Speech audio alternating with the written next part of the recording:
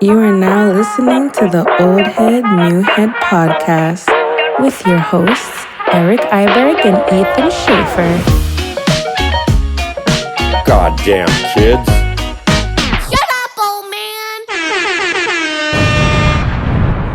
We're back with season 2, and you got a different ski wall behind us this time. That's the first thing I noticed. You know, it's kind of different, but it's kind of the same. If you look from last year, I just made them vertical instead of horizontal. Yeah. I think, what did I add? I added got a J Skis inspired ski over there I didn't have last year. I got Full Haas, my favorite one. They're like see-through, they autographed. And then I got my AR5s autographed by Phil because this ski came out year number 2, which was his first year on Armada, Phil Casabon. And then I was like, fuck, man, I want to get him to sign it 20 years later. So then I had him sign my skis I had when I was younger. Sick. So Iberg's got a new camera, better lighting. He's got a microphone. I think we still might be in an enclosed setting, so we might still get a little feedback from you, but we're going to dial in the audio. It's going to sound good. An enclosed setting, what is that? I feel like you're in like are you still in the garage? I'm in the garage. Yeah, see, I think we still might have like a little acoustic issue in the garage, but we're gonna get that dialed now that we got the mic. And the mic is thanks to all the good people that donated on our GoFundMe. Yeah, give thanks, man. That's so fun. Like, it's so fun. See, I saw Phil Casbon popped up today, Johnny DeCesare. I've seen so many fun names and just people that support us. It's fucking awesome. Yeah, it's awesome. We're gonna leave this up. So obviously we're fundraising before, like during recording and during production, but we'll leave it up as the episodes are coming out. So hopefully, I think I could leave it live in the fall. So if you guys are listening to this and want to donate, you could do that. I might have the 2-planker shop running in the fall if you guys want a 2-planker hoodie. Are you thinking about bringing back the inspired hoodies at all? I saw somebody commented that. I don't know. I get a message like once a week for every year. So like maybe. Yeah. It's just a matter of like, yeah, we'll see. Maybe so when this episode comes out, there might be some inspired sweatshirts out. Listen. So we'll see. But big shit. This will be the first week of September. Yeah. So already, man, go check out B&E Store. That's just going to be popping by that time. What else are we going to have? I don't know. So much stuff will be happening by this time. There'll be an Armada movie coming out. With all those guys, there's so much shit. There's gonna be some sick shit. All right, so if anybody wants to buy some stuff from us, if we have it for sale, it'll be in the description. If you guys are watching us on YouTube, please subscribe as well. That's something I forgot to plug last year. People love the video and then just watch and unsubscribe. So I need people to hit the subscription button. But who we got this year for supplying your good stuff? You showed me a little something. We are super stoked. I got the farmer, Minnesota farmer, Ross Jacob, coming through with your THC, CBD needs. If you're in Minnesota, you need some ganja, you need some CBD, hit up Ross Jacob. He's on the internet. He'll take care of you. You need to learn how to grow? He'll take care of you. Check out Dark Horse Farms, Minnesota. So I think we put a link in the bio last year for 20% off. That's for their website for the CBD stuff. But if you need weed, hit up Ross Jacob Connect. And then, once again, I didn't bust out my oversized doobie they gave me, but Blazy Susan set me up. So I got a new rolling tray for the season. Super stoked on my new rolling tray. Hold that up to the camera. Let's see what they got you with. A layer of plastic that I don't think I'm supposed to take off, but I am, and now I'm kind of bummed. So big up Blazy Susan, as always. And then I got my rolling tray. And then what else did they give me this year? They gave me a new ashtray. Big up Lazy Susan on the ashtray. And then, I got about 10 billion thousand papers. So I've only smoked 2 boxes of these since last year they gave me. But 2 boxes of fucking shitload. That's 100 packs. That's a lot. So give thanks to the people that helped me out, get through. I love talking, but talking and smoking is my favorite. What you pouring up? You got any liquid you're pouring up? I am. I actually, because it's an 8:00 at night for me, season 1, it's going to get way past my bedtime. Starting out with a little Monster vodka, but then we got to keep it real. We got the 40. So after we get some energy, we go 40. So we're gonna roll up and just get all super stoked to talk to our first guest of season number 2. And who do we have tonight for season number 2? We have, well, before we say it, I gotta give thanks to someone. Thank you to everyone on the GoFundMe, of course. But supplying the beverages this season is gonna be Rainier. My favorite beer. The beautiful folks at Rainier are supplying all my beverages. They're in Seattle. I'm hopefully gonna get up there when I'm near Hood, meet the folks in person. But you're stoked. Is that what Parker is sponsored by? Parker is sponsored by Rainier. And so you and Parker White, man. You're the only two in the game sponsored by Rainier. I knew they were down with the ski community. Cheers. And yeah, they were stoked about it. So they're providing the beverages this season. And so now we can talk about who we're having on this season. We're kicking things off. This was your idea to kick things off with this gentleman. And so let's give your thinking about it. Why do you want to start off with Ahmet Dadali for episode 1 of season 2? Well, old heads, he's like a medium old head to me. Yeah. So to me, I thought he was dope. One, because like I've never got to sit and talk with him really. Like I've known him since he got in the game. So he was part of this crew like from upstate New York that fucking came in the game in the late 2000s. Yeah. Like him and then Andy Perry, Will Wesson. And then, like, dude, he fucking dominated, man. Like 2009, he had Powder Magazine Breakout Ski of the Year, Jib of the Year. This is Powder Magazine, and he got Breakout Ski of the Year. So to have this as a jibber, and I don't think he had really powder in a segment. Maybe he landed in some shit with his jacket open, but like he's just always been ill as fuck to me.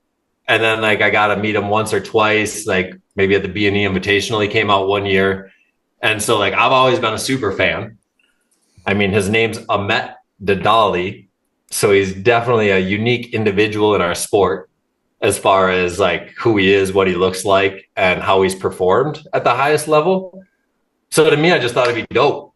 I was just like, fuck, man, he kind of disappeared about 5 years ago now, 4.5 or so, when COVID happened. And so I think he's in, where are we calling him today? We're calling him in Thailand. No, I think Indonesia. I don't know. We're going to find out. But the point is... Oh, yeah, he could be on the move. I actually don't know where he's going to be. Yeah, he's on a 15-hour ferry right now, wherever the fuck he's going. We'll find out. But, I'm just super interested. His ski career is amazing coming from New York. What he did as a skier was pretty amazing, unique. He created his own lane, whether it was with Lafa after level 1 and then doing his own shit. That was pretty dope with Hornbeck. And then... yeah, and then I think like he seems like he picked a whole new lifestyle. Yeah. And he's content. I don't know shit, so we'll find that out at the very end of the interview when we get to learn like where the fuck he came from. But to me, I'm just stoked on him, what he's done for our sport, who he is in skiing. And this is kind of like giving him his flowers as well, because I think he deserves them. Yeah. I agree, and I think some people, because Ahmet has some controversial beliefs that he likes to share on social media, and people think that that's the reason we're having him on. Ahmet had a huge impact on ski culture with style, dominated the game. So this isn't some bait and switch where we're trying to just get views by having someone wild on. Like this. No, and I got super bummed on that, to be honest, right? Yeah. Like when I post the questions on New Schoolers, and then I asked people what they wanted to ask about, and it was like 99% like they weren't stoked on his posts on social media rather than saying what he did. So then I was thinking about it. I was like, wow, the last decade or so maybe doesn't understand who he is or what he did for the sport. And maybe his social media was louder. So that was another big reason, because I think people need to know what he did as a skier, because he's content and happy right now. So whatever, turn off the noise and understand what he did in our twin tip world. Yeah. And I appreciate the people thinking that we're like a podcast where it matters what's said on here. We are a ski. Well, I like the people that thought we were getting streams and views, dude. Like we have a GoFundMe. We have a GoFundMe to make this happen, to buy Eric a mic. Me and Eric are not anyone that have power in society. No, neither. We'd have a ski sponsor if either of us had any power. Yeah. So this is not something that is influencing the course of society. Ahmet is a skier. Me and Eric are skiers. That's what we're here to talk about. So if you guys came here for us to be mean to our guest and confront him, I'm gonna tell you right now, That ain't happening because we're here to talk about skiing. We're here to talk about some cool shit. If he takes it down a wild path, we'll see what happens. But the goal here is to obviously talk about skiing and talk about the good stuff. And a lot of those people, even that had an issue with him, they wouldn't even ask him a question. They were just saying, Eric and Ethan, you got to do X, Y, and Z. Ask a question, bro. Nobody submitted any questions. Oh, they didn't. That was the weirdest thing. And like, we got to fact check them or something. But yeah, we're not going to get into that. I'm going to be straight up. Like, I'm not into that shit. Maybe I'll address something towards the end of the interview or our conversation or whatever. But you know, the whole point of this is really to fucking give Ahmet his flowers and you guys to learn where he came from, because I think a lot of the noise in the last 5 years, social media stuff has overshadowed how ill of a human he is. Because I'll tell you what, I've known him. I've never heard one person that knows him say one thing bad about him. Yeah. You know, I have nothing. So if all my circle, Tanner, Phil, Henrik, like everyone that I love says he's an ill-ass motherfucker, I'm going to go with that, man, over anything that he writes on the internet. That's not a conversation with me. Yeah. And I mean, it definitely taps into a broader conversation about like the role that the internet is playing. You could see anybody's deepest thoughts. Like I've done, I don't even know how many interviews are on the Two Planker feed at this point, over 150 easily. And there's definitely people out there that privately hold Ahmet's views. There's definitely people out there that privately hold views that I don't know. Yeah. And it just doesn't come up on the show. And the fact that you happen to know his views doesn't need to dominate a ski podcast, at least in my opinion. Like, you know, we're here to talk about one thing. So what do you know about him? Like, you're a younger guy, right? His like heyday was like 2008 to 2016, I'd say, or 15. Like, what, like, did you watch him growing up? Yeah, Ahmet, like, pretty much, he was lined up pretty good for when I was tapped into the scene. Like, even like I first associated with him with like the whole traveling circus crew, the I Hate New York crew.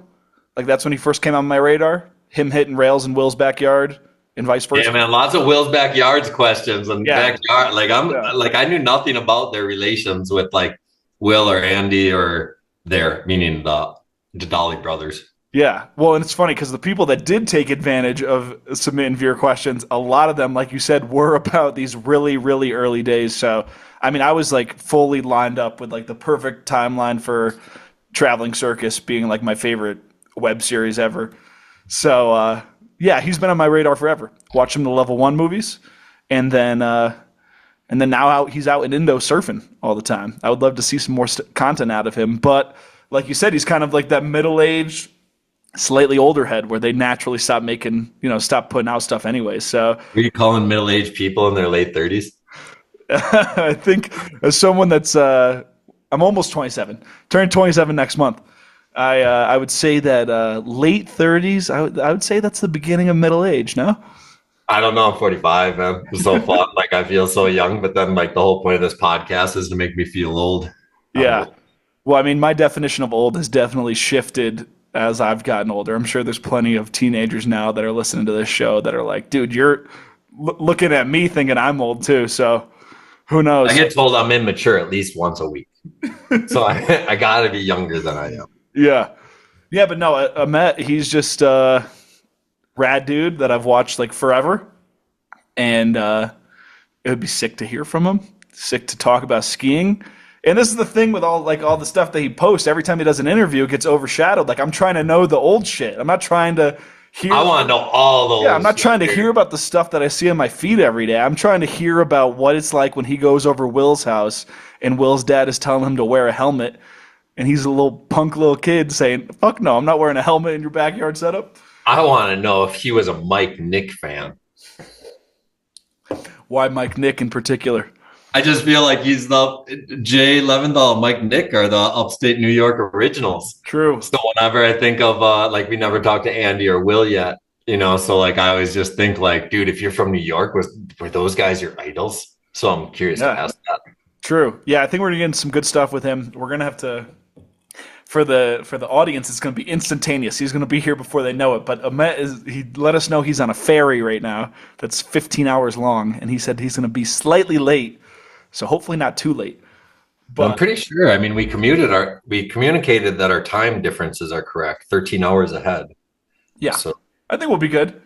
We could talk about something non-Met related in the meantime. The last time people heard from the Old Head New Head podcast was on April 1st, 2025. And we got your yeah, we asses. did this less than a month ago. No, no, the Candide episode that never was. Oh, okay. Like what? Am I tripping? That shit was funny. That was me. That was done by me without even. I basically just sent it to Iberg and was like, "Yo, this is what I'm." You didn't send it to me. I saw it online. Like it was awesome. Like you got so many people. I got so many text messages. Like everyone believed it. Everyone wants it. It's so hilarious. Like Yeah, I could never imagine if we actually have a conversation in English with Candide. yeah, that would be. It was really. It was. A good compliment that people were like, "Yo, I cannot wait to listen to this." Like they thought we could actually pull it off and do something good. But Like yeah, so they got an hour. I got his skis though. First pro model. They got an hour of My Friend's a Pro. Shout out Colby James West. He That was great. Like I even went and listened to the whole fucking song after that because I was like, yo, how iconic is that song?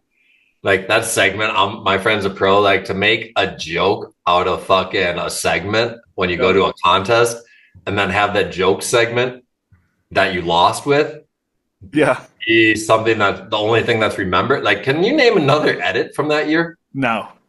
And he said, I think Ryan interviewed him on the feed for the Ski Bum podcast, and I think Colby said the year after that came out, they changed the rules, so it wasn't best edit; it was like favorite edit or something. Like they changed. No, it was. I don't know. Like too. Like even when I voted, so I was head judge in 2010, and that's when I like got the Team Canada to win when they had the Fun Canadian song. It was TJ and fucking what the fuck was homie's name from Yukon? Chug Life.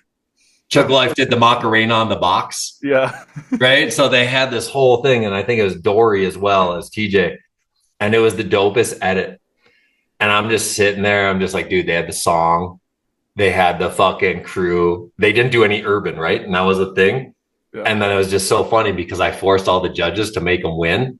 And then Yoon just kept coming up to me before the award ceremony. He's like, dude, you got to let Simon and Wallish win or something. I forgot who it was, but he was all pissed and tried to get me to change it because I was the head judge. I'm like, did you hire me to be the head judge? But yeah, big up Team Canada 2010. Yeah. Josh. That's funny. I didn't know you did that.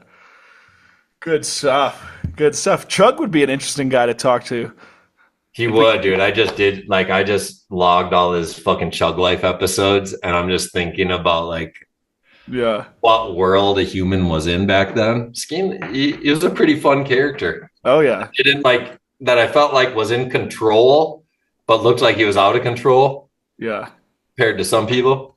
Do you want to give everyone a little preview of what of the stockpile you're building, the little document you're working on, or oh shit, yeah. Under wraps? Since we're talking, like I should have the freeskiingmuseum.com ready by this show.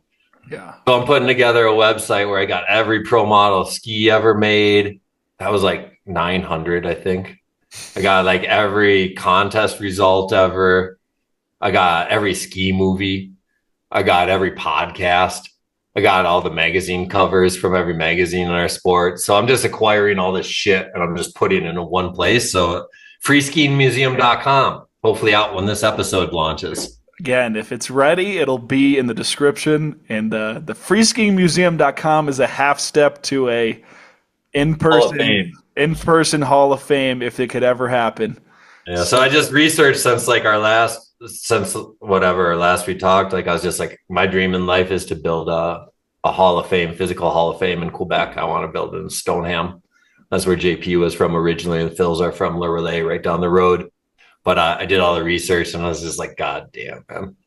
I don't know if I can get a couple $1 million of support for this little niche of a niche. So I was like, fuck it. I'll just put it online, digitize that shit. Yeah. And everyone can see it and go there.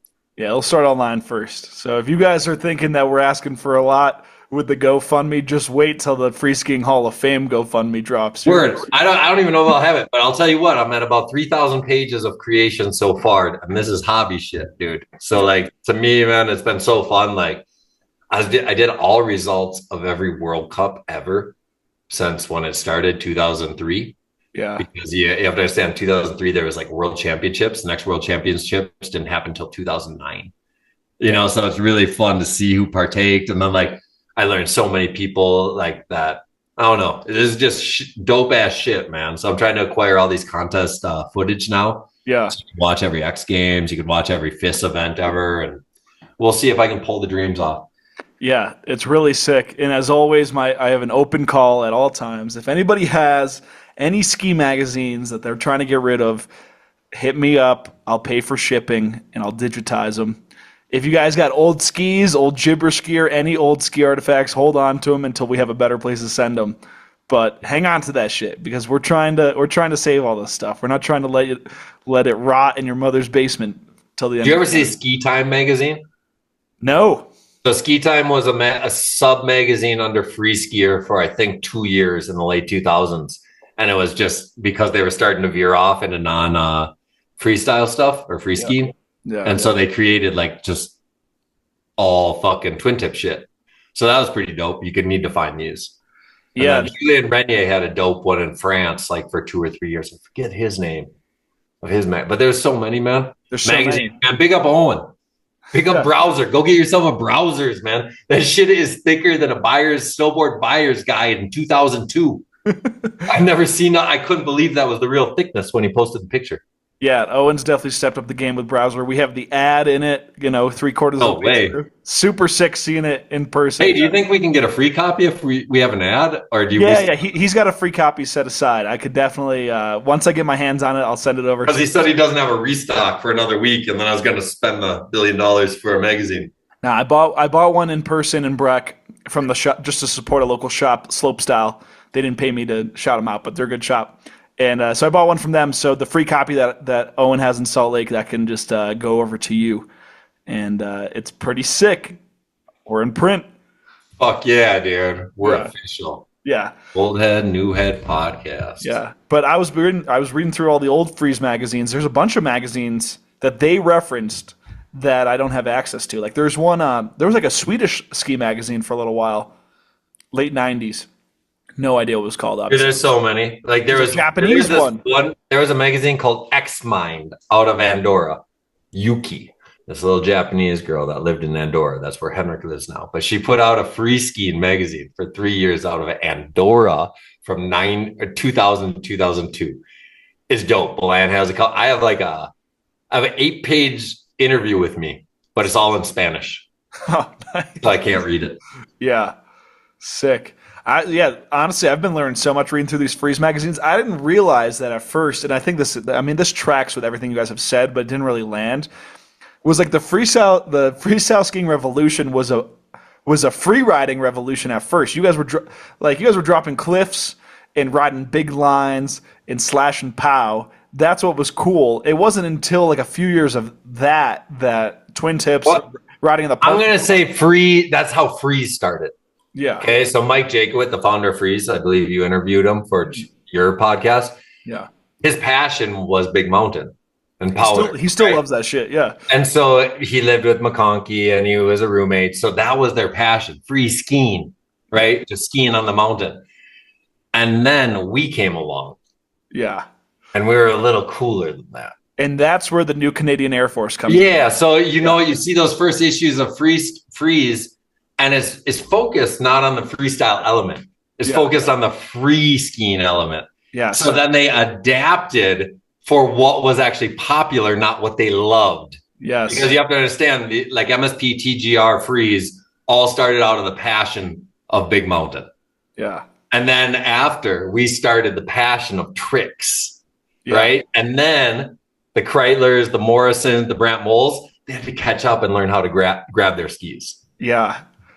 So it's an element of it, but we didn't go into their element until later, right? Because that's gnarly what those guys do. No, that's still like the craziest form of skiing, without a doubt. Like we're the people we interview, aren't nearly as gnarly as the people that go jump off of fucking cliffs that are 100 feet tall in Alaska. You know? Yeah, like Seth Morrison is hands down like he was the most wild person to have part of our sport because he wasn't about the tricks really. He was about just fucking charging. Yeah. And then all of a sudden the tricks were for kids and he was the biggest name and he had to go do tricks. Yeah. If you guys can watch like Global Storming or something from 1999, 2000, like dude, he has some dope ass shit where he's trying to learn. Right? Like there was a hip in fucking Norway where he does like this flat 3 or 4, whatever, like safety, but I don't think he landed it, but they shot it all dope. Yeah. And so he had all these things, but it was crazy to watch that whole element, the Kreitlers and all these guys just like Kreitler would wear like football gear. And I have a video of him at Mammoth Mountain Halfpipe. And there was chunks out of the halfpipe that were as big as a human because he would crash nonstop. But he had to in the year 2001, even though he was a superstar for the previous 6 years, he had to do tricks. Yeah. He wasn't a pipe skier, but we were all in the pipe and that's where the cameras were. Yeah. I think like when you guys say that, I feel like this is like the first time where I've really started to really comprehend the history of it. When you guys say that the sport changed so fast in the late 90s, just reading those Freeze magazines in the course of 2 years, literally every single thing in that magazine changes. The ads are different. The articles are different. Right. Look at how gay the ads are, right? Like the ads you see in Freeze in 1997 when they start were the coolest ads in skiing, right? If you were to open Ski, Skiing, or Powder magazine. Yeah. And so they were rad, but they were still like... No grabs. No, flames and fucking shit. Yep. And so it wasn't until like you hit the 98, 99 where all of a sudden this like youth lifestyle that was like our style, urban or Midwest or East Coast, because the East Coast and Midwest didn't have any love. Yeah. Until the our shit came about, right? We couldn't be Morrison, Kreitler, Brant Moles. We couldn't do any of that. But all of a sudden, 1999 came around. Yo, if you're from Minnesota, you could be as ill as any guy from Squaw Valley. And it never happened like that because everyone was learning at the same time. Yeah, it is crazy how much Squaw was like super... Freeze at the beginning was basically the Squaw Valley magazine. Like it was all about just those dudes charging. Well, he told you the story, right? Like the goal was to be like a reality show, and it was all about lifestyle. Yeah. So that was why they won, was because they realized the lifestyle is what everyone wants. Yeah. Squallywood. Yep. Sun, bikinis, 10 feet of snow at night. Hot tubs with 50 degrees weather in the daytime. Yeah. No, it was. I'm really enjoying going through it. I'm working on like clipping everything and then putting it on my Instagram. Like I have like a stockpile up to 99 right now, and there's like one issue where everything changes. It's the one where they talk about the new Canadian Air Force, and that's when they're talking about like the U.S. Open of skiing. They were in like the 97 issues. They're asking athletes like, why do you grab your skis so much? Like that's where they were at first. Yeah. Dope. It's sick. Yeah, so I'm gonna share it, and I cannot wait because there's some great stuff, and you got all like the original Line skiboards ads in the magazine. Like you have Jason Leventhal doing like the tiniest little mute ever on his skiboards. You know who I'm gonna make max effort on getting on the show this year? Who's that? Chris Osnes. Do you know who he is? Oh, of course, yeah. I've seen. I mean, he's all over these early issues. Yeah. Okay, so he created the first full-length twin tip 193. He did the McTwist first. He created 8mm films from 98 to 2001. He's the reason why Teddy Bear Crisis was so ill. Everything about him is fucking amazing. And like he's the most like unknown human as far as like creating art through film, creating like the illest tricks that you've ever seen on skis, creating an actual product. It's crazy. Yeah. So yeah, if you guys can type in Chris Osnes, KRISOSTNESS. Dude, you can't find shit, but check out Clay Pigeons, check out Flying Circus. I think it's on Vimeo. But dude, shit's nuts, dude. I watched Clay Pigeons today, man. Like Like that's where Chad's Gap originated, right? Yeah. And then they had Leviathan Gap. So Chad's Gap was 120. Leviathan was 165 with a flat landing. So this is in the movie, and Pierre-Yves LeBlanc like did a backflip over fucking Leviathan. Yeah. So like it's all, but the year before Candide hit Chad's, you know, like just everything was just wicked. But then imagine everyone was hitting fucking these gaps on 200, 190s. Candide, when he hit Chad's in 99, he was like on 176 thin twin tip, first year twin tip skis, and he weighed maybe 105 pounds at most. Well, everyone talks about how long the skis were. No one talks about how thin they were. They're like 70 underfoot. Dude, no, like the craziest thing of my life was going from the Hart F17, my 210, since I was 13 to 18, so 93 to 98, to my next ski was a 180.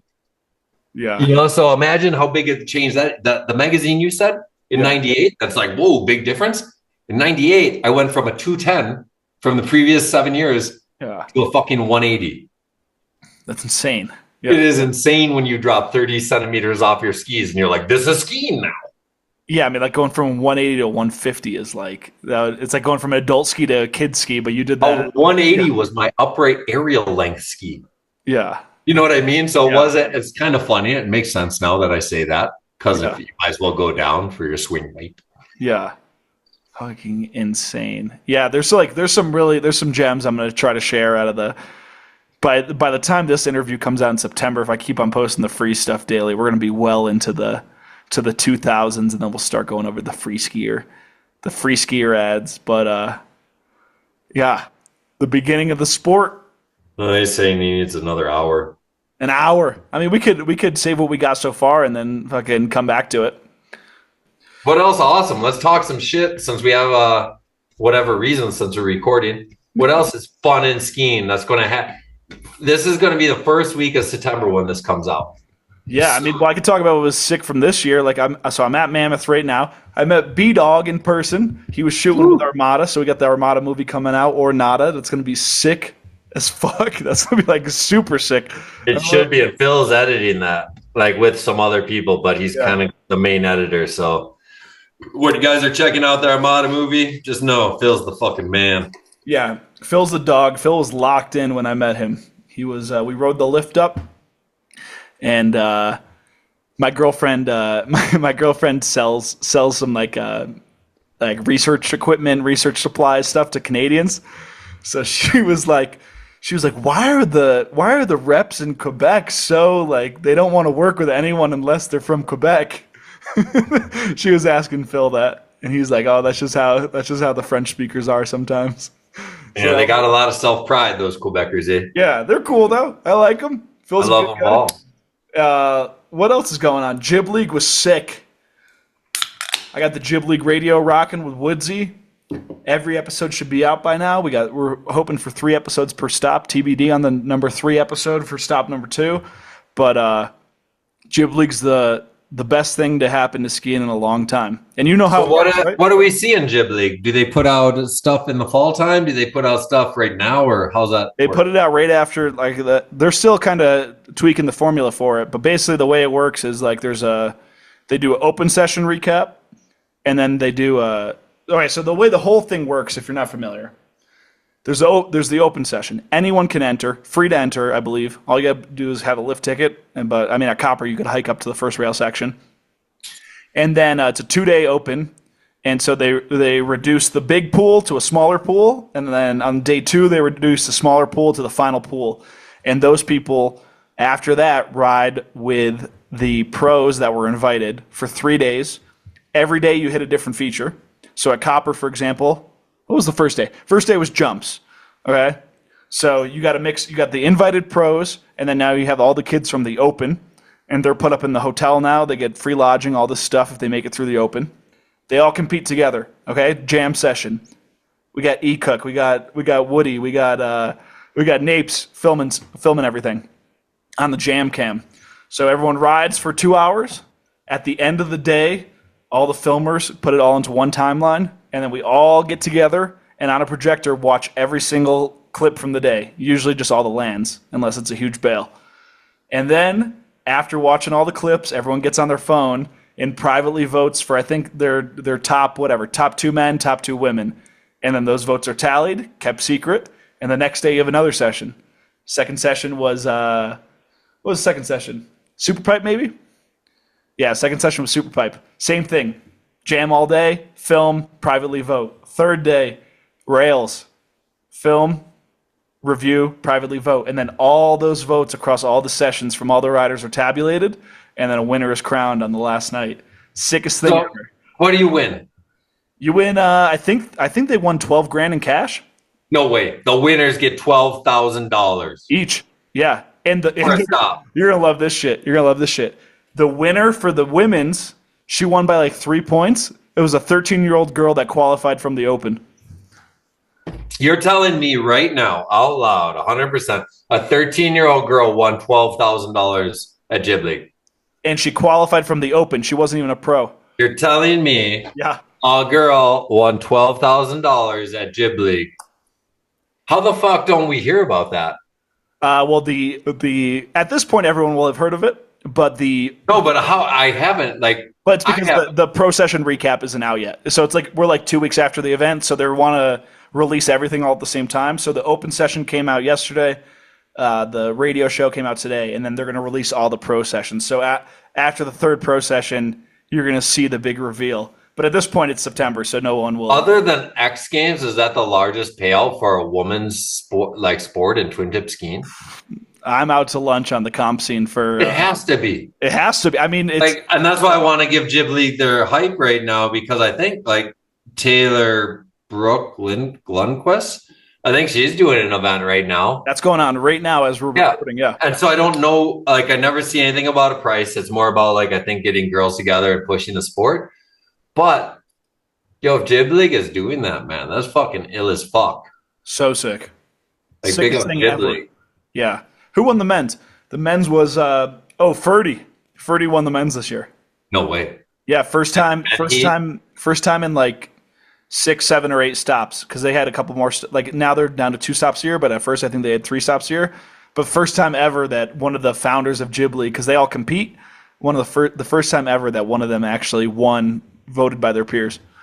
That's fun. Yeah, I think we're going to move the B-Dog off the leash, the video edit contest. We're going to let anyone who enters be the voter on the overall winner this year.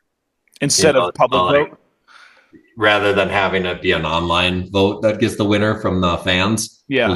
If you enter, you get a vote, and then whoever enters gets to vote. Well, the philosophy is so great because it's just the group. Woodsy sums this up all the time at Jib League, but it's the group consensus for, everyone has different tastes of styles, but when you have all the peers voting, all the riders voting, you get the group consensus of who's the. Well, they know how hard thing is, right? Exactly, so even if you're not into that style, someone who works hard at something understands how hard that is. Yep. So they can't hate on something if it's not their style. If they're like, "Holy shit, I could never do that." Yeah. Where a fan can be like, "I just don't like that style." Well, even say Jib League, for example, when they did the rail feature, there was probably, let's keep it easy. Say there were 10 different rails.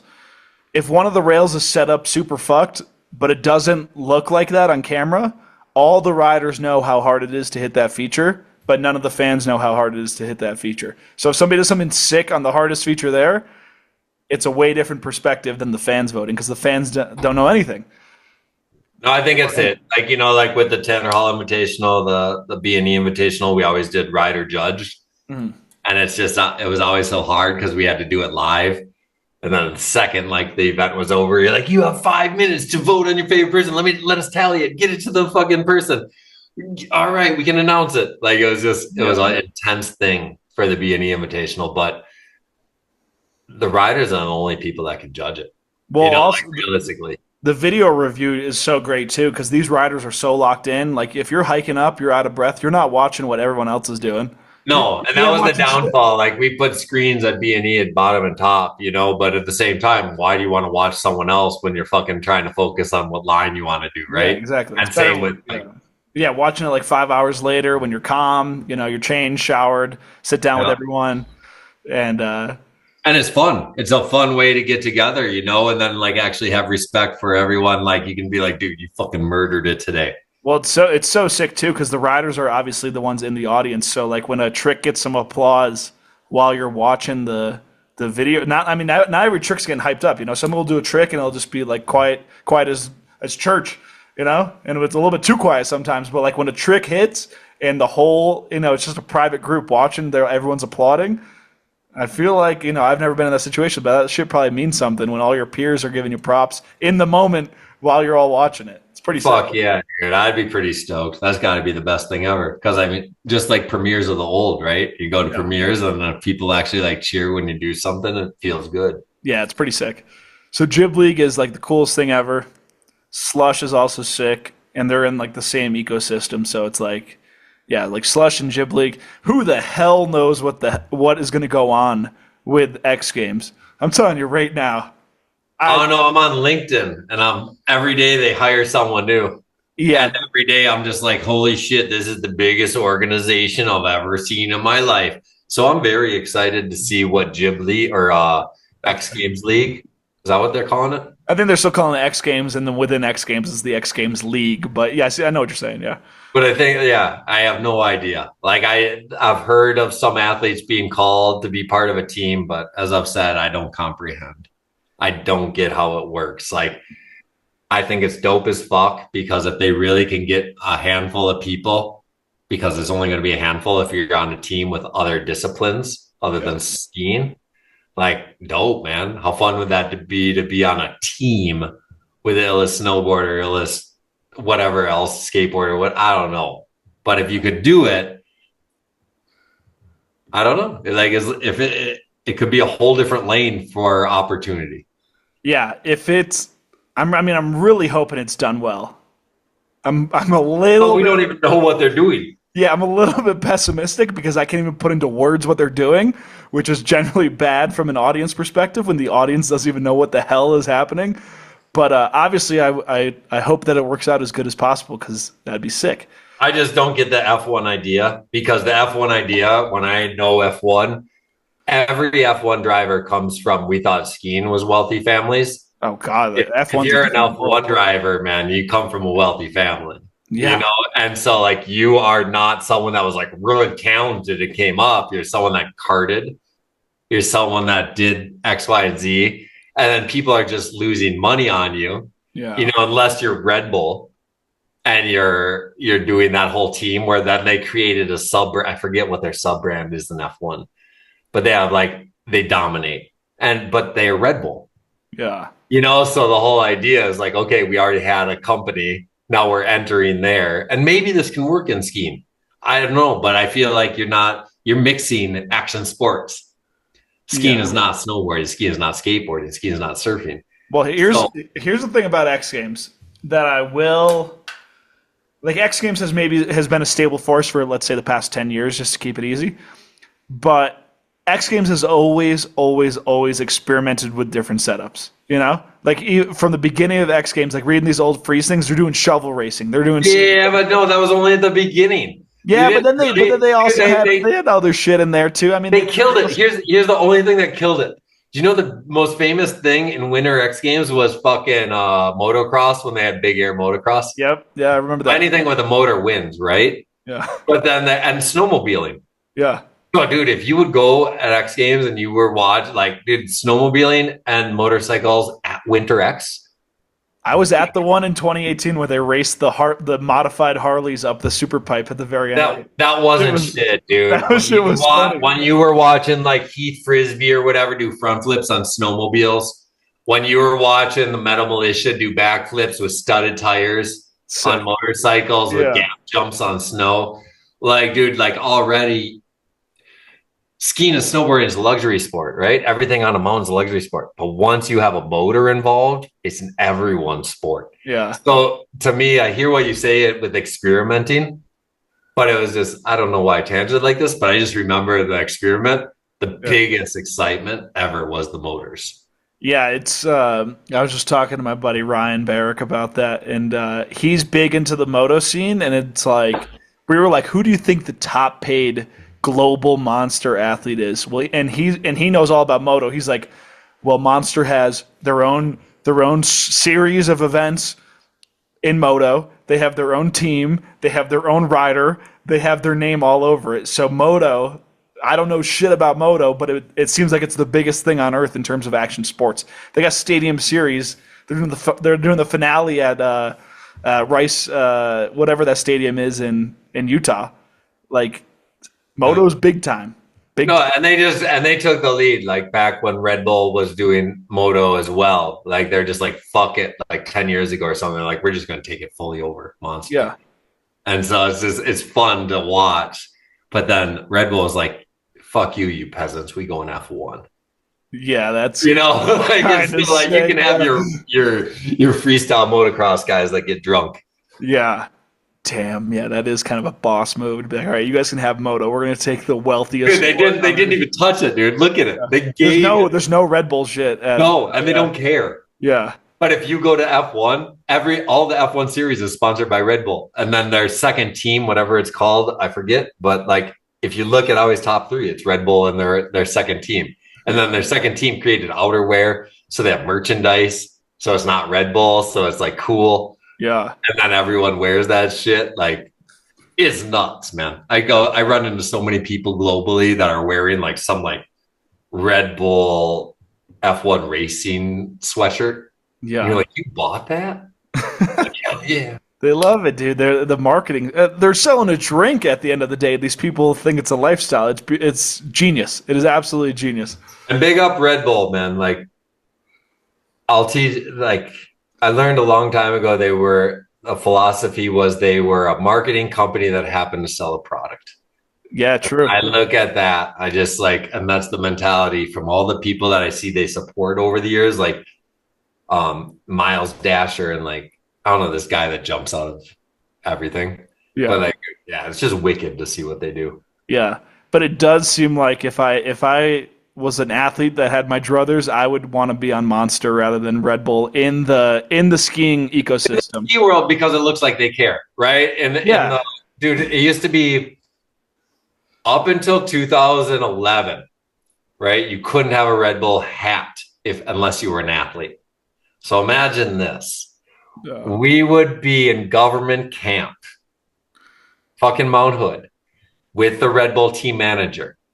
And if he saw someone with a Red Bull hat and they weren't on the team and they were trying to do whatever, wear it, sell it, he would go up to him like a prick and be like, what the fuck? Where'd you get that hat? Give it to me. That's illegal. Like, because it wasn't like it was a trademark thing that they didn't sell. Oh, true. So it's probably some bootleg. And so the hat, if you saw the Red Bull logo on someone's head until 2010, they were so special. Yeah. They were the specialist humans on the planet Earth. Yeah. And I think they discontinued that policy in like 2000. Well, maybe with the streetwear, but the helmet, who would wear a completely decked out Red Bull helmet? But that helmet thing is still very true. You see someone on the hill with a Red Bull helmet? Not anymore, dude. Like, I don't know any Red Bull guys. They only cared now in skiing about contest kids. Yeah, well, that's exactly. Those are the people you see on the hill with the Red Bull helmet. And that's where the difference is. Monster cares about non-contest kids. Yeah, true. Yeah. So it's just like, and then Red Bull, they used to have to be the best and dominate. Yeah. I can go through their team now and be like, who are you? Our B-Dog and Henrik, are they Monster guys? Because it seems like Monster has the policy that if you're wearing clothes, you have to have the patch on the clothes because all the Monster guys are decked out. What do you mean if you're wearing clothes? Like every single Monster athlete I've run into over the past year has a Monster logo patch somewhere on their hat, on their sweatshirt. Well, what they do is they're smart. They just give them like a million patches, stick-on patches, right? So it looks like an embroidered patch, and they give them a billion of them, and then you get the choice. Like, do you want to put it on your beanie? Do you want to put it on your jacket? And then all of a sudden, the athlete has that choice to brand themselves where they want. Yeah, that's kind of sick. So they don't make you do one thing or another. No. Yeah, that's cool. Unless you're a contest guy, then they have regulations of who else can be on the helmet and stuff like that. That's big time corporate talk right there. That's I'm just saying, like, if I could be on any team, I'd be on fucking Monster because those guys. And that's where, but this is where it all comes down to Bishop, right? Yeah, Josh Bishop. like it's not Monster, it's Josh Bishop. I'm going to say that straight up. He's got the vision. Well, he comes from Armada. Yeah. Right? So he was Armada team manager before, and then he went to Monster. And then when he went to Monster, that's when Monster dominated. So Monster got cool. Right? You can see the year that he went to Monster, and you're like, holy shit. I think Davey Schmidt was the guy before. But, or no, it was maybe the free skier kid. I don't know. But either way, like, it's nuts. Like, everything is Bishop. So it's a matter of when Bishop's gone, you're going to see the whole program change. Yeah. So everything in Monster, I'm going to big up Bishop because he takes care of all those kids and they're all personal relationships that he created since he was a kid, right? Because he loved to ski and he was trying to fucking make it. And then he's all their same age. He's Joshy, Phil, Henricks. He's all their ages. So it's like having your friend as a team manager. It's sick. Yeah. And if anyone's listening to this trying to make a career in the ski industry, like he's a good blueprint for an important person to have on your team. You know? Like become like him if you want to have like an actual influence. You got to build the. Or you know what? I'm going to say fucking the companies understand what it means to have a team manager. Yeah. Because so many companies don't have a team manager anymore that understands anything. Yeah. He might be the last one that comes from our sport. Right? If I go through all the companies right now and who the team managers are, or they don't have team managers, it's fucking crazy, dude. Yeah. I dealt with a team manager at a company that's big, and they're in charge of everything in our sport, and they didn't know who Sarah Burke was. That's wild. And I'm just like, and so I'm like, whoa. But then I give her the thing. I'm just like, okay, you're 26, you know, like you just got hired. This is your job. You didn't really like come into it because you're passionate. You came into it because that's a job opportunity. Yeah. And you like skiing. And so now I'm meeting all these team managers that don't even know. And either they're really young or they're really old and look like a fucking substitute teacher that fucking don't have a clue, but they're really good at marketing. Yeah. So I don't know. I won't name anything, but like, man, like over the last year, just dealing with a lot of things, I'm just like, man, like big up Bishop, man. Like, and it's going to be a bummer if they ever get rid of him. Because well, it'll just be a brain dead move, unless it's like something internally, you know. Dude, it's numbers. Yeah, it's going to happen, right? One day they're gonna, dude. He takes care of so many people. Yeah, let's go, like just think about it.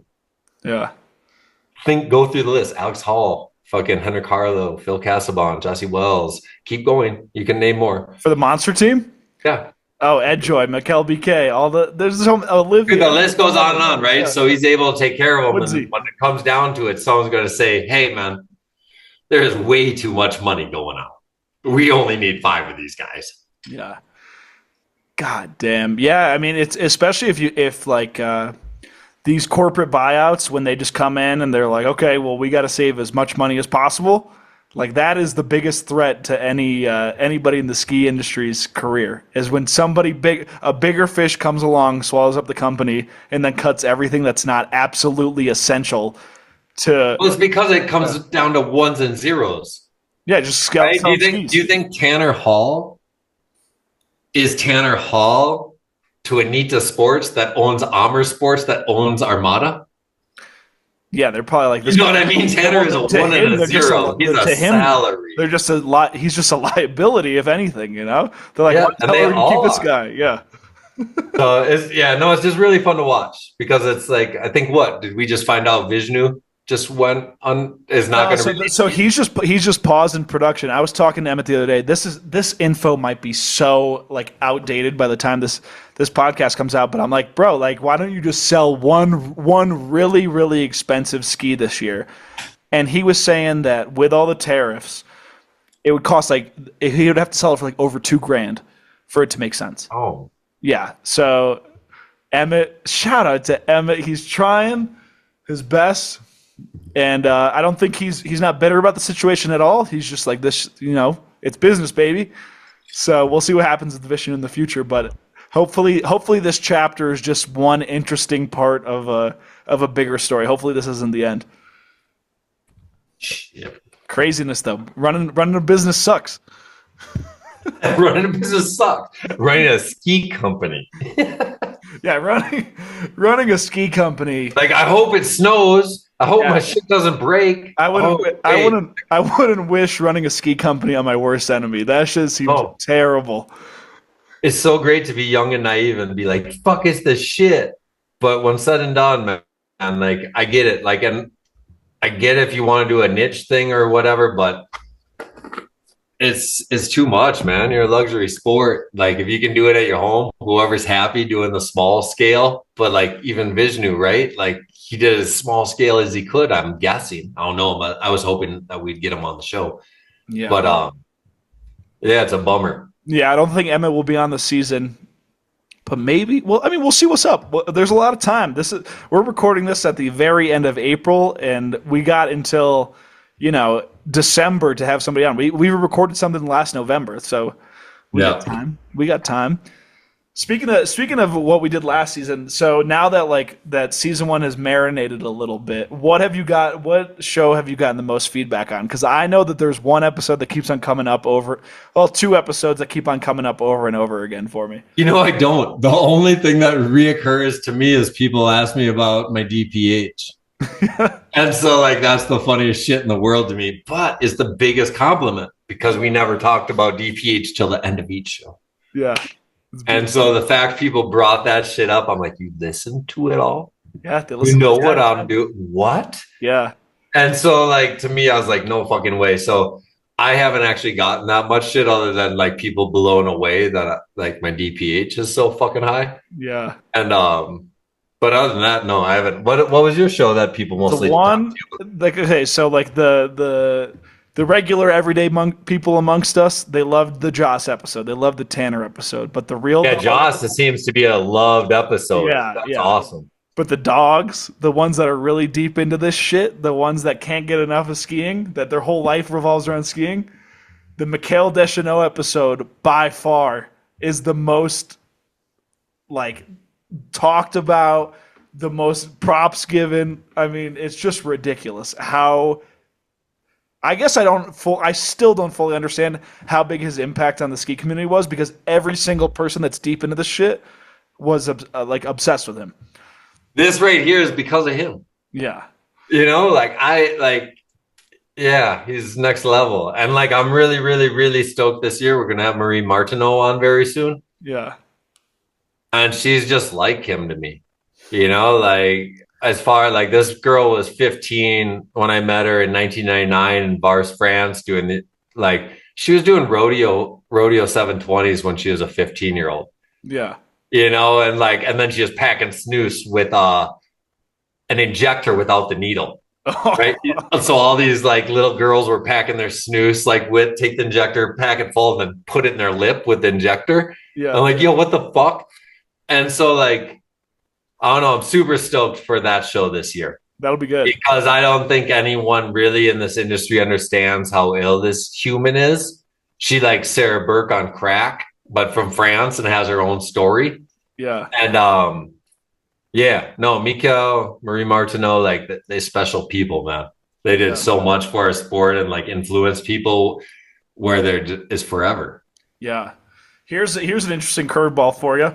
Just because I've been reading through all the old free stuff. So, of all the people that aren't with us anymore, who would you like to interview if you could, ask a genie for a wish? Who would you want to have on the show for the Probably JP. JP. That's what I mean. Yeah. That's who I'd want to talk to. His shit just dude, he was the most I'll put Sarah up there. I'm gonna say both of them actually because Sarah and JP were the only two human beings in life. There's another kid, Zach Mertz, skier kid from Minnesota. But they're the only people in life that I never heard any single person say a bad thing about. And I heard a million people say, that's my best friend. Yeah. And so when you get that and you run across all these people in life that say, that's my good friend. And you're like, wow. And I feel the same way. That was my good friend, I was like, okay, maybe it's not that big a deal. They made everyone feel like their best friend. But JP, I think JP just because dude, he was so deep, man. He was the deepest dude. Like he was on a next level, but he was retarded, like as far as fun to be around. Yeah. And like it was just like, yeah, everything. I was always thinking, Yeah. like that's where I'm at. Like, oh man, what do you think about this? What do you think about that? Like just stupid shit on whatever angle of stokedness all the fucking time. And then effort to be focused on that stokedness. Yeah. Whether it was Kadima, whether it was skiing, whether it was editing. Like JP was the shit. Yeah. I promise you, everyone says the exact words I say. Well, also, like, too, it wasn't just he was just a great dude. You look back on these old magazines, he was like the dude in skiing for a long ass time. Like, you look at these comp results, especially from the late 90s. I haven't gotten to the early 2000s yet. You could speak on that. But he's always at the top. Like, he was a badass. He was at the top because he was personable. So Yeah. this goes to our creating our own lane conversations of all the people and being unique. Like, yes, he was very, very good. But when said and done, he had great English. When said and done, he was very nice. When said and done, he wanted to listen to you. And if I put all his counterparts beside, you couldn't say the same. Yeah. Guys that he was skiing beside. They wouldn't have all those checks off the list. Whereas like JP, like, no way, no way, no way. Everything's awesome about you. And then it's just like instantly you're like a fan. Yeah. Like everything about him, you're a fan. Yeah. Damn, I read it like many years ago, and it's kind of echoes what you're saying. Like, all things being equal, someone would rather buy from a friend. All things being unfair, someone would still rather buy from a friend. Like, being personable and being easy to get along with and people enjoying you being around does so much more than being the best at something. If you're the best at something and you're a prick, you're going to get passed up on because somebody that's fun to be around is almost as good as you, but not quite, but they're fun to be around. Hell yeah, dude. It's enjoyable. Same with sponsors. Like, why you're going to sponsor the kid that returns your messages, that reaches out to you. Oh my God. Yeah. Like the only way you're going to get sponsored if you're not that person is if you win every fucking day. Yeah. And then like that, the prick status and ability of that is 0.00000000001% of the world. Literally the only way to get away with being an asshole is to undeniably be the best at something. Tanner Hall. So it's like he could do that, like when you only way. That's the only way. Yeah.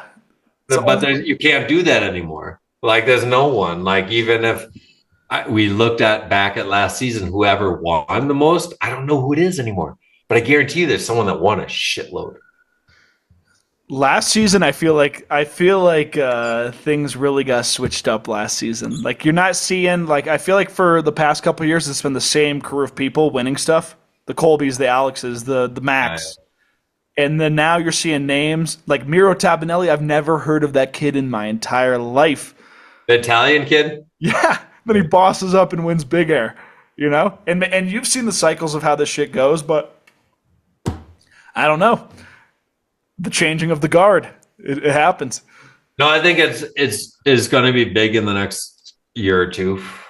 I think there's a big flex. Like the last 6 or 7 years, I think people were not jaded, but there's not a lot of opportunity, and then you don't know what to claim. You don't see people being loud about who they are. Yeah. Proud. Like it's really been like suppressed.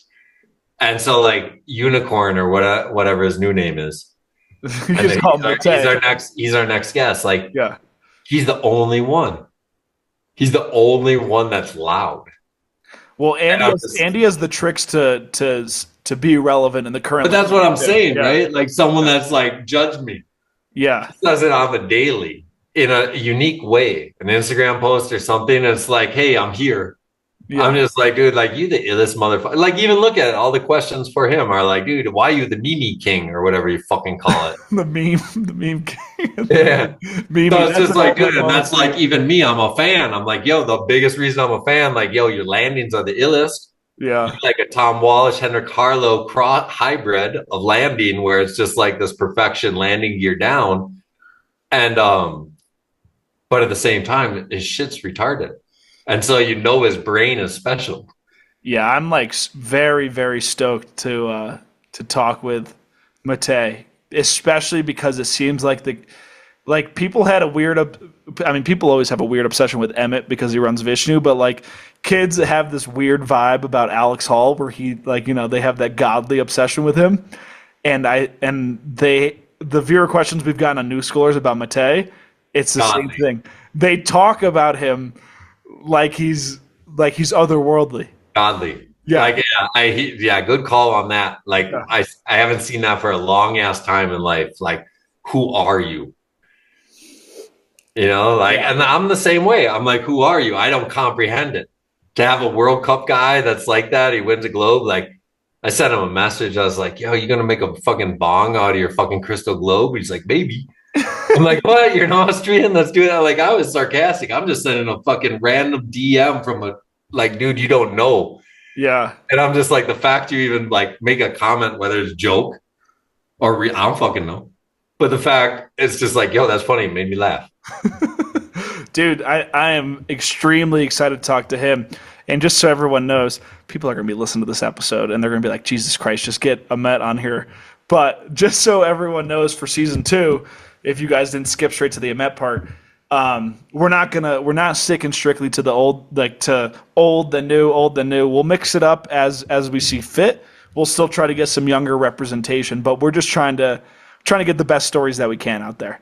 So, so next week we are going to have Mate on as a new head, and then Marie, and then, who knows? We'll try to get a young guy. If there's nobody available, we'll get an old guy, and we'll keep it rocking. Hopefully we got Caleb iPhone. Yeah, I know you're stoked to talk to him. Dude, everyone in Michigan loved this dude. I'm a super fan. And then fucking some other fun people, man. But yeah, no, Caleb iPhone, man. I'm going to fucking say right now, the only young kid with an opinion. Yeah, I would agree. No young kids have opinions anymore because they're scared to put them out there in case someone might hate them. I think the tide's turning. There's more and more people, like we said, Mate. We got Caleb. We got more and more people that aren't afraid to be like, you know what? Fuck it. I feel this way. And if you disagree, kick rocks. I don't care. Yeah. No, it's so fun to watch, like, as far as people actually being individuals where I can judge them. Yeah. Because that's the whole point, right? When you're famous or you're popular, it's like, man, like, give me something to judge as a fan. Well, it's called in just the realm of interpersonal experiences, that is called authenticity. You like people that are authentic and aren't afraid to say, you know what? I'm not for everyone, but this is what I stand for. And if you disagree, I don't fucking care. That's no one likes someone that just agrees with everything.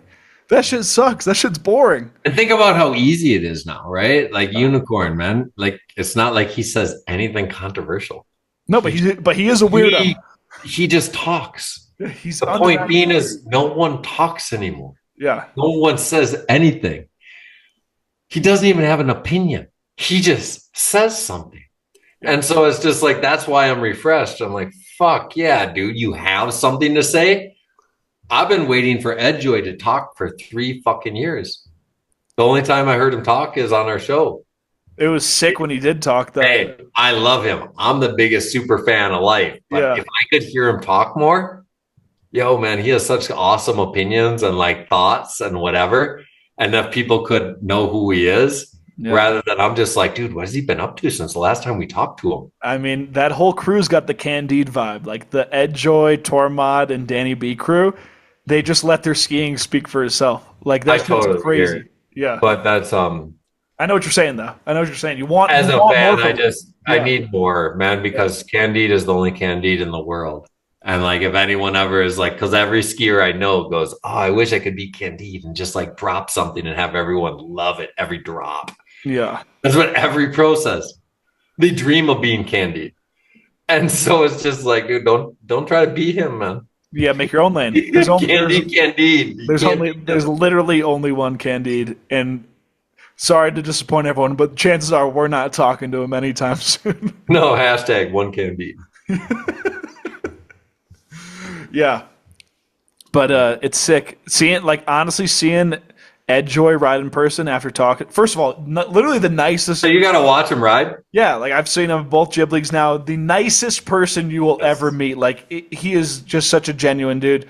And then genuine, kind of soft spoken a little bit. Like you'll never overhear him talking in a crowded setting. Like he's not a loud guy. Then he busts out his skiing. You see hot laps following him like 2 inches away, and he just drops some banger shit every hit. And you realize why he doesn't have to talk that much because he's pretty nasty. He's so special, man. Yeah. Like I just want to see something that puts him on the fucking podium. Yeah. You know, that like not a contest, but something where it's like just that shit. But this is where Jib League is that contest where it's like you could see these guys that they don't want to put up with the fist bullshit, but you could still see them do their thing. Like that's where this has become such a beautiful ecosystem. Like it's gonna be.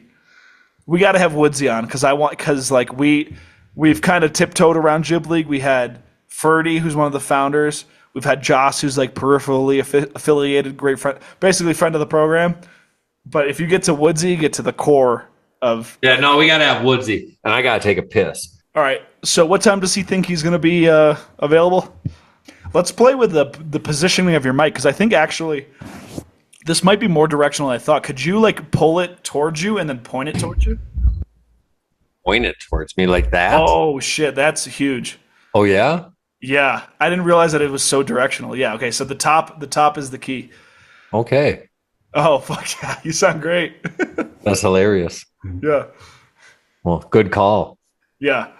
Now I didn't realize that this is super directional. Sick. Nice. I feel pro. Now you got your Howard Stern shit going on. It's over like this. All right. Well, let's see. I got 3 doobies in an hour. Shit. Let's see. You know what I might do? I might save what we have so far just to like put it in the bank, and then create a new Zoom link just so we could have an hour logged without any tech issues. All right. I'm gonna do that real quick.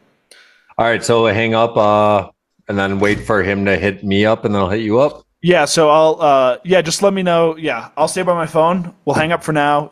I'll process what we've recorded, and then just text me the second he gets to you, and we'll set up a new link. Sounds like a plan. All right, peace. Peace. Ahmet's joining.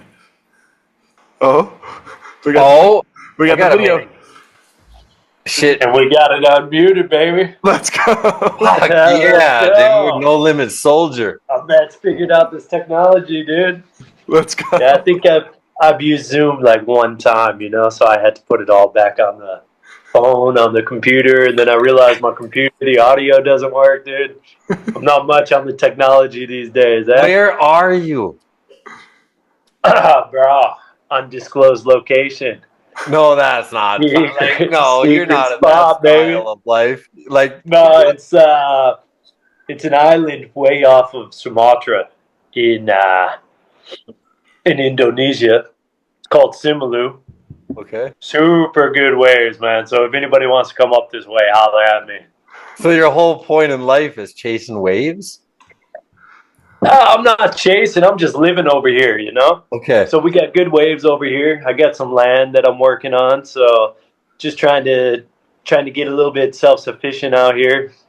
Got some gardens growing and, just living, brother. Well, give just thanks, living. man. Thanks for fucking finding the time after a 15-hour ferry ride to fucking bro, talk skiing in the middle. It's 10 o'clock at night here in Minnesota. I already had my fucking vodka fucking monster because this is my bedtime, dog. Yeah, man. Yeah, sorry about that, brother. I was thinking, bro, I've been in like a week-long transit to get out here, So the day that it came up that I had to take the ferry here, it was a different day. It just came short notice, So it was last second that I'm like, oh, fuck, man, I got that meeting, a little podcast going on, and I was supposed to be here at 5 a.m., bro, so Indonesia time, I'm off on the island time. Most of the you got world your vodka, you're ready to go, bro. Most of the world does not work on schedule like our lives. Dude, it's a nice collection you got behind you there, bro. Thanks, man. Appreciate it. Good spread. The toe bags, the fucking 1080s. I used to have those 1080s, bro. Hell yeah, them the little ones. Oh yeah, the Grom size. I think they're 120, 126 or something. 128, dude. I was a little midget, bro. Those are like But I was like 148. 10 or something. I fucking traded a little girl at the water ramps in Quebec when I ran our water ramp camp there. Yeah. I was like, yo, those are the illest skis ever. Can I trade you a pair of brand new Armadas for your old ass skis? And the little girl's like, hell yeah. Yeah, dude. Now they're in my She wall. didn't know what she was holding on to, bro. No, she was just stoked she got a new pair of skis. Hell yeah. Hell yeah. So Word, far. Man. This is Ethan, man. I want to introduce you to him. Hey, dude. What's How you up, doing, Matt? brother? Nice to meet you, dude. You look righteous. You look like a contestant on Survivor right now. This shit's awesome. Feel like one, dude. I'm on about 2 hours of sleep from a floor, dude. I feel like a contestant on Survivor right now. Well, it's badass. I love it. Nice to meet you. Yeah, thank you. Nice to meet you too, man. Yeah. Iberg, you want to give him the little intro that you, I know it's like been 8 Yeah, it's months been a since we while, did this. man. Yeah. Yeah, tell me how everything's going. Good. This is the second season of the podcast. Second season, so I was going to do my little intro. So the Yeah. whole point why I did this is called the Old Head, New Head podcast. I got to meet Ethan like a year or two ago. He interviewed me for his podcast on Two Planker. And Ethan's like 25, 26, right, Ethan? 26 now. Turn 27 very soon. Right on. 26. So we got the new head. Yeah. What I was all stoked about is like, dude, like I don't understand how any of the young kids work. You know, and like I want to do a thing where like I talk to all these young kids that I think are dope as fuck. And I want to see why they tick and what they do and why they do it. And then I want to talk to the old guys that created their own lane. And then I want to use their stories to teach the young guys, be like, dude, don't try to fit in. Yeah. Just go do your own Right fucking on. thing. And so like, and that's why I wanted to talk with you, because you were always your own person, you know? And so like, that's why we have you as a guest. And I'm like, man, I want to learn your story. I've never got to talk to you. I talked to you like once at B&E Invitational, I think. Yeah, Like- it's been a long time, bro. Yeah. And that's just a Long time. what's up. Yeah. It wasn't We like a chatted here sit and down there a and little bit, slept but on your couch not or much. something. Yeah, bro. So yeah, that's kind of the point of the show. So kind of like we're going to sit here. Ethan gets to meet you a little bit. He doesn't know as much as I do, you know, Yeah. but he was a young kid, right? Yeah. So he was that age. 25 years old, dude. Born in I was almost born in the 2000s, huh? No, I was born in 98. I was Oh, you hit the 90s, baby. yeah, I Woo. get the 98. Got the 98. All right, I was gotta telling go. Iberg before we started, like I totally came up on Traveling Circus and the Level 1 movies. So that's I know you from Will's Backyard and all those videos, and Yeah. I'm looking forward to diving into some of the old shit. It's gonna be good. Oh, Ethan thinks like Johnny Mosley is the narrator on Warren Miller movies. Just to put it in perspective. Exactly. So it's pretty. So Yeah. that's kind of why it's a fun dynamic, because he gets to be that young kid fan of Yeah. the shit that we kind of created. You created. Yeah. And then at the same time, I get to be the person that's just a super fan that got to watch you come into the game. Be like, Yeah. what the fuck did you do?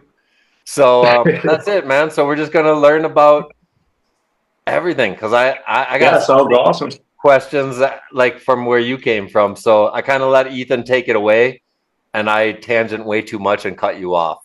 So I'm gonna. Dude, I love the idea though. I love what you guys got going, man. That's a great way to blend the two, because I think a lot of the skiing, a lot of the generational stuff kind of gets lost in the mix right now, you know, with this with so much technology at hand, so much Instagram and YouTube and all this stuff. It's just boom. It's like it's just once it's in one ear, it's out the other one, and we don't really have a huge we don't have much of a history lesson going on these days, other than like what you do, like Inspired, man. You're always throwing up some old clips of the fucking OGs getting at it. And I mean, some of the movies you've made in the past are my favorite movies I've ever watched, dude. Thanks. So righteous, dude. I'm stoked to be on here with you guys and chat the shit a little bit. Hell yeah, Matt. Stoked, man. It'll be sick. And also, we got a little experiment going. This is the first season that we're taking viewer questions. So we got like a bunch of stuff just sprinkled in throughout your career timeline, a lot of early days stuff. So as we're going along, if I see, I got the viewer question list right next to me. So if we see anything, I'll throw it in. And, Yeah, cool. we can get some shit rocking. Cool. Some of those questions were insane, bro. Some of those. Yeah, we're gonna ignore some of those. I'll get into it at the very It's too end. funny, bro. But it's like, man, the whole point of this is what you did in skiing, man. You're a legend. And however you came up is what's really interesting to me. And I just am blown away because I'm just like, how does someone get to the point you got to in skiing? You know, and so that's the whole point of this is for me to get out. And so let's chat, baby. Ethan, I'm down for shooting start this shit off, man. Let's jump in. Let's get it rocking. Let's do origins. Yeah, we'll do origins. And Ahmet, I want to get like a gauge for this because you got a young soul. So how old are you now? Like I'm trying to gauge like when the era that you came up in when you were a kid. I just turned 37. Okay. What's today? 30th? Yeah, 28th in America. 28. So yeah, 3 days ago. You. Oh, sick. Happy happy birthday. birthday, a couple days late. Yeah, so 37. I was born in the 80s, 88. Nice. So give us the early days, like where. I mean, we kind of know some stuff about you, but where are you from? What were your inspirations when you were growing up? Like, give us the early picture of Ahmet. Yeah, bro. So, I grew up in Western New York, so we had a ski hill right next to us, about 2 miles away down the road. Western New York. What is your ski hill? It was Bristol Mountain. Okay. Was the name of it. So yeah, it was just a little resort close to us, and eventually, my mom and my dad didn't really ski. They never skied. My father did, but never with us in the beginning. So it wasn't like we were brought in by our parents or any of that influence to get into skiing. So we were just close enough that one day my mother dropped us off over there, took us out for a day of skiing, put us over there on the Bunny Hill. And me and my bro, man, I still remember it. We fell in love with it like that, dude. Just so your little bro. Yeah, my little bro. So I was 6 years old. I think he was 4. Must have been. Do you have any other brothers then? Yeah, I do. How do you say your brother's name? Is it Gary? Garai. Garai. All right. Yeah, Garai, Gary. So who else other than Garai is in your family? Yeah, I got a big family, man. I got 2 sisters and another brother. Older, younger? Older. Okay, so everyone other than your little skiing brother. Yeah. Okay. So me and him really connected on it. And we were always, we skied together since that first day, So I still remember, like, I was wearing a freaking Dallas Cowboys jacket. He's wearing a Buffalo Bills jacket. We got those really light, like, windbreaker pants on. And we're just riding down the bunny hill. And we're jumping off everything, just jumping off of flats, doing little bunny hops. But we never seen no skiing before. We never watched no movies. We never, knew what it was. So right from the beginning, it just clicked, dude. We wanted to do this, So Bristol, sorry to interrupt, but, Bristol, is this, towards Buffalo? Like, when you said Western New York, I don't understand. Yeah, it's near Buffalo. Yeah, so it's we got Rochester is like the big city close to us, and that's where we actually hit a lot of the street rails that we grew up on. Was out of Rochester, and Buffalo. Yeah, Buffalo's about an hour and a half away, a little bit closer. Okay, because it's like Holiday or something. What's just south? Yeah, this Holiday Valley right out of Buffalo. Okay. Then we had Swain that was near us. That Pat Goodenough, Pat. Yeah. Yeah, that boy actually grew up over at Swain, which was about 45 minutes from us. So we knew him from growing up. And we just we developed this, we had such a crew coming out of there from nothing, from the beginning, when we were coming up, there was no such thing as the park on the mountain, So what year is this when you guys started? Like, what time of life is this? So, man, early 90s, no? That would have been the early 90s. Okay. But over in New York, we had nothing. On the mountain, there was nothing. We started building jumps. But when I look back at it, I don't even think we ever saw anybody hitting jumps at that time. You know what I mean? So when we first started, I don't think we seen any ski movies up until a couple years that we were starting to jump around and move around and stuff. I want to be ignorant. Go back. I want to go backwards quick. Yeah. Ahmet Dadali. Doesn't sound too American. So No. I'm curious, like, are your parents born and raised in New York, or did they come from somewhere else? So my father's from he's from Turkey. Okay. Turkey. So Turkey, yeah? Yeah. Just outside of Istanbul. He moved with his family to New York City when he was 16. Okay. So he lived out of like the Bronx, Queens, pretty much everywhere around there at that time. Jamaica. They were floating around everywhere, trying to get life together around those parts. And he actually, which I didn't know up until a few years of me skiing, he was skiing the mountain over there in, I think it was called Camelback outside of New York. Okay. So he actually learned how to ski in the States. He kind of kept that from us for a while until we were a little bit older, and then he came out skiing with us, man. And he's a man of little words, Okay. So he won't go talking and bragging about anything. And he jumps up on the skis the first time, and it had to be like 40 years since the guy skied, maybe 50 years since he skied at the time, 45 years. And he's just zooming along, dude, keeping up with us, crushing some turns, super old school style. Big he never baggy, told you he freaking skied parka before? on, bro. Huh?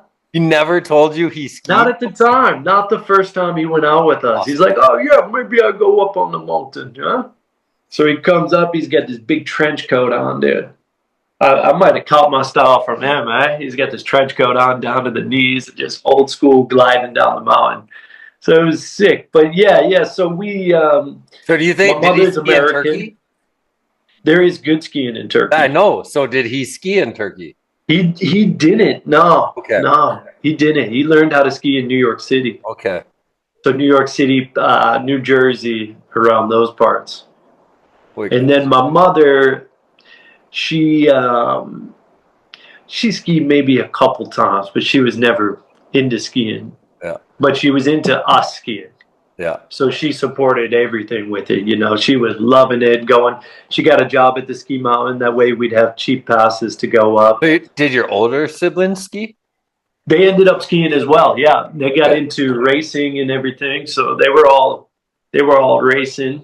And me and my brother were like the little punks on the mountain, Yeah. getting into this free skiing stuff, building jumps all over. You get caught building the jump, you get pass pulled, right? Yeah. We'd steal little PVC pipes around, set them up around the mountain. Just that was like that era where you had to go around, create your own thing, get into trouble, get kicked off the mountain, ski, like create your own stuff, So No, I know. Every pass I have has a corner clip. Yeah. Was Yep, it, that's it. Matt, real quick, because I know we've had a lot of people on here that talk about riding with their siblings. Were you the one spearheading these efforts and your brothers following you around, or was it kind of like an equal, you guys are both exploring this area together? Dude, it was pretty equal, man. It was very equal. He's 2 years younger than me, but he was always good from the very beginning. Yeah. So when we were learning how to do things, we were learning at the same time. So, the first time I cork 7, he's doing a cork 7 too. The first time I'm learning how to rodeo, he's figuring it out as well. So he was like, man, he was very, very good for being the age he That's so was. crazy to think about how later we learn about him in life than you. Yeah. And you see how he's still sick, man. He's super good. He's super good. And the crazy part is when I was young, let's say I was 17, he was 15, he was killing it, man. He was able to do, switch 10s and all this stuff but you don't get the exposure from the East Coast so much at that time, and there wasn't videos. Yeah, I don't know. So you're late 90s. So like now that you're skiing with him, you're talking about building jumps and stuff and getting kicked out and stuff. I mean, like, what's your first impression of like where you see something outside of you and your brother and your hill? Yeah, dude, huge world out there, hey? I'm just saying New York. Here's what's interesting to me. If you're in New York, like I've always I'm bugged out. Like you got Andy and Will, you got your other guys that you mentioned, but then you have like Mike, Nick, and Jay. Yeah, right? yeah. So like I always assume Mike, Nick, and Jay are gods in New York. Well, bro, I got some stories with that. Yeah. So we had eventually, it must have been maybe 90. Ah, man. Fuck, sorry, my brain's a little. No worries, man. We're going back. Going back, I haven't talked skiing in a long time, to tell you the truth. But we had something called the New York X Games, where they had brought Mike, Nick, they brought Neil Lyons on the ski boards. They brought I think Scogan Sprang came out there. It was a bunch of these ski-boarding guys that kind of crossed over into skiing as well. They had brought a bunch of the guys out there were like professional ski-boarders at the time. Man, I'm trying to think of all the names because there was one dude. I think I really like Neil Lyons. Iberg, you would remember him, right? My favorite was Pete Midhofer. Yeah. He was in Stereotype there. Wow. That's all I was his first year skiing in Stereotype. He was a ski boarder before. Right. And I'm not sure if he was out there or not. I think Will would remember. There was a guy named Kent from New York that was Pete's good friend that rolled around with him. He was a ski boarder. But skiboarding was a scene back then for sure, dude. Especially where you were the mecca of skiboarding. New York was the mecca, right? Because Nick coming out there. Well, Leventhal, Line Skis. Yeah, Leventhal. But where would those guys? They were Albany. Where were they coming out of, bro? I think Albany, right? Upstate. So they were in Vermont pretty quickly, weren't they? I remember the first 5 years, all of the 90s, they were in New York. Yeah, we used to love. Yeah, Jay Lev, dude, like, still got mad love for that guy. You know, when they came out with Line, and you know, Will and Andy, they were both ski boarders at the time. I didn't know that. Yeah, bro. Yeah, they were. Yeah. Never knew Andy and Will were ski Will was boarders. a wicked ski boarder, bro. So they were ski boarders online before they were ski boarders or skiers online? Yeah, so they were rocking the Line ski boards way back then. Yeah. Were you ever you ever hop on the ski boards? No, I mean I put them on once in a while, but no, I never really did anything on the ski boards. I was never into it. But we did fuck around a little bit, throwing them on and just hitting the rail or something. Yeah. Did you ever ski board? I've never ski boarded in my life. Have you ever seen a ski board, bro? I've seen them as a joke, like a gimmick on the hill. Me in Minnesota, man, like the Minnesota guys that were the best inline skaters in the world. In like 94, 95, everyone was making ski boards, right? So all my friends got ski boards. So I got to see Twin Tips 94, 95 because all my friends were inline skaters on my freestyle team. And then they'd be like, dude, this skate company gave me some weird short skis. So were you doing it back then? No, but like my whole crew was like rollerbladers. That was on my freestyle team. And these were the guys that like invented this shit, right? They were doing the 540s and the switch ones and the ones and everything like that. And that's, I mean, that brought a lot of innovation to skiing as well because those guys all popped over right into skiing. I mean, I don't know about your buddies there, but you know, when you got Mike, Nick, and Pollard was a ski boarder, right? Well, dude, my crew they took our mogul skis, right? So they'd take 210s. They take their rollerblade boots and then drill their rollerblade boots into 210s, put their tails in the oven like a hockey stick, and then make their own twin tips, but with permanent boots attached. Dude, so that's the first twin tips that I would watch before they got their ski boards. Ooh, with skate boots is wicked, bro. They'd be so flexible, eh? I don't know. All I know is they were unique and original, and I was like, what the fuck are you doing? Yeah, that's rad, man. Yeah, and that's what people did back then, right? Like we had you remember Tim Russell? No, yeah.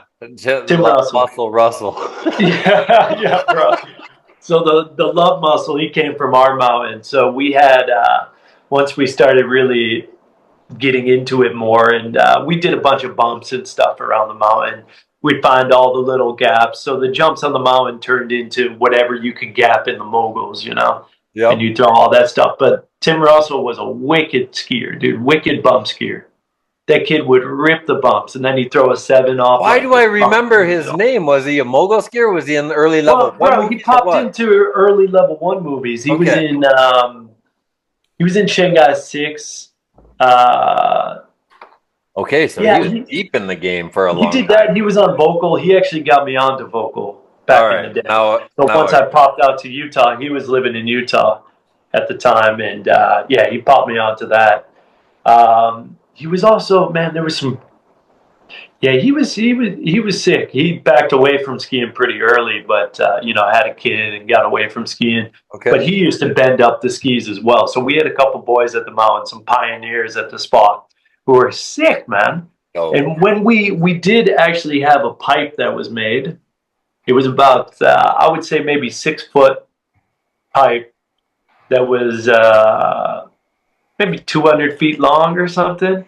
So we'd go through there, build some extensions out of there.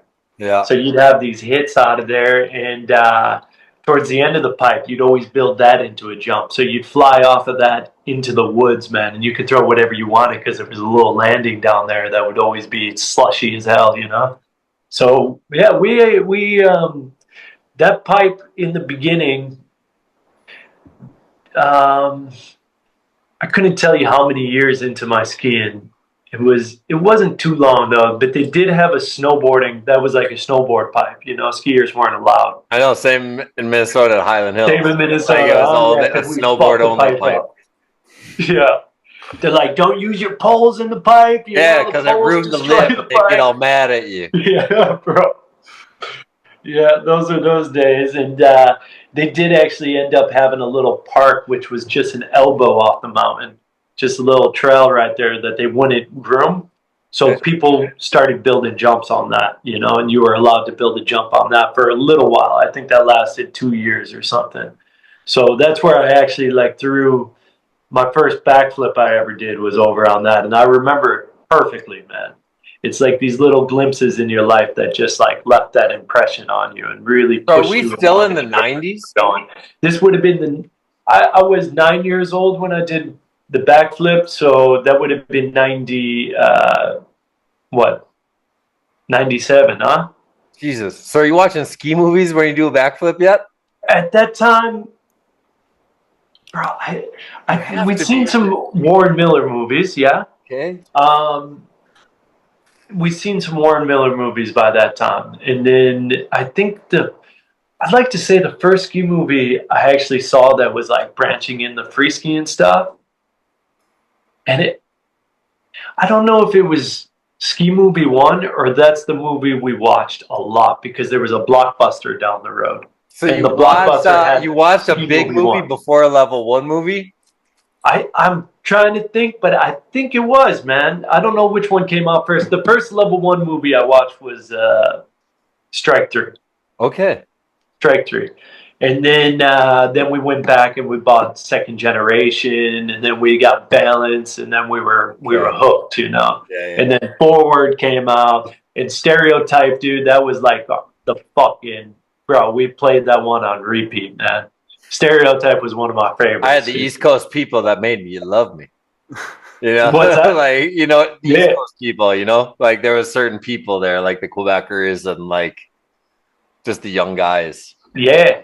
Fuck. Yeah, there was a hell of a crew coming out of there, man. Yeah. And yeah, that movie was, and then so I saw Stereotype first, and then went back and watched Royalty and all that stuff, And you're watching this on VHS? VHS, yeah. How are you going back and getting Royalty if you had seen Stereotype first? Where are you? Where would you, friend? We ordered a bunch of things, man. We had a huge ski movie collection, bro. Our VHS collection was off the hook. Just in the mail? Yeah. You'd order it from the mail directly from people, yeah. You guys were living like pilgrims. This is awesome. It was a whole different life back then. Because you could order Stereotype off poorboys.com, and then Royalty was Video Action Sports, VAS. Yep. Video Action Sports had every movie you needed. They were the monopoly in distribution in our world till maybe 2007. Yeah. And that is the big one where I ended up getting a lot of stuff as video action sports. Yeah. What was another? Well, D-Structure, when that was out, that was pumping a lot of ski movies as well. Yeah, dude, it was just Felix, right? So you had Felix in Montreal and Jay Leventhal, right? So Felix was doing the rollerblade D-Structure and creating it. Yeah. And then Felix, you have to understand, he edited Thomas Renfrat's segment, Mike Nick's segment, and one other segment in Stereotype. Oh, so he did, the structure connection was so big, where it was just like, man, like that's why I had a commercial. If you remember at the end of Stereotype, in the credits, there was a D-Structure commercial at the very end. Yeah. And so that was how I paid Felix. That's wicked, man. Segments. But dude, East Coast had so much original shit because how far away is Montreal from you? Yeah, 5 hours, 4 hours. So that was like, when you were looking at Tremblant, that was like, oh, whoa, I got to make it out there sometime, dude. That's the destination. And then what was your first ski movie that you were like, what the fuck is this shit? Because you were doing it, and then you saw shit that you wanted to do. I think one that hit me real good was Propaganda. Yeah. Propaganda was when that came out, that was a really... Yeah, that one just, dude, all the different personalities in there, and seeing what those boys were doing and all the street stuff, that one hit hard. Like I said, I think the top three when we were kids was Stereotype. What year did Stereotype come out? 2002. Propaganda. 2002. Okay, so that would have been a little bit later. Propaganda was maybe 2000, huh? The game was 2000. Yeah. So, those ones, that's when it really started kicking off. And I think... How old are you in 2001, just out of curiosity? In 2001, I would have been 13. Yeah. Yeah. I got a first question for you. So you learned your first backflip when you were 9. When did you hit your first rail?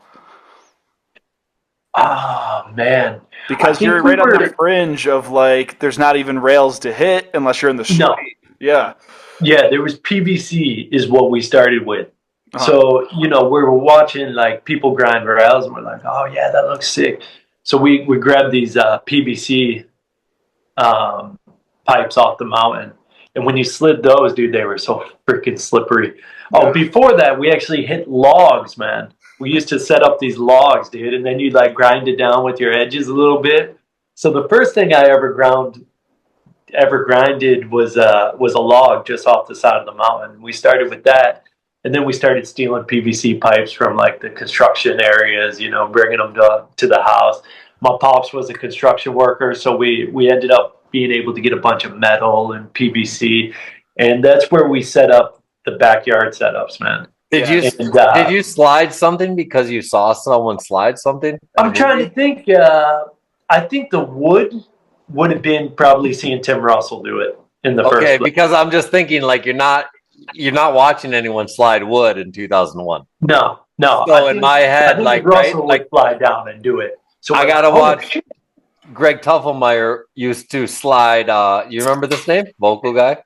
Yeah. Oh yeah, I know Tuff. Yeah. Okay, so Tuffelmeyer, like, he was a legend because he would slide the snowmaking pipes on the side of runs. Yeah, right. And so, like, it would be the rumor of the Midwest, like in '98. Like, did you hear the guy in Michigan slid the snow pipe rail? So I'm curious, like, when people get excited, like, why they do stuff, why they did it.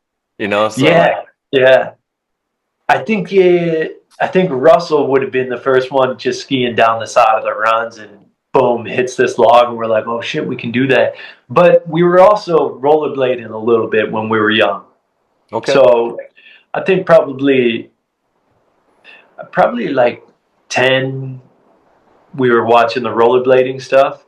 We had some buddies that were doing rollerblading. So everyone knows 10's like mid-90s when rollerblading was still doper than rollerblading was off the chain back then. It was bigger than skateboarding. So no, it's like before it had any like negative connotations.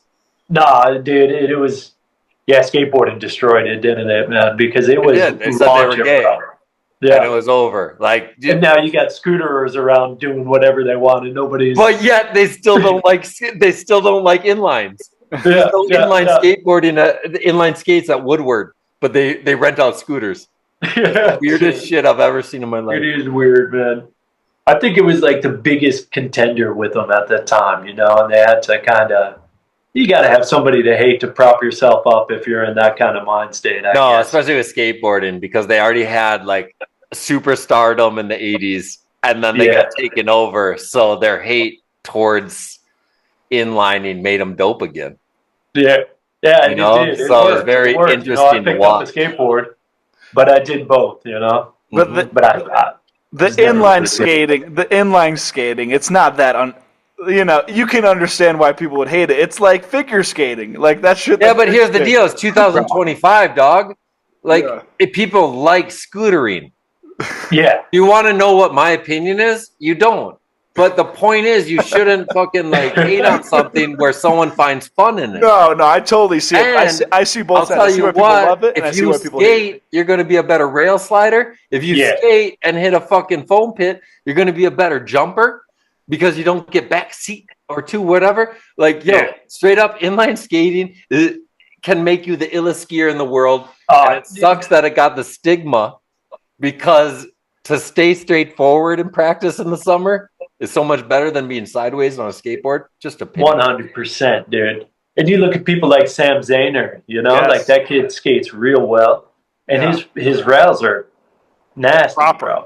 Yeah. And it brings in a completely different element to his skiing. Like, you can tell he does on inline skating because he's just so quick. He's so maneuverable.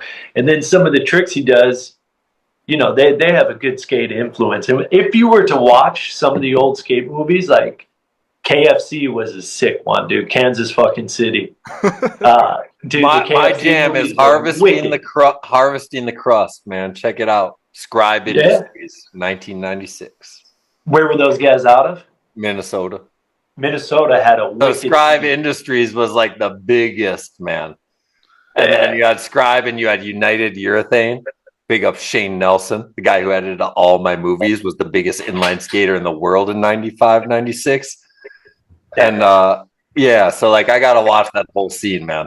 And I just used to watch those whole inline movies like God, and like when I was a 15-year-old. I mean, it was wicked. They were doing insane stuff, and you could definitely pull a lot of that into the free skiing at the time, right? Into the street skiing, because the street skiing, we were so far behind. You know, when it came up, it was very simple. You know what it was like? Straight on, straight off. Oh, did you go switch off?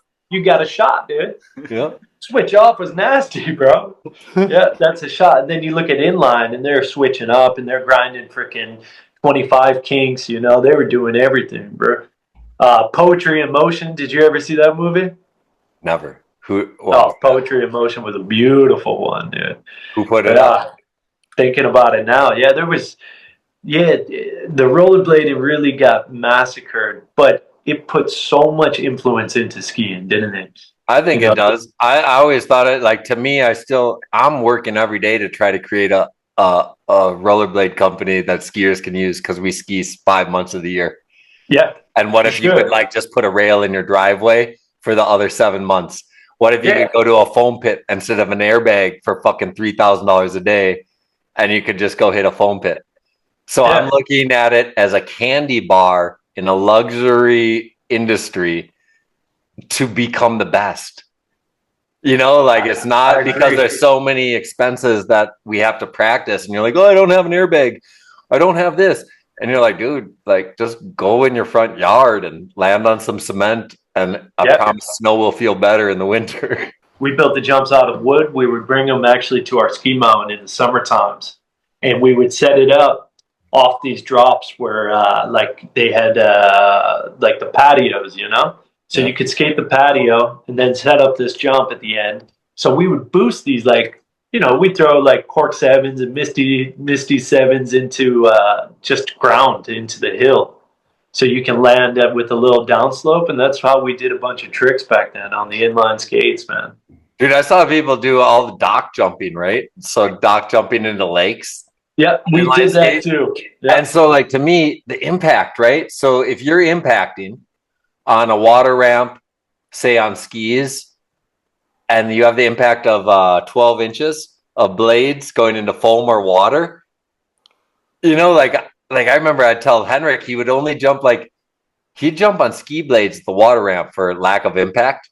You know, because the ski surface is so big. And so it's the same thing times a million for better safety. Foam pitted rollerblades. You know, you learn how never to be backseat. Yeah. You learn how to always be perfectly balanced, and you understand every edge set that you'll ever have in your life.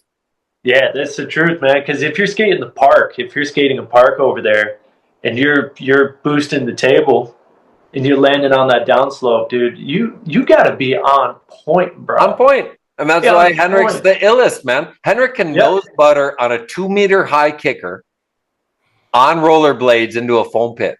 He has to go up on the tiptoes of your skates and rotate fucking 90 degrees while fucking going up the last 1 meter of a 2-meter high kicker. I look at it and I'm like, yo, you so ill, dude. 15 years of practicing on ski boards and blades. That's precise, man. It puts precision out there for sure. Precision. Because then you play with your edges. Precision. All of a sudden you have 180 centimeters. You're like, dude, this is fun as fuck. I'm not going to die. Land this shit. Yeah. Like, look at Nick. Have you seen Nick Gepper at all this year? No, I haven't. No. So Nick Gepper built a quarter pipe into an airbag in the middle of the desert in Nevada. And so he just practices on rollerblades. He's the best half pipe skier in the world now. Yeah. And it took because think about your balance, man. All he does is hit quarter pipe into an airbag for minimum impact with the cheapest fucking training schedule ever. Middle of desert, and he put in 2x4s and just goes charging. Yeah. You'll land everything. I guarantee it. If you can do it on rollerblades, you can do it on skis. That's for sure. Yeah. Good rollerblade fucking hype there, man. Any kid dude, go fucking back, blade. Man. Let's get the rollerblading back, huh? Dude, imagine this. I've wanted to for 20 years. I want to do a downslope slope style, so they have them in France in rollerblade, so that it's a downhill, and then build a slope style course. So you don't have to do the hard skating between things, go back and forth. You just ride a slope style course down a hill.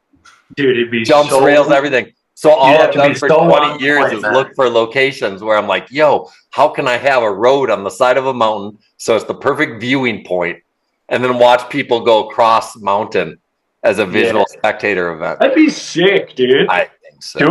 Do it. 20 years, man. It'll happen one day. I'll be watching, man. When you bust that out, I'm there watching for sure. We did a lot of that water jumping too, like with Will Wesson. Like I said, we had a really good crew to grow up with, and I think so you water ramped as a youth as well? Yeah, we did. We did it with we made our own, we had a big hill into the pond, so throw down the plywood, set up the jump at the end, and just boosted into his pond over there with blades. With blades, yeah, dude. Yeah, it's freaking. So you just said Will Wesson. Yeah, let me hijack this a little bit. Go. Let's keep this organized, because I know a lot of people have questions about this. So when did you meet the I Hate New York guys, aka Andy and Will and company? Because this is the timeline that people had the most questions about. Yeah. So I would say when I was about maybe 12 years old is where we started connecting. Will and Andy came from the same school. So this would have been in the year 2000. Sorry to interrupt. I think so. Yeah. I would say about that. Yeah. I would say about that. We and they were on ski boards in the beginning, like I said. They went to a school that was about 30 minutes away from me. So we all skied at the same mountain. And once, I think I'd like to say me and Garai were there first, skiing around there. And then those guys were coming around, and then we met them through that, So we combined those guys. There was, we had Ross and Bergia. We had Eric Olson. Yeah. He was a good old head over there, dude. He was nasty. I haven't heard that name for Eric Olson was nasty. and he skied at a different mountain near us, but he would come to Bristol sometimes. So we started forming this new crew, which would have been the time where all these movies were starting to really gain heat and picking up, and you'd see the street skiing in there and everything. So, inevitably, we didn't have rails at the mountain much. They started coming in. We started getting in the park, but it was always pretty low end. So that's where we all started just going out, filming each other, hitting stuff around the cities. So we'd find whatever we could around the cities. I remember, I had a big journal, with all the different, you take pictures of the rails, you put in the bus factor of the rails, you put in all the information you need. Does it have lighting for nighttime? Does it have a natural in run? What are we going to use to get speed on that? We tow each other in with the cars, and Will had a really robust journal as well with it all. How old the fuck are you? Yeah, this is what I'm wondering too. You guys are teenagers, obviously, if you're driving a car, yeah. Yeah, I think, when we started driving a car, but Will was older than us. He was 2 years older. Okay. So he had a car in the beginning, but no, when we started hitting streets, I think the first rail I hit, I was maybe 11. Damn. So I think about 11. Just to get the timeline going, just to kind of emphasize how sick this is. So you guys are taking film photos of spots around town, getting them developed, and then individually you and Will are making journals of what's going on around Rochester. Yeah. We had to go to Walmart, develop the pictures, throw them on a book, paste them down, no digital stuff. You guys are That's so dope, man. Bunch of kids scrapbooking. I want to say Alex O'Brien, this photographer, did the same thing, man, in Utah. Yeah. He had a rail book. And so if you went to Utah from 2000 to 2003, you'd go to Alex O'Brien, Steve Rosenthal's house. Alex would open the book and say, "Where do you want to go?" That's sick. This photographer had it so dialed, man. Big up Alex, because I never seen it. So I never heard that from anyone other than Alex that created a rail book. I think Will probably still has massive books, man. I think Will Wesson probably still has his stuff kicking. We got to talk to him, Iberg. He's a freak in a good way. Yeah, he is a good one to talk to, dude. And he was always, from the beginning with Will, what was interesting with Will when we were growing up, so we all had our backyard setups. We all had different things. We'd go to each other's houses in the summertime. I'm going to take credit for this. In our group, we had the best summertime rail setups in all of skiing, I would say, back then. So you all had different, because when I was reading all the questions, everyone was debating whose backyard was whose. And so you're saying right now, you, Andy, and Will all had different setups? We all had different setups, man. Is there anyone else that had a different setup out of your crew? Or is it just Will, Andy, myself, and that was it. So we just alternate between people's places. What year? At first, when we set up the street or the summer rails at first, what we would do is use plywood. We'd cover it with construction fencing, and then you'd wet it down. Yeah. So you'd have this really slick, basically plastic, it is plastic that you were going down, and then you'd set up the rail at the bottom. That we were hitting, man, it must have been when I was What's your easiest 13, way? Was it during 1242? What's that? So the easiest way for me to tell you was it your 1242 movie? What year was 1242? 2003. So it would have been around that time. That's what I'm assuming. It would have been around that time. Man, that was a good movie too. That was one of my favorite movies, man. 1242, Dubsky. Woo. Yeah, but 1242 fucked everyone up. The only team movie our industry's ever seen. And not only, you know what I mean? Yes, dude. They were the best. They had so much feeling in them, and I think that's the difference, Ethan, for you, for newer guys in the sport. I feel like every ski movie that came out in this era of time had something very unique to them. They had a personality to them, everybody, you can see their personalities through their segments. And that was the coolest part, was each thing had like, it just had so much life to it, right? Guatemalan Persuader, Ethan, came out the same year as 1242. Wow, that's Just to put it in perspective. yeah. I what didn't know he's that those talking two movies about. came out at the same time. That's fucking crazy. Totally different flavor. Yeah. Totally different. So Guatemalan Persuader is a freaking crazy one. And these guys partied and went wild and just did What was fun everyone? stuff. You know? So it's an hour and a half long, and it's everyone who skied that year. So it's like watching a yearbook. it's even got For me, I get to watch it's even got every the person mascot. that I know. I'm like, what? I gotta watch that again. What is it on Inspired? It's on YouTube. You got everything on there, huh? YouTube. Yeah, nice, dude. See, you've done a super good job at archiving all the old ski movies, man. I love that. Like I was saying earlier, I feel like skateboarding has done so good into this era because there's so much respect for the old heads, and there's a lot of and I don't know what it's like now, but I feel like they have a very tight connection with the older guys who were able to set up different companies and not get bought out so easily as what we see in It's skiing. because they had team movies, you know? Like team Yeah. movies make you feel like part of something. Like, dude, there hasn't been a team house at an X Games since 2012. No way, really. You know what I mean? Like that was the And back in biggest the part day, about going to a team contest was to have your team house. Yeah. To meet your teammates, to hang out with them, to talk about like, yo, I'm gonna go do this after. Like there's no such thing as a teammate. Like every team now is just like a bunch of people that get paid that ride the same product. That's what I liked when I was riding with Vocal towards the end of my career. You know, I rode for Vocal since I was 18, but when I switched over to the European side of Vocal, man, we had a team, dude.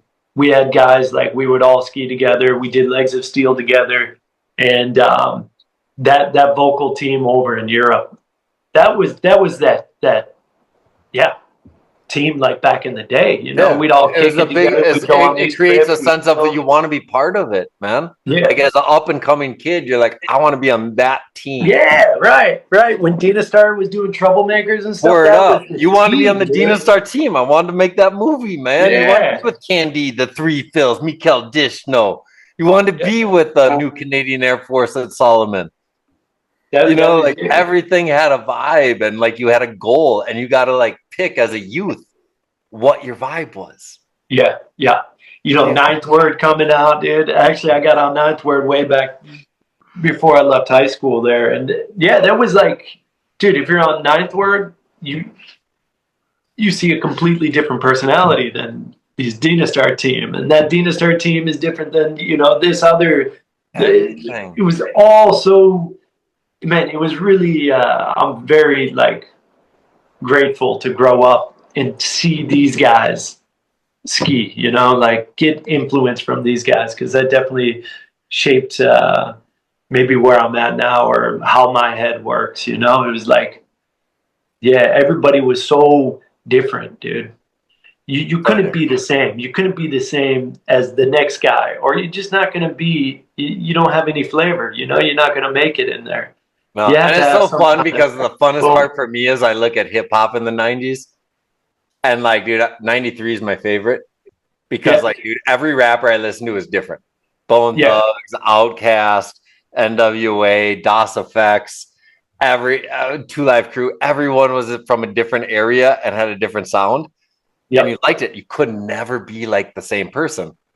So in skiing, you could never be like the same person for the first 15 years, right? No, never. And if you did, it didn't work for you.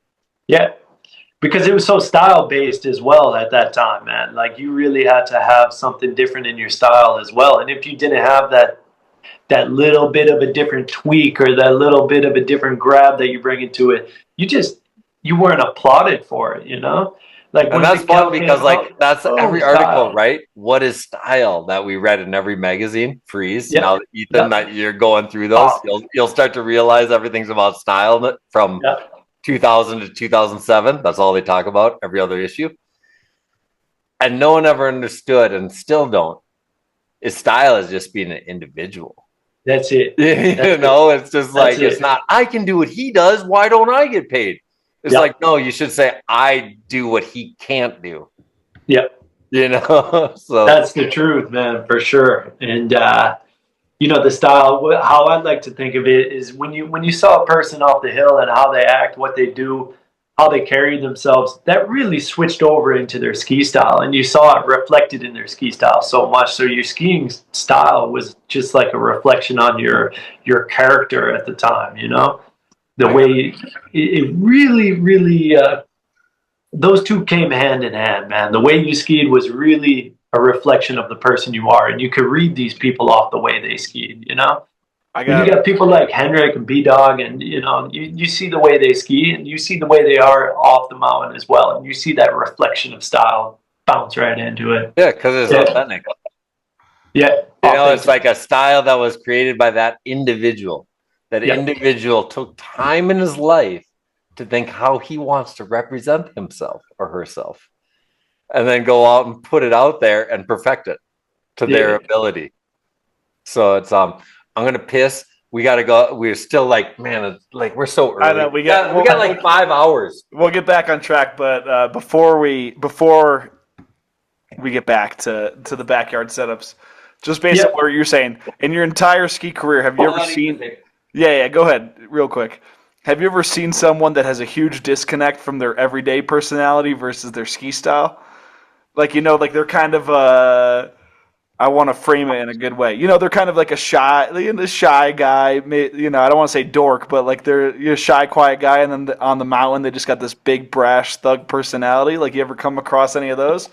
Because we all know that like the B-Dogs and the Henriks of the world, that, you know, their everyday matches their skiing. But is there anyone that has a huge disconnect that just really stands out to you? Like kind of like a quiet killer type of thing. Exactly. Like he gets out there and man,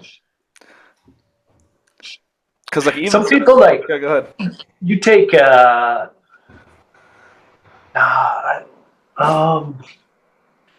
I'd have to think about it for sure. Because even someone weird like Andy, you meet Andy, and you're like, of course he skis like that. Yeah, that's for sure. Yeah. So who skis outside of what you would think as their personality goes? That's a funny question. You know, Mitch Brower, he's pretty stylish, and but he's like a Mormon, you know. So like he's got yeah. So I feel like that's kind of what you could encounter, like especially out in Utah, like these guys with these big, brash, outlandish styles, and then they have like obviously a very reserved lifestyle. You know, I don't think there is that anymore. Like a J.P. Walker or Jeremy Jones, like that's a great example what you brought up, Ethan. Because these guys like had that gangster image in the late 90s, early 2000s. Yeah, and then they got like, wife and kids Mormon, in a house and shit. But no one creates an image. You know, like it's very rare. Ahmet was like the last generation that created an image. Yeah. You know, like there's no one now that creates an image. Maybe Unicorn has a little bit of an image, but other than that, like, dude, it's not a thing anymore. Yeah. Just but do you think that's because, all right, well, let me just say with Mitchell Brower, yeah, you're right. He's got a very powerful style, and he's a very soft-spoken guy, you know, in a way. Not soft-spoken. He's chilling. He's super chilling, and then he brings out that stuff. His skiing is one of the best, I think, dude. Yeah, honestly, like when he puts skis on, you never know what that kid can do, and he can nose press like crazy. He can do. Man, he hangs with everyone. He's one of the boys, and then goes back to his wife, kids, house. Yeah. Normal guy behind the scenes. Like he's not a bum at all. No, and I like that about him. I like that about him a lot. That he can have. That's what's kind of cool with that little. But he's never put out a fake image. No, sure. I guess he's not. You know what I mean? Like he is who he is. You're just talking about a skiing style. You know, like if you're talking about a style that's put out like and thought about, Mitch ain't doing that. He just skiing dope, right? Yeah. Like, I have no opinion on Mitch. Yeah, that's because he's never put anything out there for me. Yeah. No. He's never put out anything fake. He's not trying to be anybody else. He was always trying to just do him. And damn, big props to Mitchell Brower, dude.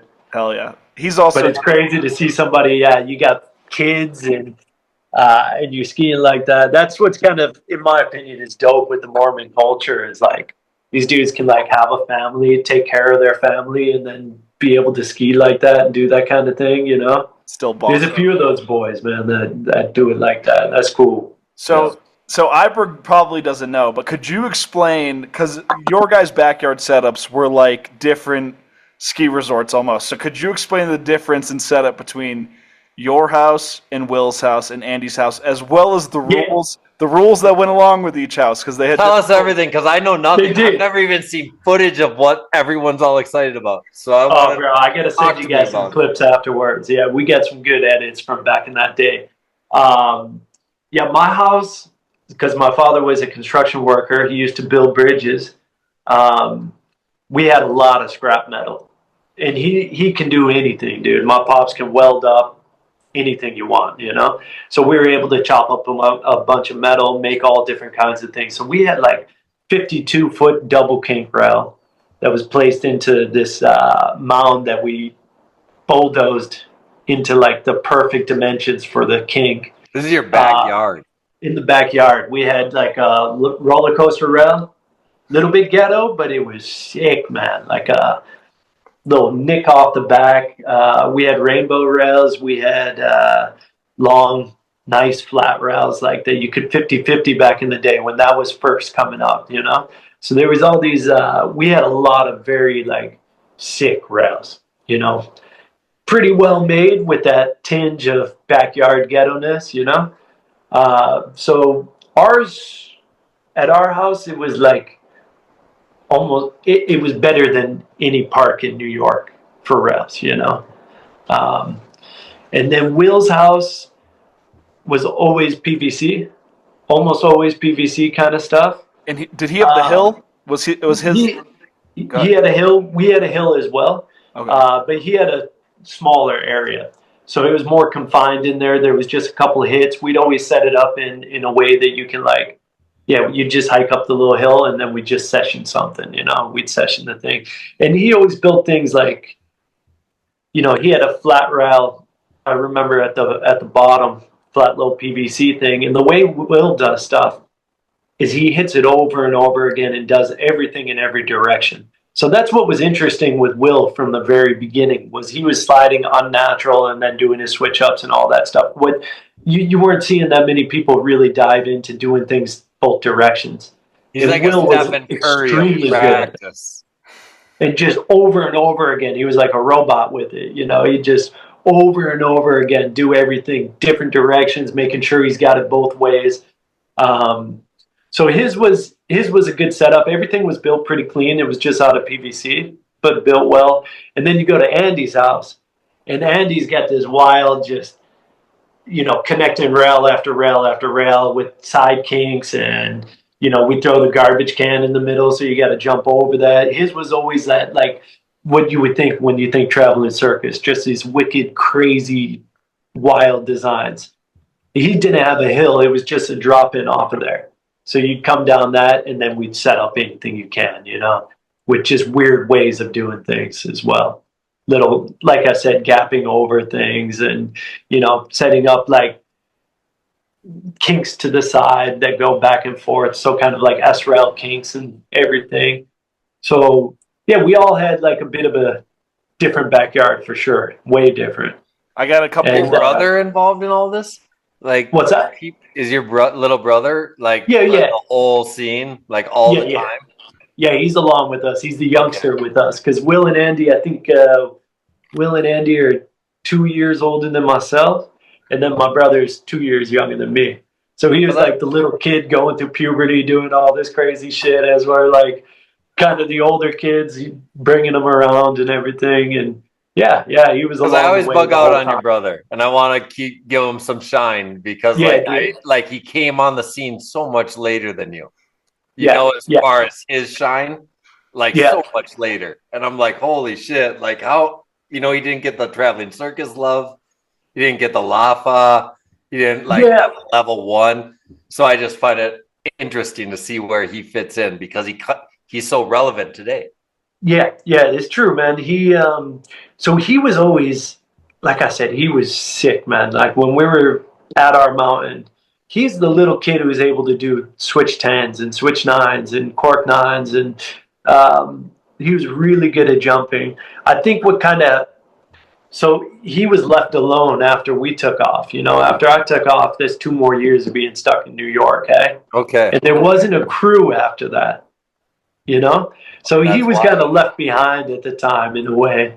All the boys are out doing something else. We all started filming with level 1 or, Will and Andy with what they're doing. And he was kind of stuck back there until he moved out to Utah. But then he was kind of plagued with injuries, man. So he tore his Achilles the first year he was in Utah, as soon as, the first time he came and visited me in Utah, the first thing he does, we're skiing Brighton, powder day. He lands on a rock, fucking explodes his ankle, So after that, it was just kind of, he would get hit with these little injuries that kind of kept him back from hitting it full blown, Because he has every opportunity in the world with you, Andy, and Will, right? Like, yeah. You guys are all doing dope ass shit. That's why I was always interested. I'm like, how, but now it makes sense if he has injuries until. He did have quite a few, and then he kind of took his own path in just skiing a lot more of the mountain, big mountain style and getting into that. And unfortunately, I don't know, level 1 never really knocked on his door for it, And I think if he was given the opportunities that we had gotten, I think he would have put out some insane segments that people would be blown away by, because he was able to dub for a long time as well into powder. And he was sick, man, underrated, like a little black horse of the crew. I think everything happens for a reason. And man, I hear your brother's name come out of everyone's mouth at least once a week. Good. So like when I look at that, I'm just like, like whether it's what he's created with his Daymaker, is that what the name is? Daymaker binding? I don't know, just like everyone's stoked on him. So when I look at your brother, man, big up him because it's life, it's a long-term thing, right? So he's still here. You're in Indonesia. Yeah. So you might have got your sign in 2009, but he's fucking killing it right now. Yeah, man, I'm so freaking happy for that. I'm glad to hear that you say people talking a lot about him too, because he should be on some lips, man. He's doing a lot of, he tests skis and designs skis for JLEV and for Forefront skis. He's a very smart kid. So he ended up going to college, putting in the 4 years of college where, and Will did too. But I was kind of the guy who I never knew that. That's fun as shit. Did Andy go to college? Yeah, Andy did as well, dude. In Vermont, both of them went. So Will was at UVM, and Andy went to some hippie school over there in near Killington, I think. You go to Champlain? Are you sure you didn't go to Champlain? No, I think he went to Green something. Yeah. I know what you're talking about. Yeah, there's a lot of hippie spots up there. Yeah, for sure, dude. All right, I got a couple viewer questions from the rail era. Yep. So this one's from Reagan Wallace, who rides with Will quite a bit. He's asking craziest memory from Will's backyard, and I'm gonna add on to this too. Didn't Will's dad rip you a new one for not wearing a helmet while you were there? Yeah, man. Oh, that's what you were talking about with the rules, laws going on. Yeah, man. I hated wearing a helmet, bro. I hated it from the beginning, man. I never liked to wear a helmet. And yeah, when you went to Will's, his pops would be pretty strict on that, eh? Yeah. So he didn't rip me a new one, but every time I went over there and he'd catch me without a helmet on, he'd be like, "Oh, gotta put a helmet on." He'd give me this fucking biking helmet that looked like junk, and you felt horrible in it. And, I don't know. If I find anything from skiing that plays true, it's if you feel like you look like shit, you get to ski like shit. For me, if I'm not feeling the vibe, then so sometimes I have to throw that helmet on. And I remember one day that he had kind of brought it up, and we had this gap to a PVC rail. So I put the helmet on, And I'm kind of pissed off because I'm just skiing like shit after that thing goes on. I don't know why. It's like just bad luck for me. And next thing I do, I go up, go to gap the rail, catch my back edge, boom, right to the nuts, dude. And that's the worst I've ever nutted myself was at Will's house, man. Because you wore a helmet. Yep, wore the helmet, but the other head got destroyed, dude. Balls bleeding and everything. So to me, it was like, yeah, I don't know.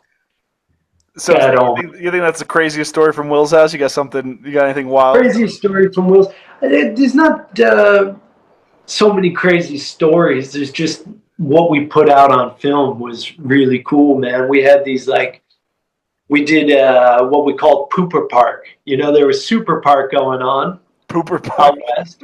And that was where like all the crews would assemble and they'd all film for like a week of the craziest stuff, you know, like sick channels and all types of huge jumps, the illest rails. So every year that Super Park would come out, you'd be glued to see what happened at Super Park. There was so much innovation happening over there. So we did Pooper Park, and we did it in the backyard of all of our places in the summertime. So we'd go to the ice rink, pick up the snow, bring it on over, and we had these huge Pooper Park sessions and set up everything. So crazy stories, man. My memory is so bad to recall anything individually, Pooper but good. The setups that we did over there were wicked, man. And they were some of the best times. It was just so good. You'd have the whole crew out and,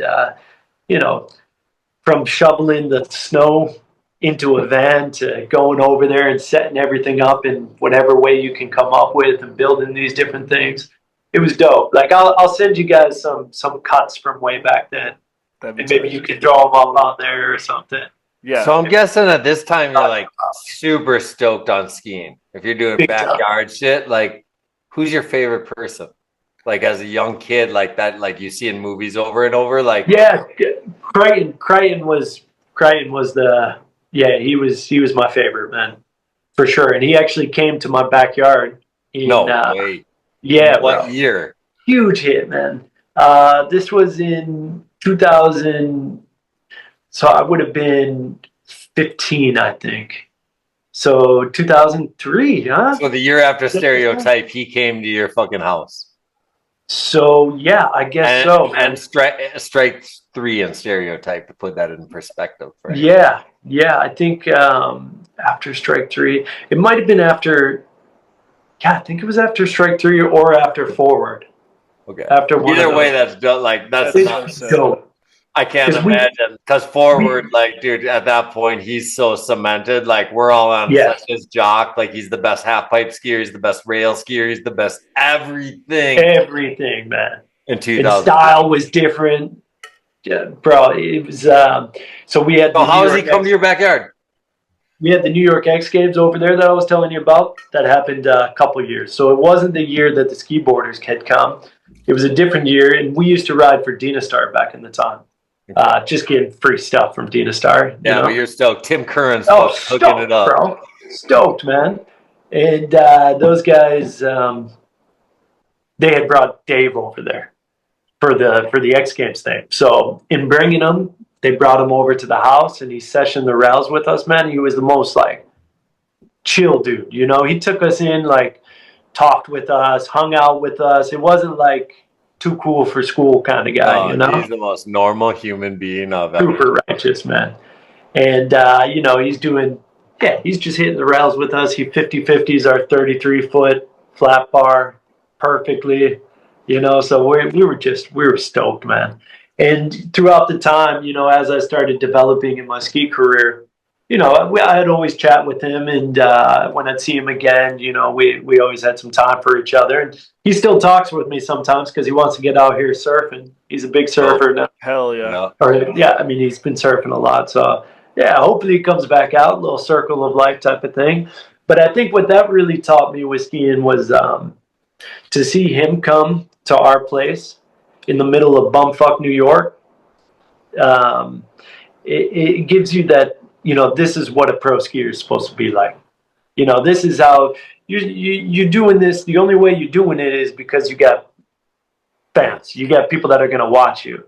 And you're nothing without those guys watching you, you know, nothing without like giving back to the kids that make you, you know. So seeing him come to our place, I think cemented that idea into my head that like when I do get somewhere, if I do get somewhere, then it's always paying back time as well. So we did a lot of like stuff around Minnesota. You know, we'd go to the ski shop over there. Well, everything. Look at what Andy does, man. Traveling. Yeah, yeah. Look at what Andy. You know, like it's all about giving. Yep. And going to these places that they don't see pros, because we wouldn't see that many pros coming through the East Coast, right? You don't see that many through the Midwest at this time. Oh, that's why I did the inspired demo. You see them all out west. Every reason. Yeah, you guys did the same thing, and that was like what a nice era for skiing to have people going around all these different places that these kids can meet guys that they look up to, and you know, just have some inspiration to keep on going, or just, you know, or just try to be themselves, man. I guess. Like, imagine Dave Creighton. He's being himself. Yeah. And he's coming to your house. And you realize if I'm myself, I can go to anyone's house in the world. Yeah. Meet people from all over the place, man. Anyone's house in the world you can go if you're yourself. Yeah. That's what you know, like that's all I got out of skiing my whole life. And that's the coolest part with skiing is we meet people from all over the place, all over the states in the beginning. You know, you meet all these guys that you would never run into in any other walk of life, you know? Yeah. Like if you just stayed in your own town and you did something that everybody else does, you know, you go to school, whatever, you're not going to meet these people with all different ideas all around the world, you know? So what skiing does to bring together a community is fucking amazing. And for our ability to be able to join that and be a part of it and go meet these people all over the place. That's the coolest part, man. That's so what you are so young at this point and you have so many experiences that are natural. What, like a lot of guys we talk to, you know, like we go through contests to get to our point of filming, but like, what is your goals, man? Like as a young kid that's doing all this shit and you're like doing backyard rails. Like, are you like, I'm going to win the backyard rail jam? You know, like, what the fuck? You know, like, what is the goal? Like, you want to be the best, like in ski movies? Do you want to win contests? What do you want to do as a young kid when you finally like realize you're dope? And I want to piggyback off this real quick too, because you guys were moving as a crew too. So you guys were making your own movies. So like, I'd like to know the crew's goals as well as like your individual personal goals as a skier. Yeah, man. So I think at that time, dude, I was just so in love with skiing. You know, I would do anything to just keep skiing. So when I did get old enough to leave high school, I didn't even really think, being a pro skier would be dope, you know, cool. But it wasn't like I set that up as a major goal. Like I have to be this. I got to do that. There's nothing wrong with that kind of mentality. You never wanted to be like Tanner. Or to be like someone who saw the movie. I just wanted to ski, you know? So my plans coming out of high school was I'm going to go to Mammoth, California. I'll get a job being a janitor, you know, whatever I need to do to just keep skiing. It wasn't so much like I need to get into these films and do this, although I loved all the films so much. But yeah, we were filming all that stuff together. And as a crew, we just wanted to put out what we were doing in the streets, you know. You guys made a movie, right? Was that we made I Hate New York was our first movie. Yeah. And then we did I Hate New York Productions was what we called the little production company. The next one we made was Bogart. And Bogart was actually a pretty sick one, man. It was funny. I just watched it. I went back were you? 2 years ago, and we watched it all together with the kids coming from Bristol now, and did a big old show at one of the ski shops. And it's a pretty cool movie. And we ended up we had a guy who was really good with all the tech stuff, so we had all the hidden bonuses and all this. So how old were you when you guys made movies? I Hate New York. I think I was 15. Jesus. And then Bogart. And who was the filmer editor? Like who? How did you? What was it, bro? Yeah, we filmed each other, and then we all got together for editing, you know. I have to interject with this because if you're 15, this is 2003. I got an extremely obscure new schoolers question. Yeah. Before I ask you, remind me how to say your brother's name again. Garai? Garai. Okay, Yeah. so Brown Eye In asks, why did Garai release all his footy in early 2003 on New Schoolers prior to releasing your guys' movie? What the fuck, Garai? And that's from Brown Eye In on New Schoolers. Yo, that's deep, man. You remember that shit? Deep. He dropped it early, dude. He dropped it early. What's up with Gary? Yeah. So No, I don't know. Garai leaked his part before you guys were able to put the movie out? I have no idea. That's like such a random. Apparently, this guy knows, but yeah, I don't know. Yeah. Maybe he dropped it on us, dude. He's pissed being the last one around. Yeah. That's the I don't funniest know. question ever, bro. The fact Well, that we this did- guy remembers this shit. Yeah, he remembers it better than I do. Yeah, New Schoolers was definitely that was a spot where you would drop a lot of ski Everything. stuff. Everything. Yeah. And that was big back then, man. When New Schoolers came out, that was a big community to get your stuff out there, and it was cool how many people you can meet around. But yeah, New Schoolers today, man, holy shit. It's a whole different world. Yeah. Holy shit, it's a whole different What thing. was, In a nutshell, I had to make Tanner nuke what they say nuke his account in 2012 because I was like, yo, this is so out of hand and so tough. Yeah, it is. So, like, it is.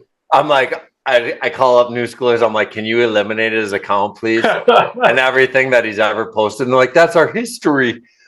Yeah. We need Sea Crew Soldier. And I'm like, no, dude, it is too much, man. Yeah, like, it's causing wear and tear on our lives. Yeah. I I remember the T Hall. There'd be like 20-page threads on T Hall, and everybody All just capital smashing letters. all it. caps. Yo, Yeah, T-Hall is the original cyber bully. Dude, I loved it, man. I was fucking cracking up reading that stuff, you know. Hell But it is toxic, dude. It is like everybody will talk shit without knowing anybody, you know. And you see, like, when you know these people and you know Tanner, and you see people talk about them like you're just like, are you guys fucking retarded? It's fine. It's all Like, moved I'm to gonna say Instagram this. now. It's Here's all how moved it to works Instagram. to make it crystal clear. In the 90s, let's imagine I'm a big fan of Mark McGuire, a baseball player. I would never write a mail to his fan club for a signed poster saying you fucking suck. Yeah. Okay. Now in 2010 plus, like, you realize your favorite idol won't respond to you unless you say he sucks. And so I watched it nonstop over and over where, like, fuck you. And then Tanner would respond like, oh, you don't have to follow me if you don't like me. And they're like, no way, you respond to me. I love you. You're my favorite skier. And I would watch it over and over, and I'd have to watch Tanner do these hills and valleys of emotions. Like, why does that person hate me? Fuck him. Oh, that person actually is my biggest fan. Yeah. And so it turned into this point the last 15 years where you realize you can have your idol or someone that you're impressed by respond to you if you hate them because everyone else loves them. That's why they're known. I could see some of that. It's a bummer. It's also the attention from other people around you. You know, everybody wants that little dopamine kick when their post to their comment gets read, and then everybody replies on it. So it's kind of just a cycle of, getting attention. It's not the dope shit where you would post like back in the early 2000s or any of 2000s, and whether it was Tom Wallace, Tanner Hall, whoever, man. New Schoolers was so ill because you could talk to every person that you loved. Yeah. And then all of a sudden they were like part of your conversation. But Instagram's just taking the place of that. Like, now it's just whatever the medium is for everyone. It's just like the online community. And now New Schoolers doesn't have that same online community because no one's posting their edits. But it was special. And we gotta make sure we gotta big up New Schoolers because, like, I gotta watch it go from poorboys.com where that was the chat room, and then Freeze Online was like the negative chat room. and then New Schoolers took it over and then brought us all together. Yeah. And it was crazy. It was huge. Just like whatever. You could be a kid and be like, I could write. I mean, as a filmmaker, I could write another pro skier that I never met in 99 or 2000. And they would message me back. I feel like I caught the very tail end of it where, like, if you were, you had a New Schoolers sticker on your helmet, on your skis, New Schoolers shirt, sweatshirt. If you saw that person on the hill, you're like, oh shit, we're in the same community. That doesn't exist anymore. You're not going to wear you're not going to wear an Instagram and its hat. logo was like a twin tip, right? So Yeah. at the beginning, the first 10 years, if you had twin tip skis and you rode up a chairlift, you're like, no way, I do it, you do, no way. And your friend, guaranteed, no matter how different you are. Yep. And then New Schoolers took over the twin tip concept because it brought the twin tippers together that were super passionate. And then after that, it was kind of over because it got too big. Honestly, now the signifier is if you got Vishnu skis, Vishnu sticker on your helmet, I feel like that's like a little wink. Even then, it's tough, man, because not now the same. It's not the same, but as soon as you know what's trendy, man, like if you go to Minnesota and you're at Highlands, like every kid got 0-3P. Yeah. 3P, Really? ill as fuck. Yeah. But like the kids that are wearing them in Minnesota aren't necessarily the kids that are trying to do anything. Yeah, they're kind of buying into it a little bit. Yeah. And so it's a really funny thing. All right, that's kind of skiing in a nutshell in a way too, though, eh? Like what I see in skiing is the trends catch on so easily, And when a trend goes, it's like everybody does it, Like you say with the 0-3P skis, when the bunch came out, it's like everybody matches the bunch, So there's so many people that like are chameleons in the sport as well, Like and it's always they just go right into the next thing. They're like so easily influenced into being this, being that. Whereas, like we were saying, in the older generation, it was like you wanted to be an individual, you wanted to be individualistic, you wanted to dress the way you dress, have the swag that you have, and now it's almost like I don't know. It just everybody wants to be the same, eh? Hive mind. So. But let's go back. Hive mind. I got a specific movie question. Yeah. What's up with I've always heard of this. I never got to the bottom of it. What's good with pterodactyl blood? So yeah. Yeah. Go ahead. So yeah, we came out. Bogart was the next movie we came out with, and then the last movie we did was Pterodactyl Blood. But yeah, we didn't put it together. So Pterodactyl Blood. Pterodactyl Blood. And who's in this movie? Blood. So same boys. It was the whole New York crew, and then we added in a couple other boys that were from different spots in New York, and I think what ended up happening was one of the hard drives blew it, which was a big thing back then. This never came out, correct? Like it never dropped. No. It was teased. We dropped a teaser. Yeah. The teaser was actually sick, dude. I just showed somebody the teaser the other day. It was a fucking fun little teaser. And that's where our street stuff, I think, had kind of went to a higher level, was that year in New York. That's where we were switching up on all the rails and spinning out and hitting rail switch and doing everything. So the teaser was actually really dope. And everybody was hustling. When's Pterodactyl Blood coming out? When's it coming out? And it just kind of became a trolling thing because we knew we'd never release it. It just became a meme. We just kind of kept. What year is this? That was 2000. So it would come out 2006. 2006. So it was the 05-06 season. Okay. Yeah. Gnarly. So you're 18, right before college. And that was my last year before getting out of the States or getting out of New York. Yeah. That was a cool one. But yeah, we just kind of trolled people and kept it going. Just wait, it's coming soon. It'll be out on you. Before we leave hometown, I got more hometown questions that were fed by these people. This shit's so great. This one's slightly negative. So okay. Good. Bring it on. Jaron asks, we want to know about the kid who got punched at Bristol back in the day. Was it Pat or was it you? Yeah. Nobody will ever know. No, it's a crazy. I don't even know what he's talking about. What the fuck is happening? Crazy story, dude. So yeah, when we were growing up, we were like look, you've got a crew of kids on the mountain who are almost like a gang in a way. Not so much of a gang, but kind of a gang. You start roll getting together. a little bit arrogant, a little bit like we own this mountain type of thing, you know. So we had we had night skiing at the mountain, and you get people from all over the area, like within an hour range. So you'd get a lot of people from different cities coming through on the buses for the ski schools. So there was always big beefs, you know. It was like being from a different set, yeah. So you'd get like, there'd be big beefs between this school and that school, you know. So we wouldn't like kids from certain areas, you know. And so you talk shit. We get in fights at the mountain, and that was like a big thing for fun too. It's like Just you're tribal. a kid. Like fights, like really fist fights. Like you throw punches. Yeah. And why? Because they're whack. It's because they're different. They're from different Because you're schools. a kid, you know. You're No, a boy. I get it. It's I've like- never fought. Like, so I'm asking you, like, and then on a ski hill, Like, what would start it? like, Start. what is what? Like, your style's whack. Like, your bitch. No, like, no, I'm gonna fuck your it mom. wasn't about What? that. It was more like, I don't know.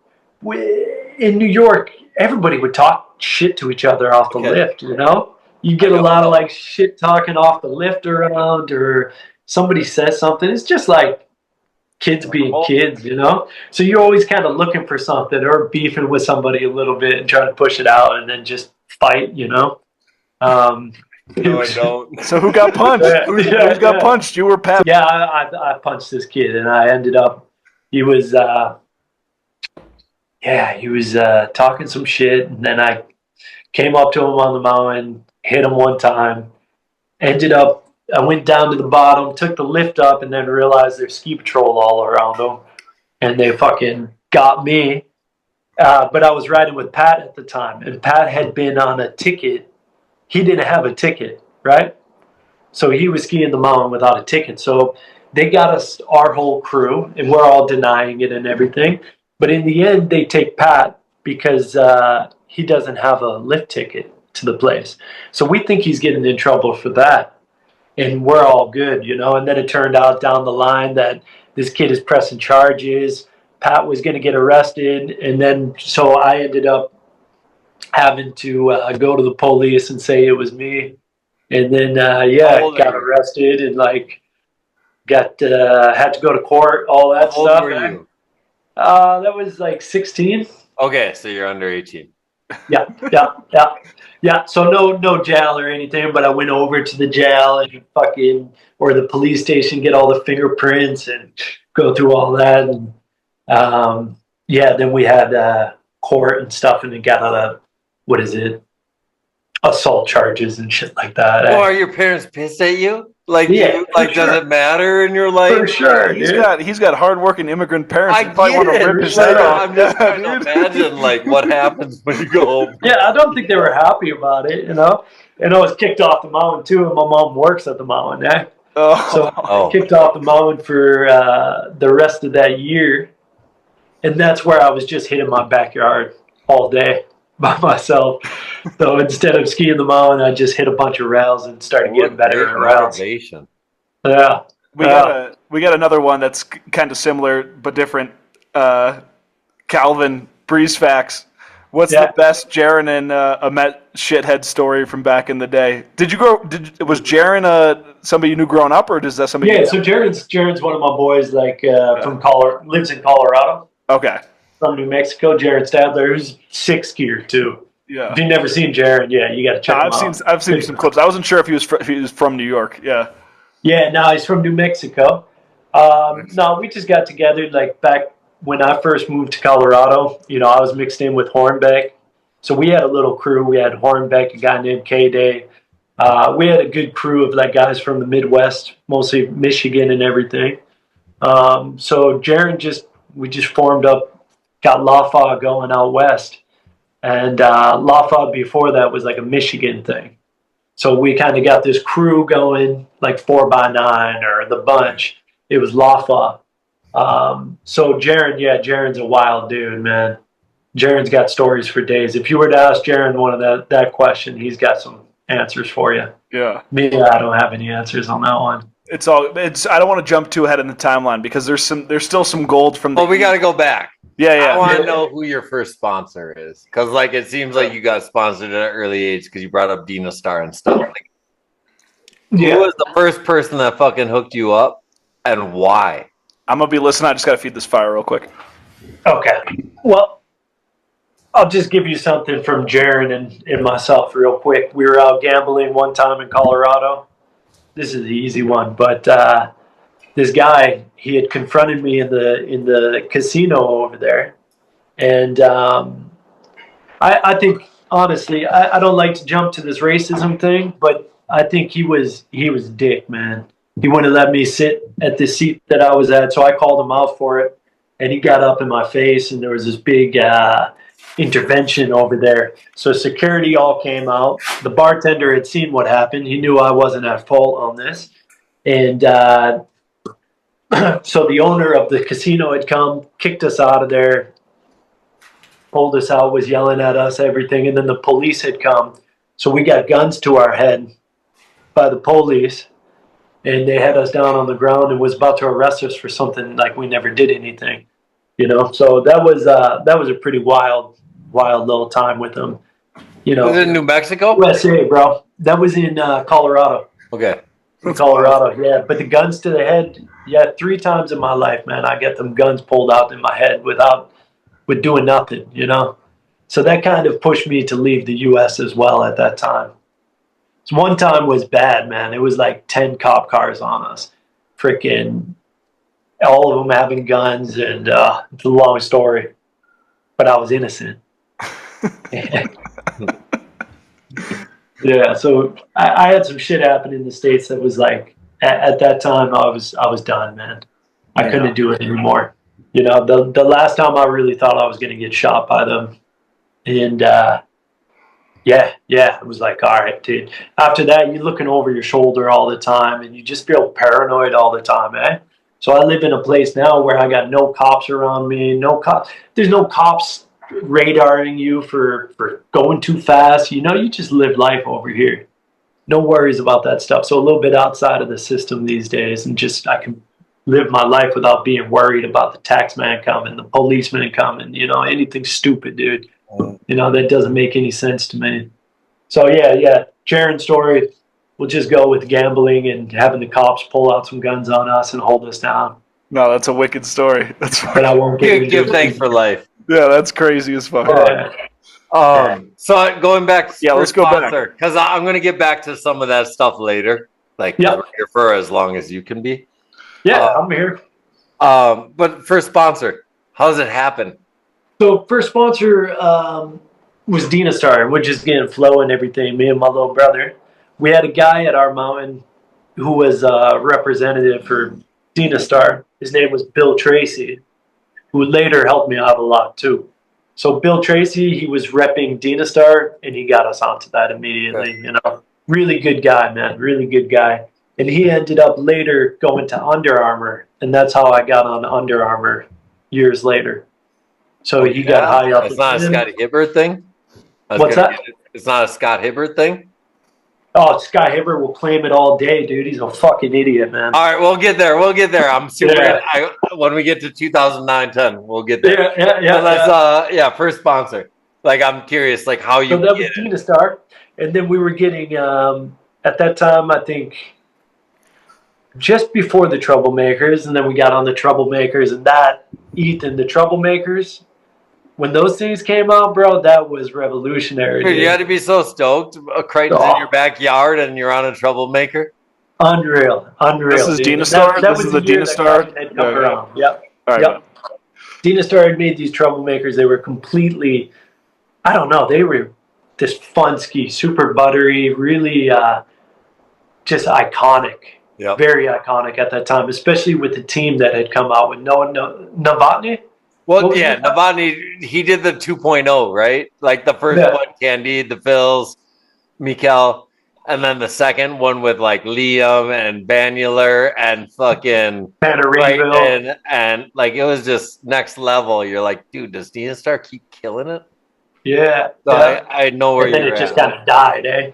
Yeah. But yeah, so I was on Dina Star for a couple years, and then Ninth Word had, been making the rounds, getting bigger, coming out, and those skis. I mean, McKell was on there. So you were on Ninth Ward? And I was a huge McKell fan. Yeah, I got on Ninth Word just 2005, 2006, just for a season there. That's like the first year, right? 2006. And then I think it was the summertime, actually, 2006. So we were hitting like the Cooper Park rails. How does anyone from Ninth Ward find you? And then we went to. How does anyone from Ninth Ward find you? He's getting to it. He's getting to it. What's that? How does anyone from Ninth Ward find you? Fuck, I think at that time, I actually sent out some videos, man. Okay. I think I sent out Campbell like a sponsor Direct me letter type of thing. So yeah, I think that's what I did was like throw some videos their way and said, hey, this is what I'm doing. Next year I'll be moving out west. Love your brand, that kind of thing.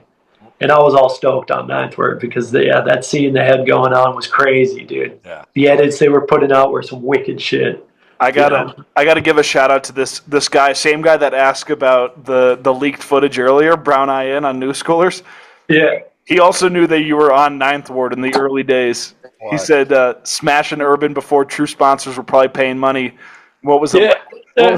What was it like on Ninth Ward in the early days? He goes, parentheses, yeah, I met road for them. I didn't know that. Like, this dude knows his shit, bro. I did not know that. Yeah, dude, this is an old head, bro. Yeah. He knows some stuff, man. Well, I wasn't like, it wasn't like I was like on their team and stuff, I was just getting some hookup. I think they actually did give me a little, no money, but they hooked it up. Man, you felt like when I was riding those skis, it was actually for the 05, 06 season. And riding the skis, you kind of felt like, I don't know. You're a badass. Word at the time, They're like, you're a badass, dude. That's probably why I was getting into fights and shit. Sorry, I'm trying to set this thing up. But the Ninth Word, it was, I don't know, man. I went to Mammoth, California that summer. So that was the first time going to Mammoth was 2006.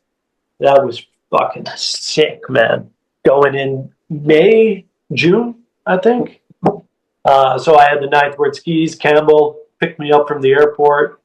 And after that year, I wasn't on them anymore because I couldn't get a new pair of skis, and I destroyed those skis, dude. Just so you know, if you would have said you got money, no one has ever gotten money from him. Mikael never got a penny. Then I definitely did not. Yeah. Bellinger, Henrik, no one's got a penny. Oh, what it was I had a contract for getting what's it called? Royalties. Not royalties, but matching the contract for, winning a competition. So I won some rail jams around. They were supposed to give me money and then never got no money. No, for sure. You just hit on something. You just hit on something too. Like, could you talk about the local competitions at the time? This same guy, I'm telling you, your biggest fan on New Schoolers. He wants to know about the Vermont Open. Word and up. When he said T. Raines, Stephen Thomas, Liam Downey, like when those guys. I forgot Tanner Rainville on the. Yeah, when those guys were like destroying shit on the East Coast, he wants to know about that. I'm telling you, this guy's like your biggest fan, dude. Yeah, bro, he knows his stuff, man. Yeah. That guy's been around for a while, then. Yeah, Vermont Open. This is one of my big beefs with skiing these days, dude, because back in that time, these competitions that were going around in the East Coast were awesome, dude. There were so many independent competitions where guys can go out, they can win some money.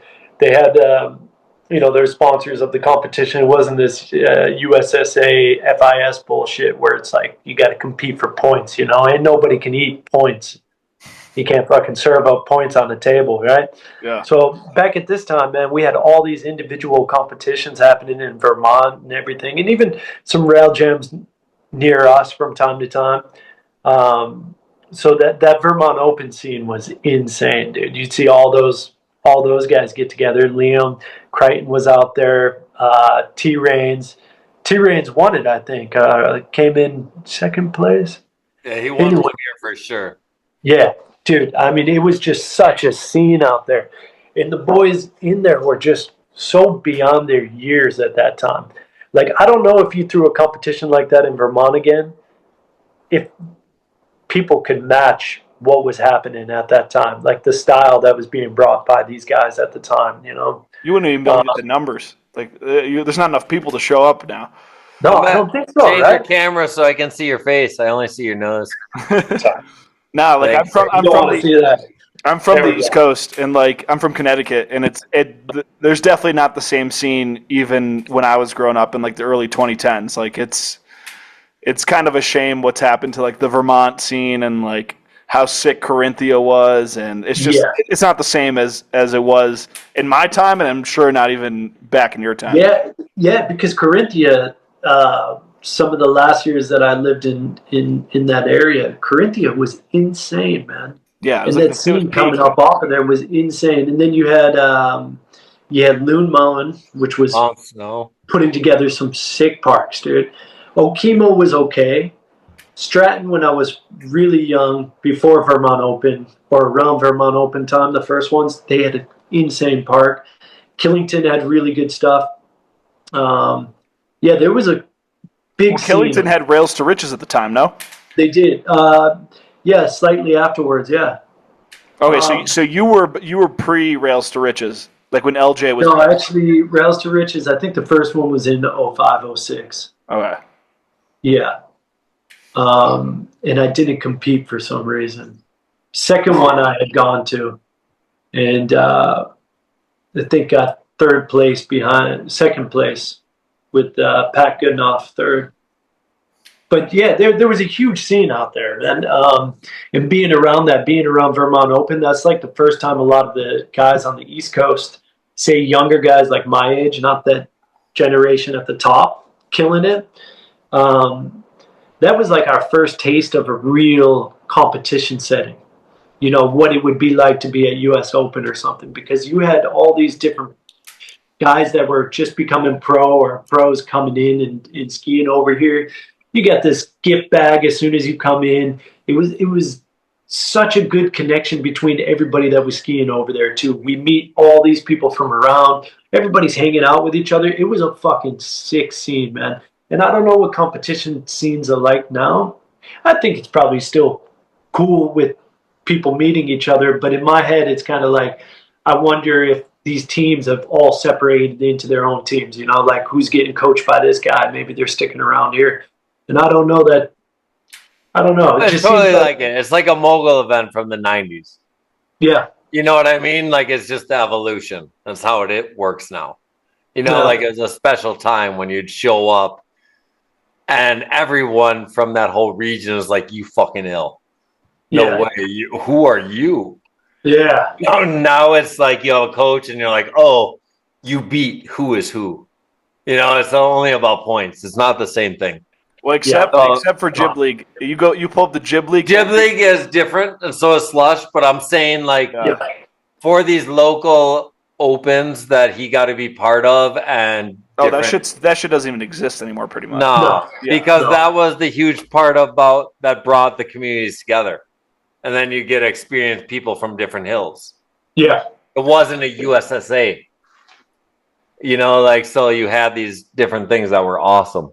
Yeah, they were so good, man. And we connect with the boys like from Waterville at these competitions and make good friends with a lot of those guys from Waterville, like Mike Clark, Jeff Kiesel. Right, because you could become friends with kids that were from academies, even from 04 to 07, like where academies became huge, right? Because you were around academy kids when you went to this event. And academy kids were the kids that blew me away when they'd show up out west. Like, I was like, who the fuck are these kids from Waterville? So good. And so, like, it's really fun because the academy kids were the first generation of these, like, conformed kids, but they'd have to interact with kids like Ahmet. Yeah. But still, even that those had a academy backyard kids setup were out there, you know? Like, they were pretty different as well, you know? Oh, yeah. They had a coach when you got to the bottom that would say, hey, you did this wrong. You Yeah. didn't have a coach when you got to the bottom and said you did this wrong. Nah, you get the homies down there. I'm like, fuck yeah, dude, do it again. Yeah, bro. Yeah,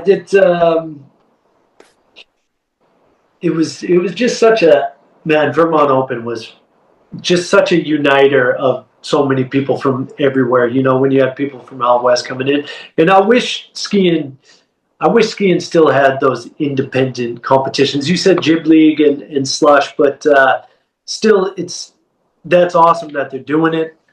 But I wish we would see things like big competitions, like U.S. Open type of things again, where it's not about points, but you can win fucking money.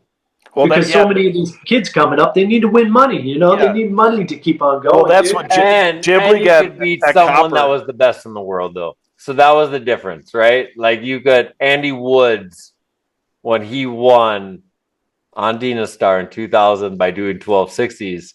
He beat. Think of all the dope ass names. Yeah.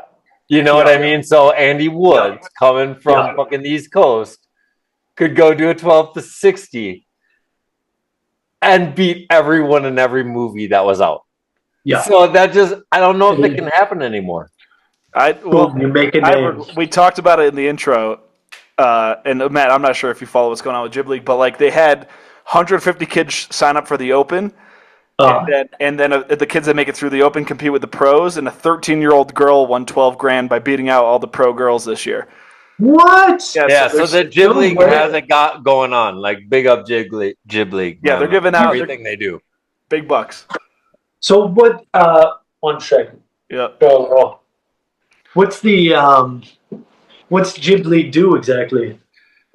Just so the audience doesn't have to suffer through me explaining this twice in one episode. Basically, it just goes from a open session to, and then everyone that makes it through the open session goes to an invited pro session. They get put up for free in housing, and then it's peer voted, and then the winner gets 12 grand. So after three open, so you make it through the open session, you do 3 jam sessions with the pros. And then whoever the riders vote as the winner wins 12 grand. So the men win 12 grand. That's awesome. So it's coolest shit I've ever seen in skiing in my lifetime. Obviously, I've read about stuff that's fucking sick, but it's the only thing today where you're not earning points, you know, and you're not earning like, you know, $100 for doing it. Like they do rail jams today where you hand out a couple bucks here and there for someone doing a cool trick. But this is like the only thing, and I mean it's made by Woodsy and Ferdy and Oystein, like guys that saw sick, man. Yeah, guys that saw cool shit. But that's what's going on today. That's like the saving grace of today, because everything else is fist points.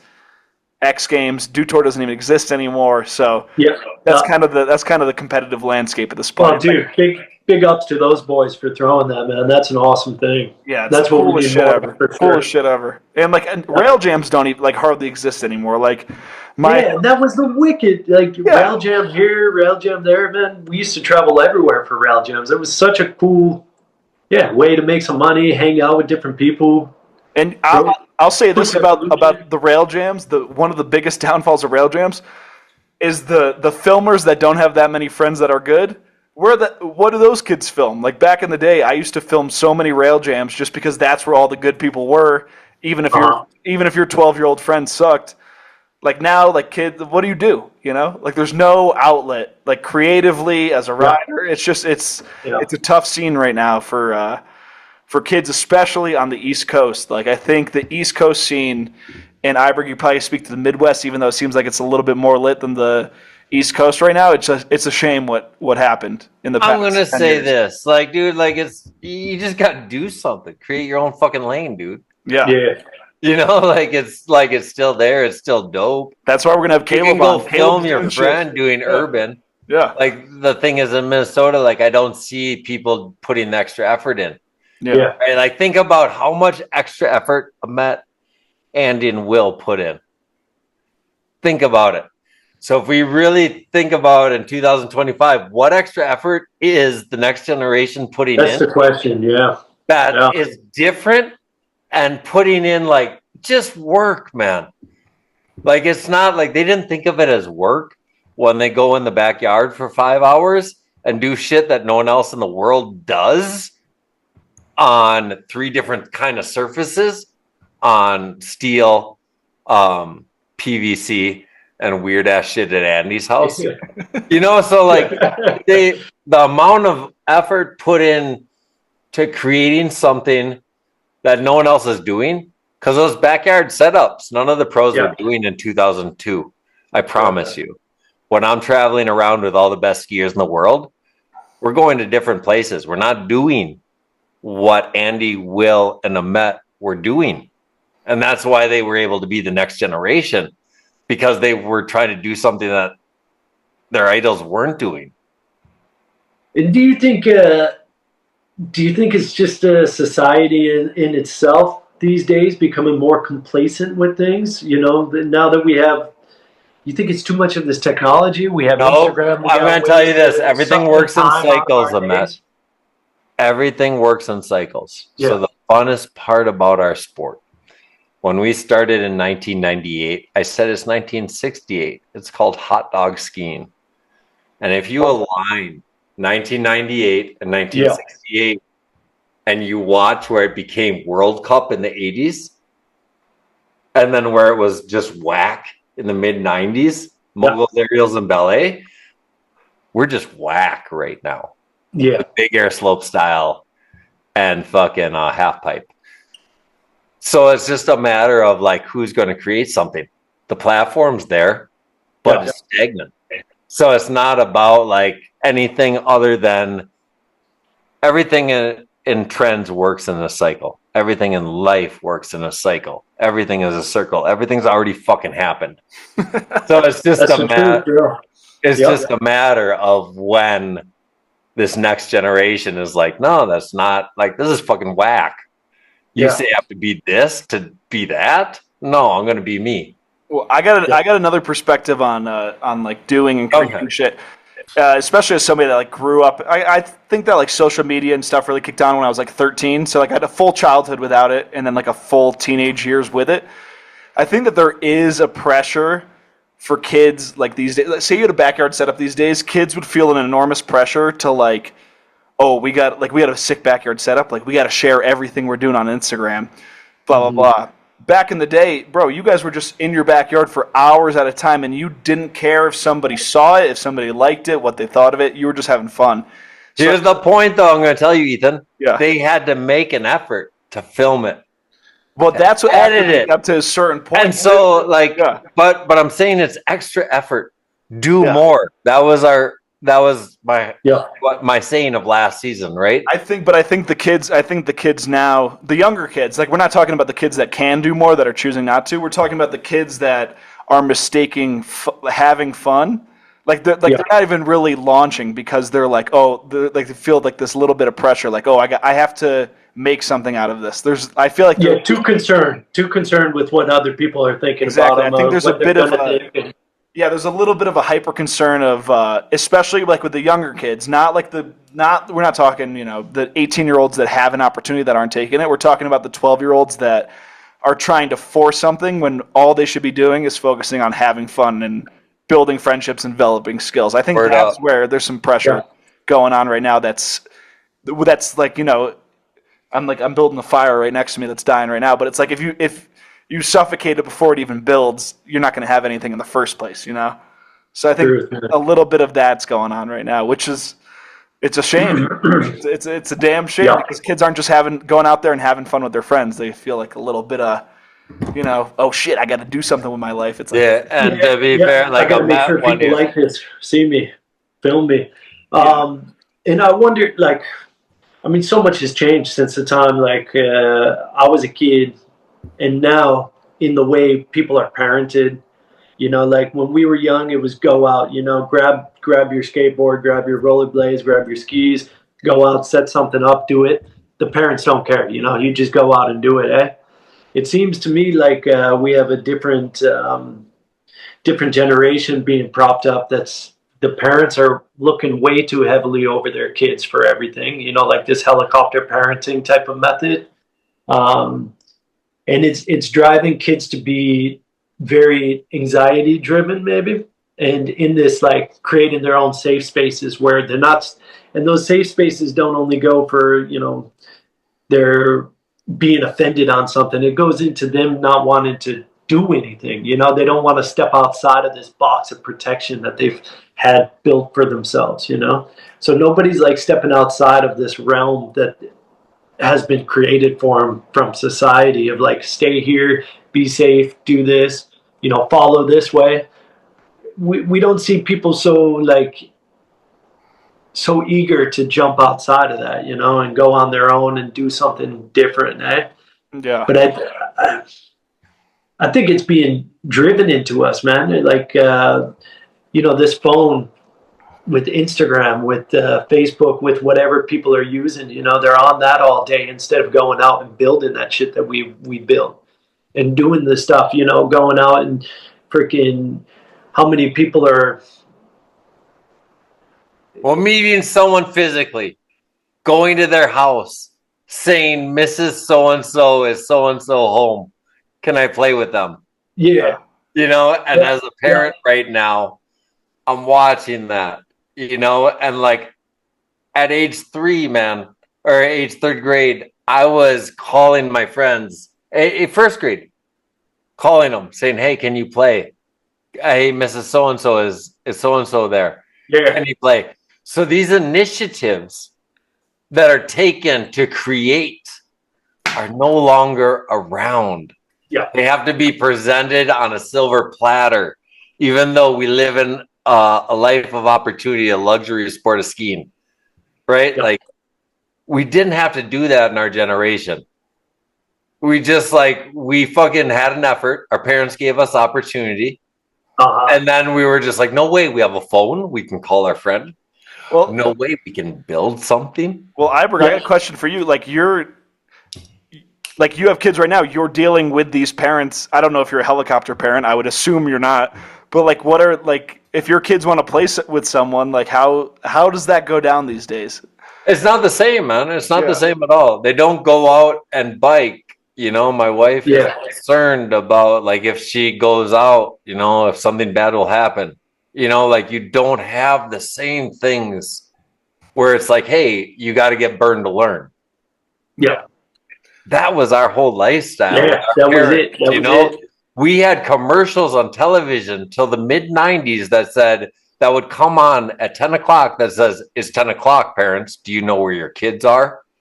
That was a normal commercial on the 4 television channels in the United States of America from 1980 to the mid-90s. Okay? And the idea was that we were out doing things and being in trouble, getting hurt, having bad experiences that taught us what not to do as adults. Yep. Yeah. So no kid now is having an experience of what not to do as an adult, because if you get burned as a kid now, your whole life can be fucking ruined. Yeah. If you break up and you're a 12-year-old, and then all of a sudden the boy or girl goes on the internet and says, oh my God, they're such an asshole. They did this. Your life is ruined, dude. Yeah. So you don't want to get burned and you don't want to do nothing. You don't want to be an individual. You don't want to go out there and say, I am me. Yeah. I had to walk through my hallways of my school and people would say, what up, G-Funk? Make fun of the way I dressed. Call me a wigger. I didn't give a fuck. Yeah, that was it. You didn't care, dude. No. And so now no kid can do that because no one's going to want to be themselves because they're going to cry themselves to sleep. Well, there's no anonymity anymore. You can't make a mistake, and it's only the people around you seeing it that also make mistakes that you also witness, and then, you know, it's kind of a wash at the end of the day. You've both seen each other be idiots. Now it's, oh, say you're in college, you're drunk being an idiot, I could take a video of you, and that moment lives forever. And that's what I'm saying, dude. All the shit Tanner and I did. Yeah. If Tanner and I was fucking people who had camera phones. Yeah. Our life is done. Yeah. I don't know. Yeah. Tanner's like a cockroach. He could survive. Our life is done. If it is 2025 and people film what wrong decisions we make and we learn from them. Yeah. You know, it's okay to make a wrong fucking decision.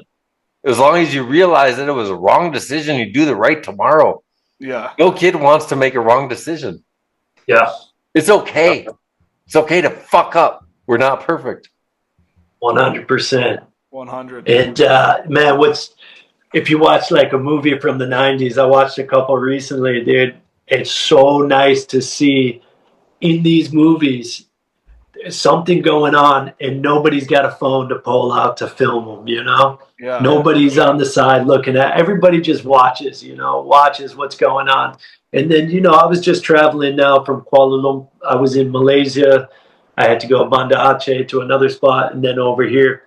And you look around and it's everybody just head down in the phone. And fuck, man, we got this like super beautiful world around us. And when we were kids, you played in that world, We used to go out and we wanted rails. We'd get a freaking table saw. We'd cut things up. We'd measure it all out. We learned how to do this on our own, make the dimensions to make that jump. Put the boards up right, cut those 2x4s, get the plywood. What's going to work for the transition of this jump? We didn't have YouTube telling us how to do it. You go out there and you learn on your own, and you fail a lot. You fail on some of them, you mess up on a lot of them, but the ones that you do right, boom, there you go. You got a template for your next moves in life, And we learned so much from that, where I couldn't imagine being growing up these days, and you don't have access to this kind of stuff. You don't have. Your parents think this is going to be too dangerous because, if you get cut, then it's coming back on the parents, and everybody's going to be talking about the parents now, Back then, bro, we were blowing things up. We were freaking making everything on our own for what to hit, what to do. So it's just, it's kind of sad to see now that we're just being like held into this like this digital reality, instead of going out and, like you said, playing with your friends all day, dude. We wouldn't get back home until 9, till it was dinner time, And the mod didn't care, dude. You go out there, go enjoy, go hang out with your friends up the road, walk up the road. Yeah, I don't know why it's, well, I do know why, but, it's such a drastic change. It's the whole idea, man. Like, imagine like what you guys do, you can die. Yeah. Right.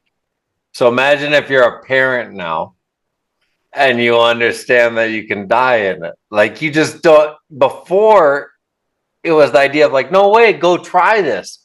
Look at what everyone did to learn a trick. From 1998 to 2005. They landed on their head. There's no slow motion rewind on YouTube. No. And so like when you had to make up shit, it was a really different time thing than when you have to be like, whoa, is it worth it? I watched X Games this year, and they interviewed the Tupac kid, the guy that TJ Schiller coaches. Troy. And they're like, yo, like, were you nervous? Do you want to do this? He's like, dude, I am scared as shit and I don't want to be here. And I'm like, did I just hear that at the X Games? Yeah.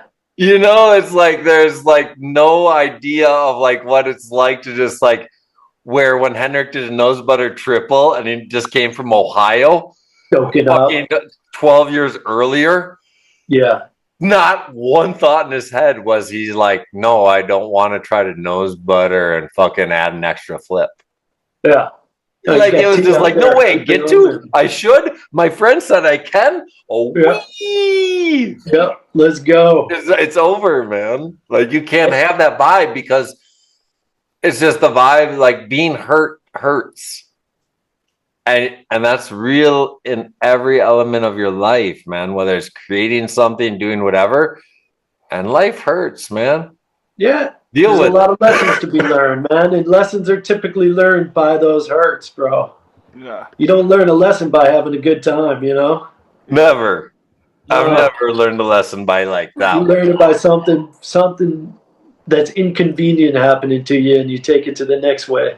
And that's like you said, when you're, when we're young and we had the snow guns that would blow up a bunch of snow, so you can make big jumps out of those, the whales, eh?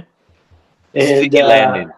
man, when you're learning a rodeo for the first time, I landed on my head the first time, eh?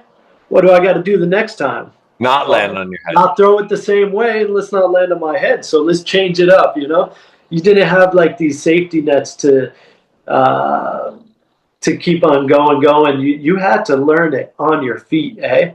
You had to be willing to risk it too. So I think the level of professional skiing back when we were young, those guys, you had to be a little bit fucking insane, because all the time you're trying to do something completely new and risk landing on your head. Never seen done visually in your life. Yeah, They had the fucking doll that they would use to visualize it.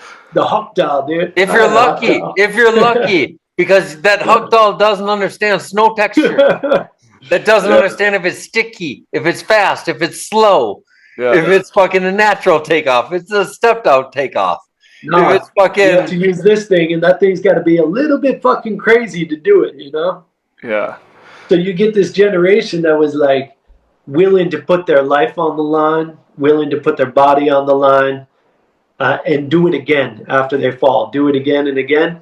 Whereas now you have such a safety net. You get the airbags, you get the water jumps. You have everything where these kids will go up with their coach, have them tell them how to do it 100 times. They do it over and over again in an airbag. By the time they get to the jump, they got it dialed in, And that's cool. That's good for them, man. It's a great way to learn. However, that's where we get like a lot of kids that are professionals now that probably maybe wouldn't have been had it been 20 years ago, because maybe they didn't have the mentality to bring it to they that crashed level. 5 times and broke themselves 5 times. Maybe they wouldn't want to do it anymore. Exactly. Maybe being a pro skier is not so sweet. So, it's just kind of like made a wider. It made a different level of thinkers in skiing. Not so fucking crazy. You know what I mean? Not so. I want to say this to him, like, you're not saying anything bad, because I saw some kids make a comment like, "Oh, you said water ramping's whack or something, and it's unfair." Like, that's not what you're saying at all. Yeah. The idea right now is the idea is you learn from failure. Yeah. And you had to, in the past, you had to fail a lot more. That hurt a lot more. And you had to wonder if the blown knee, the broken back was worth it to try it again. Yeah. And all the people that created this sport said, yes, it is. And so it's not a negative thing for any of the new younger guys. It's more of the idea like, hey, it's the idea of like, could you really do this? Going through these many difficulties. Yeah. No disrespect. It's a whole new generation. It's a whole new concept. It's a whole new sport. But it is different for the idea that like what you really need to do to overcome the pain, the gnarliness, the fucking people that like, you're not even doing something that anyone else does. Right? Backyard setups in New York. Yeah. Who else is doing that as a teenager? Yeah. So like the whole idea is like, what do you do when you complain as a youth growing up and say, I don't have a sponsor, I don't have that? Well, you probably do what everyone else does. Yeah. So and if you're doing what everyone else does, that's probably the reason why you don't have a fucking sponsor. Yeah. That's it. Iberg, you brought up a great point. Like the people that came up, like I think a lot of the younger guys, and I'm excited to talk to Caleb about this because I feel like he doesn't care about the older guys. But it's like the older guys, even though they were doing tricks that were by all measures less impressive, like just less degrees of spin, less difficulty. Yeah. They sincerely wanted it more than the younger guys because the only way to learn was to eat shit over and over and over. And that was visualize, man. You have to create. Just like if you create a rap or create something, you have to think about it. You have to really be like point. Like just the learning process the learning curve was so much steeper because there was the risk of getting hurt was there all the time. There was never like an easy, safe way out. You just had to eat shit to learn. I want to say right now, it's still possible. You look at fucking a Phil Casabon, and you look at someone that, like, I just watched his shit from this whole year. It don't look like no one else I've ever seen. And he's 37, 36. Yeah. Yeah. I don't fucking know. But the idea is, it's still out there. Yep. Just don't do anything that anyone else does. Dude, it's so sick. You can ski just streets, on mountains, this, you know? across, like anywhere you can ski, that's snow. Yeah. So, like, for sure, you can do something different than someone else. So let's jump back because I sent my girlfriend and my buddy that's staying with us to Clock Tower for the night, and I don't have unlimited time. Okay. Let's talk about when you went to Colorado, what the scene was like. We got a couple of viewer questions, but I just want your first impressions when you finally moved west, which is a huge deal for anyone that grew up on the East Coast or in the Midwest.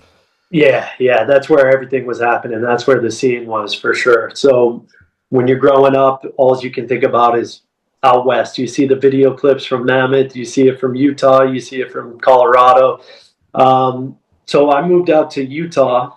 I didn't go to Mammoth. I didn't become a janitor. I went out to Utah. Utah, I remember just weeks before I had moved out to Utah. I think I moved out in October. They were getting a really early snow. So it started snowing early, and I seen all the boys that moved out there just before I did, setting up a bunch of rails and everything. It looked sick, man. And that's where you get like all the 4x9 guys moving out, a bunch of the Waterville. Did you know any of these people? 4x9 guys, I didn't know, but I think we had chatted on New Schoolers, some of them, you know? So we all kind of knew of each other. So a bunch of East Coast guys all moving out to Utah same year. And yeah, man, as soon as I got out there, you know, it was like a dream, man. You know, I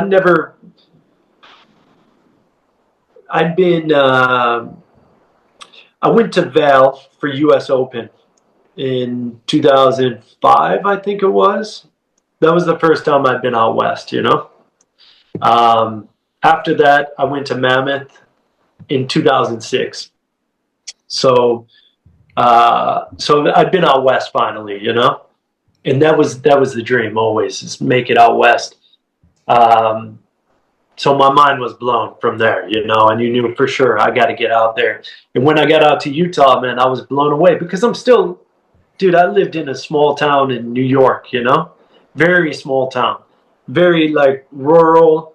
The poverty levels, you know, a lot of people don't have much out there,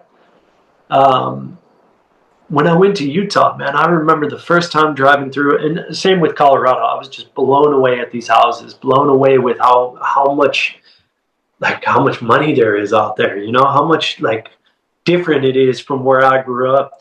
So when I'm driving into Park City for the first time, as I did this full drive from New York, you're seeing all these houses up on the hilltops.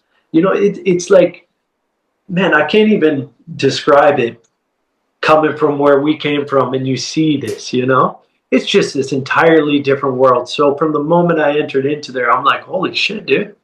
I ain't in Kansas anymore type of thing, you know? This is different, bro. And right from there, we've started setting up all the rails and stuff in the woods, and fuck, it was so cool, man. There was such a good group of people out there, and just got right into skiing powder for really kind of the first time. Like, what year is this? This was 2006, going into 2006. 2006-7. Yeah. So same year Wallace puts out his Super Unknown. Yes. Yeah. Okay, so to me, this is when I made idea. To me, this is the biggest year in skiing, because like I made idea. I thought these kids were the dopest human beings ever that's touched skiing. And then I watched this new era. Right? Like like everyone I saw that came out, and I was like, yo, Pep, Eric, and Andy, you can't do what these kids do. You know, and so it was a really big thing. And like, even like, you have to imagine Tanner made Believe that year, right? So Tanner made Believe, I made Idea, and then Wallace comes out with Super Unknown. So the digital shit as big as our big budget shit. Right. So to me, that's the biggest year in our sport. It was a huge generation shift. It was a big, like, one of those, next generation of skiing starting to step on through. Highest level. So, like, when you're doing that, like, are you in the level of, like, Wallace, where he's shooting a super unknown? Like, are you trying to film something for something when you move out to Colorado? Yeah, I started, so I met up with Ian Costco. Became good friends with Ian Costco at the time. He was filming with Rage Films. So that's where I stepped my foot in the door. I met Kyle Decker, who I think was going on the first year at Rage Films. Kyle Decker went on to film with Level One. Yeah. I didn't know he was all the Rage ever. That's fun. All this stuff. And I think 1 year with Rage or 2 years with Rage. So I'd met him and we clicked, man, because he's a good old Ohio kid. Yeah. We grew up in similar ways, he's funny as hell, dude, that guy. So we started filming pretty much right away, man. As soon as the first snow started falling in the cities, we fucking hit the rails everywhere. And, it was like, it was like a mecca for me, to go out. What was the name of that? Was that Booter Crunk? That was Enjoy. Okay, Enjoy. So, that was the first like bigger film company I ever filmed with there. And we put out just a street segment. So went around everywhere around Utah. I think we actually went back to New York that year with Decker and Tim Russell and Hornbeck. So that was like the trio kind of was Hornbeck, myself, and Decker. And we just, hit a bunch of rails all year. And then, living in Utah, it was just such a step up, man, Finally, like I said, skiing, I skied New York powder, dude. So Enjoy from Rage Films was your break, like, big outside of coming from your... And I think I won at the IF3 Best Jib segment from that film. So it was all just rails in that year, which... I really like jumping as well. So you won Best Jib segment, 2007. Yeah. To put this in perspective, because IF3's first year ever was 2007. Okay. So it was the first year. Well, like the first year, because what I'm always blown away is that, like, 2009, you won Powder Breakout Performer and Best Jib of the Year. And I always bug out when I think of that. I'm like, yo, Powder Magazine. Tanner and I always freak out. Like, we're like, dude, like, they gave Ahmet Dadali Breakout Performer. That's what they give to, like, Kai Peterson and Sean Pettit. Yeah. You know what I mean? Like, you were the first ever jibber. Yeah. Like, first ever fucking freestyler. Yeah. Fucking won a Powder Award. Yeah, I was stoked on that, man. That was the iTrip year. So, I think if I remember correctly, at that IF3, they didn't have Best Jib segment category, But I think they made one after the movie came out, So then they gave me the ski after the movie came out. They're like, oh, yeah, we got this going now. So, that was, it was a huge... I mean, just it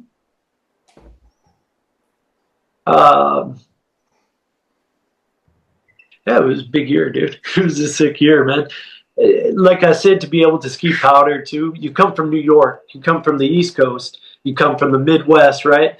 You don't have this park available to you all the time. You don't have this good snow to ski on. So the reason people from the East Coast and the Midwest progressed so quickly was we'd ski every fucking day, no matter what the conditions were, right? Yeah. All those conditions were better than what they were back in the East, back in New York.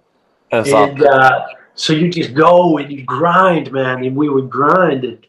And in those years, dude, I just didn't get tired, You just keep going and going and going, and we had such a hard work ethic.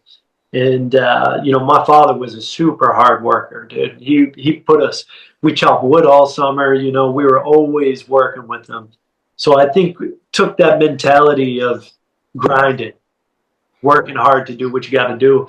And I took that into skiing. And I know, like, people like Decker, when I was filming with him, he was always very happy to film with me because, You just go until you hit the shot. You know, there was no, I'm done.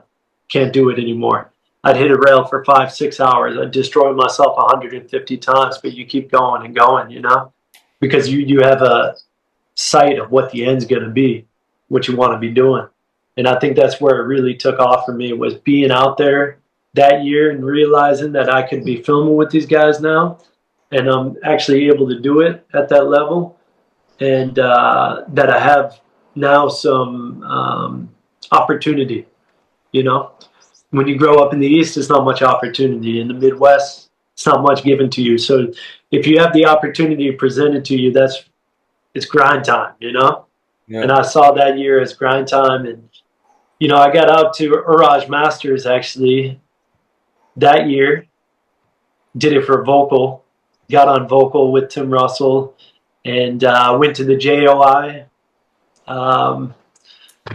So first time skiing outside of the country, went over to Sweden, did the JOI thing, and it was just, it was this crazy year, man, coming from what I'm used to into this type of lifestyle. It was just mind-blowing that this is what it is, man. I'm finally here doing something, you know? So transition, big one for me is, I didn't know you the I Hate New York era. I only knew you as Open Jacket, fucking landing in powder, fucking So I saw someone make a comment on New Schoolers. They're like, man, I love the I Hate New York Ahmet more than when he transformed. So whatever. That's the same guy that knew all this shit about. Okay, so same dude, huh? He didn't like I'm the gangster curious, transition. He didn't like the gangster. When you were creating your style, like what inspired you to open a jacket and powder? Like this is a big deal to me, as stupid as it sounds. Because I saw Mark Frank Montoya do it.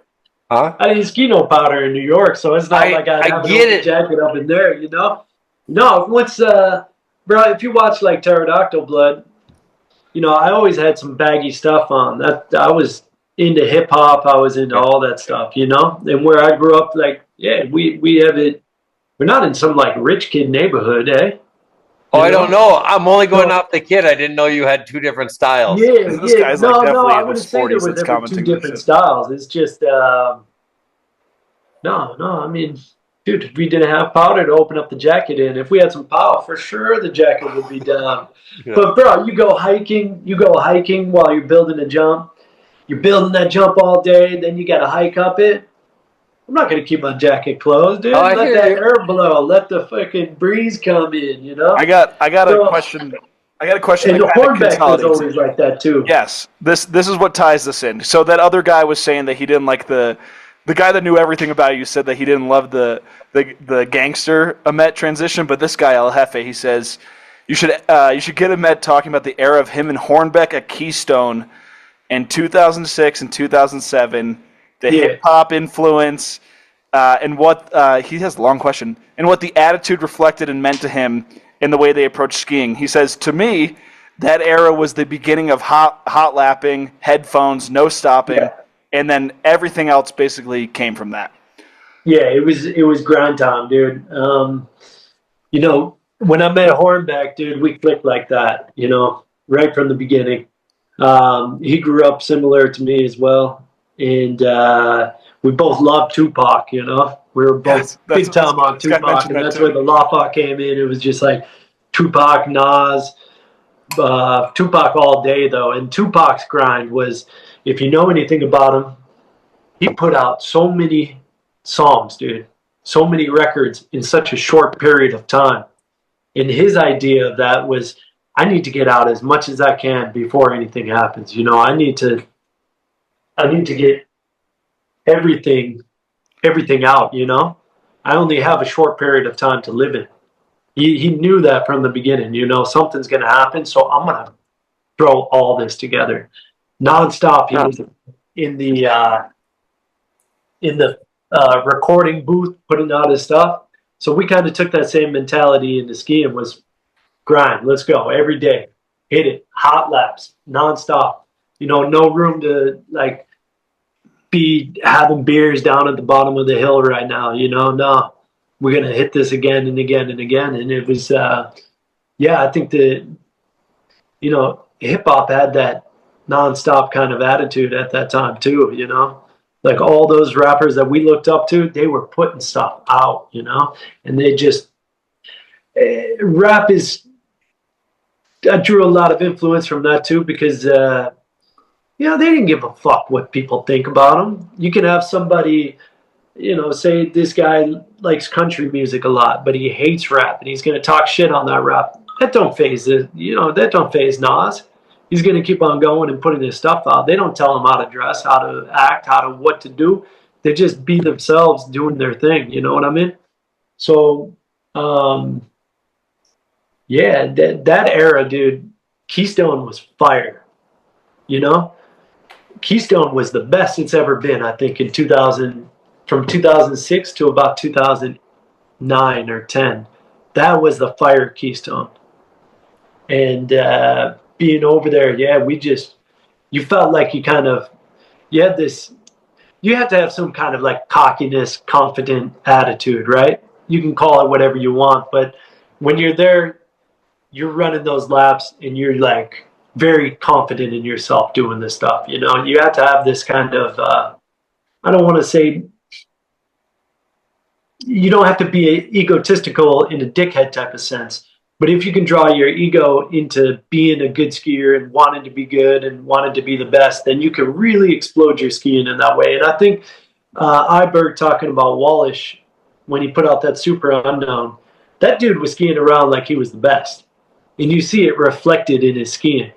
You know, you can see that immediately in that edit. He's skiing like he's the best. And he was acting like he's the best too, you know? And that's what really projected him to the top at that time. You have to have that kind of confidence.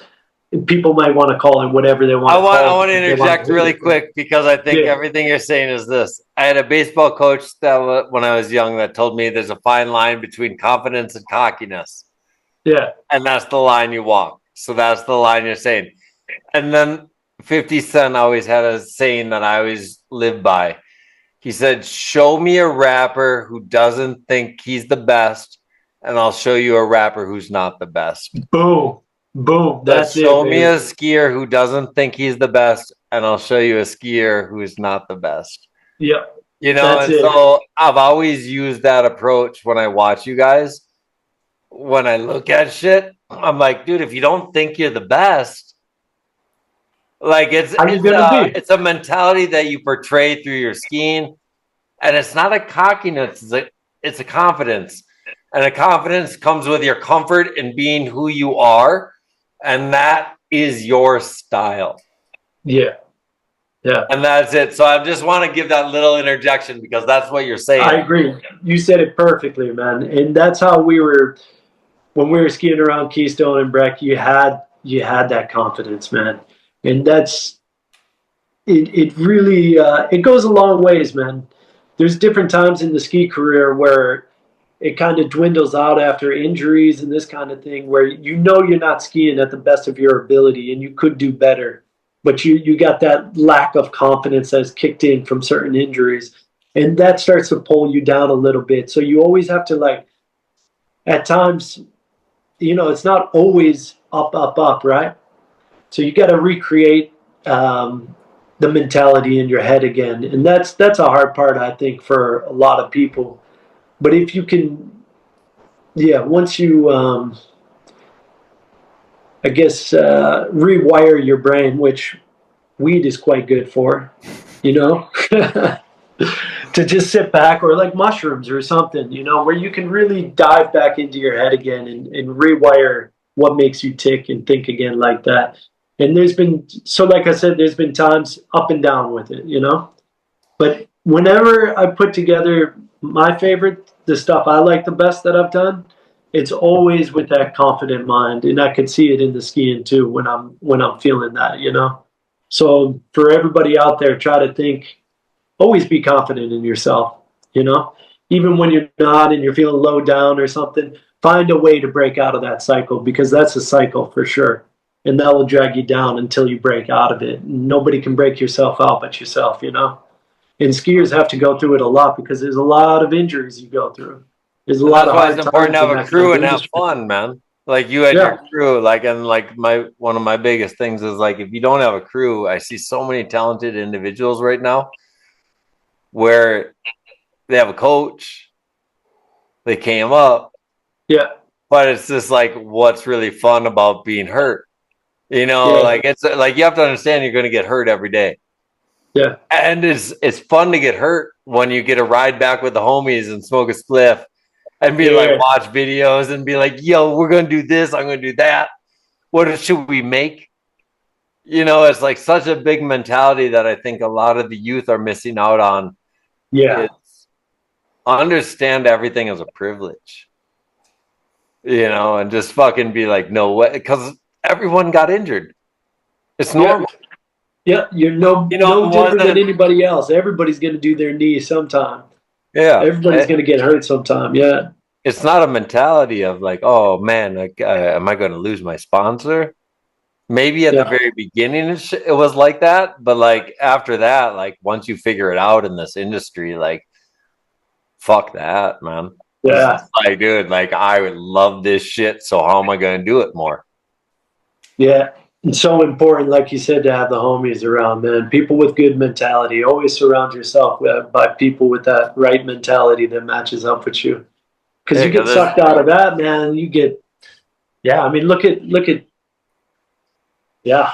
There's just no way you are who you are without Andy or Will. Yeah, you coming know, up like, that way, yeah. And so, like, when you look at it, but you are nothing like Andy and Will. No. And Will is nothing like Andy, and Andy is nothing like Will, but y'all fucking chilled every day, and you're nothing like each other. What a great fucking formula to look at. Oh, it's a great mix-up, man. We all think different ways, do things different ways, but we all feed off of each other, too. You know, when we were growing up, it was really that I definitely contribute everywhere I got to skiing from having that crew that I grew up with, you know.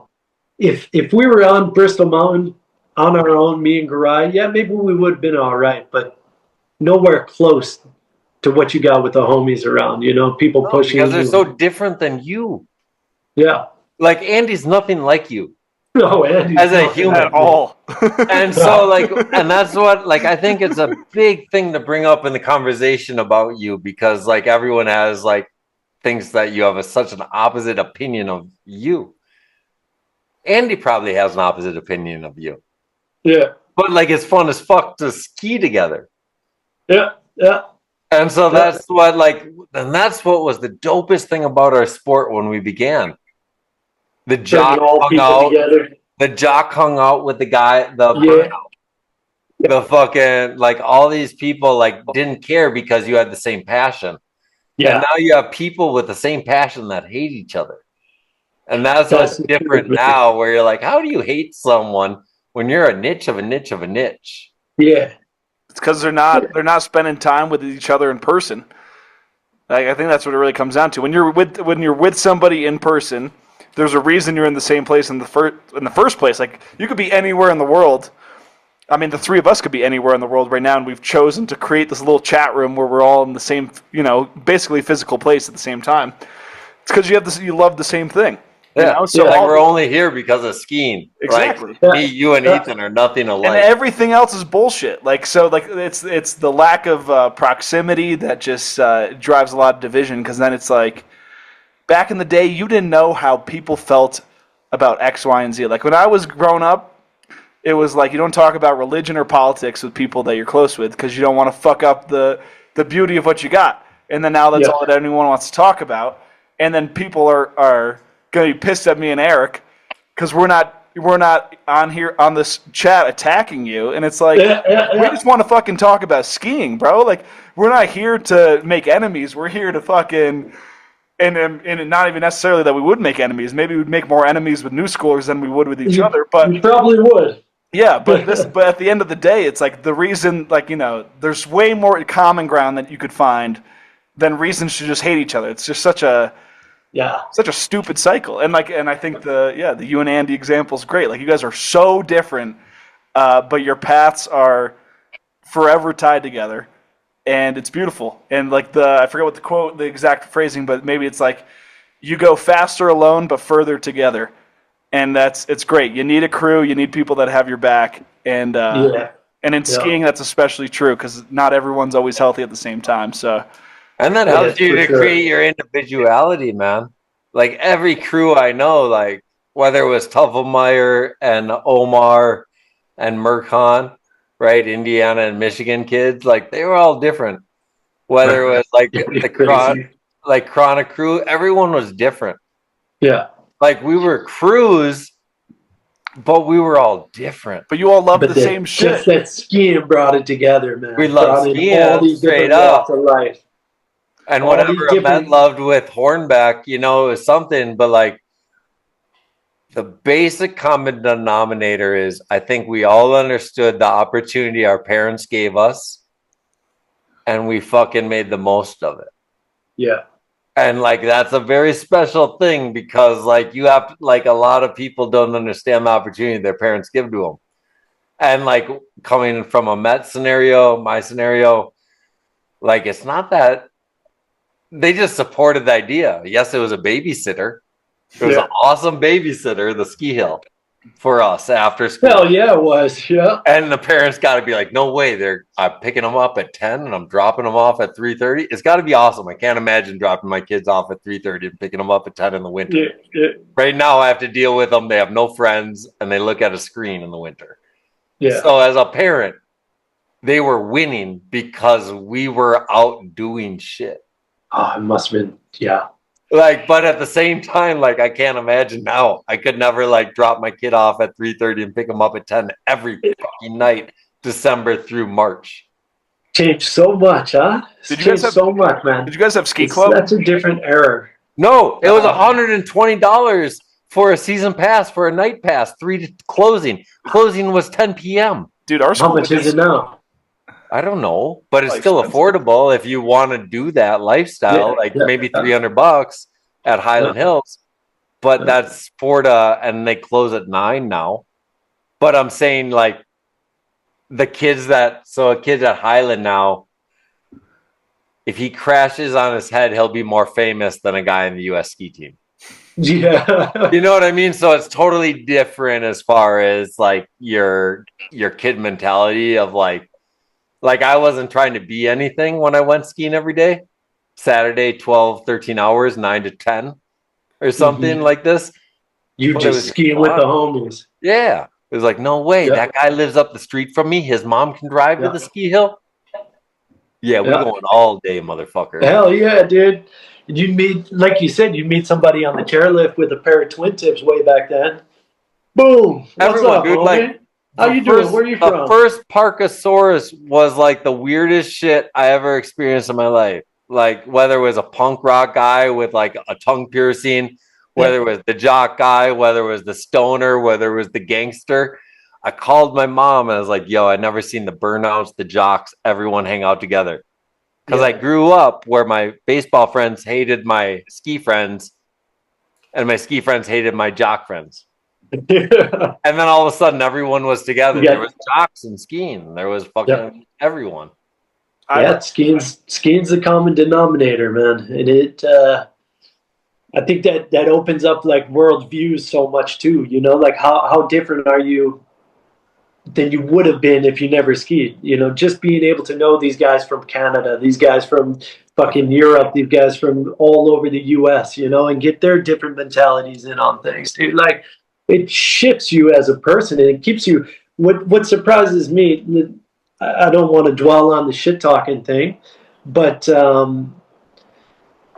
with skiing, I felt like I was given such a more of an open mind, you know, being able to meet people from all over different places of the world and open my mind up to all these different places, you know, like you're given another set of eyeballs for each person you meet in all these different ways. So you got to look through them and see, oh, this is how this is. That's how that is. Oh, they live their life like this and do this. Okay, cool. I can take parts of it, you know.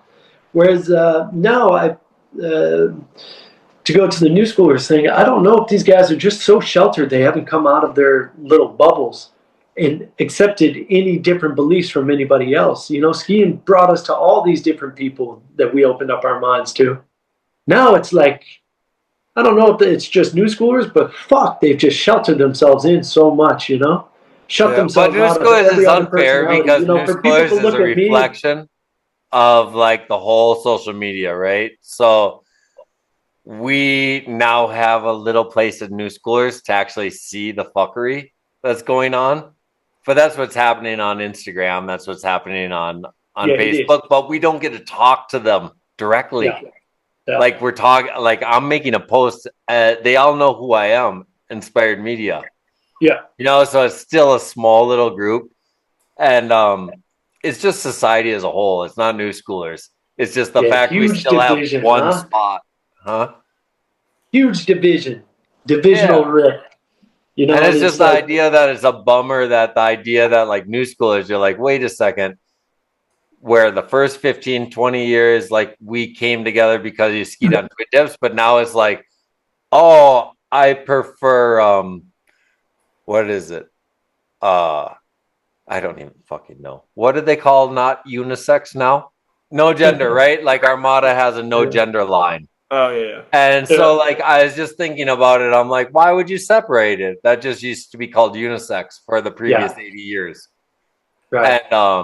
And so everything in our small niche of a niche of a niche of a niche, you're like, dude, we're already like 0.0000000000001% of the world.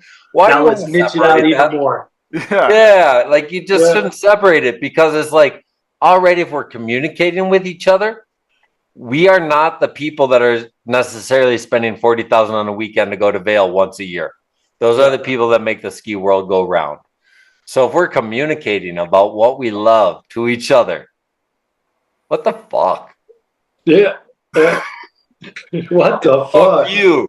It's just the unnecessary division, like you were saying. No, Like it's like when you have a friend in real life that you disagree with, you know, like I probably have a friend out there that wants to dissolve society and live in a communist, farm, and you know, I just in my mind I'm just like, that's my friend that thinks that. Good thing that we have other things in common other than that. Yeah. Word up, dude. Just like give thanks. Like not one of my friends thinks like me. Yeah, exactly. You just have a variety of perspectives. It's beautiful. And What I've seen. Go ahead. Yeah. Yeah.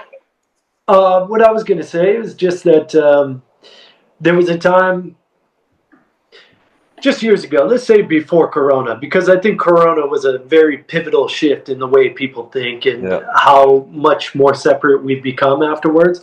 Before that, I could have a completely different opinion from a lot of my friends, and I would, you know? And all of us got along together, yeah. Just like you said, you know, your buddy wants a communist fucking farm off of wherever. Yeah. You don't hate him for it, you know? Before Corona, that was no problem with me. Everybody, we all had different mentalities, different thoughts. I had a lot of different thoughts of my own that don't fit in with a lot of people, you know? After that Corona shift, I've just noticed even the friends I used to have from skiing, like pro skiers or people in the industry, how easily they attack and they want to destroy any semblance of your own thought, you know? So any opinion that was different than themselves, and I've never seen this before that time, had to be eradicated, you know? And then to see that it still holds up like that on new schoolers when you guys are asking for questions, how many of these kids can still try to pull this apart like that? It's a major sign that society is not moving in the direct path, in a correct path, you know, when we can divide all this stuff. And yeah, we're all skiers, so let's, you know, I don't know, let's get back to allowing people to have opinions that are different than ourselves, not become Agent Smiths of. Because think about how much Tanner would have been hated, right? So if Tanner was post-COVID era, cyberbully in 2006 existed in 2021. Yeah, and that's what I always bug out. I always really look at the things that happened in our life previous, and then I just like, I'm like, holy cow, man! Like that person wouldn't have been allowed to exist. No, you know, or something like that. Because like even Mikkel, like all the guys, certain ways I know they move. You know, if they would have like, if we would have all been documented, everyone would have been canceled. they would have been canceled. You yeah. know, and so Yeah. I want to honestly say that where it's like all the heroes that created the sport, Oh, they you know, would have like been hated, everyone bro. makes mistakes. Everyone is allowed to their own opinions. And so I don't know. It's just a fun thing to watch as the Yeah. growth of the sport. It's But very interesting, man. I want to go back because we'll keep coming back to this probably. Yeah. But Let's go. because like we haven't even got to the point where you fucking blew up. I got a question. I got a question that ties in with this, Iberg. Okay. Because we kind of just skidded by it. So you were from the East Coast, and you said that Lafa was a Midwestern crew that you kind of ended up joining with when you went out west. So I'd like to understand how that transition took place, because I don't really know the history of Lafa, but I know that it's deeply associated with you. Yep. Yeah, it's Hornbeck and one of the homies, K-Day, Kelly. Their boys in Michigan had Lafa going over there, La Familia, yeah. Yeah. So just when they've all lived out west, they moved out west, and I was hanging out with those guys all the time, you know. So it wasn't really about where you were from, just how you mix in with those boys, and we all just we called it Lafa. We made some movies. We made some little crew movies, Lafa. So we did a couple of those while I was filming other stuff as well. So we made like So It Begins, and actually showed it at IF3. I think it's pretty ghetto, dude. Like, we edited it, we filmed it, you know. There's definitely no spectacular cinematography in there, but we put that together, and then another movie, Going for Gold, with some funny little skits in there, you know. So what Just movie making you fun of- put out in 2013 with the Tupac song as the intro? What was that? I don't know, but it ruined my whole film festival. Yeah? Yeah. Oh, this story's funny as fuck. You should tell it. What happened? Yeah.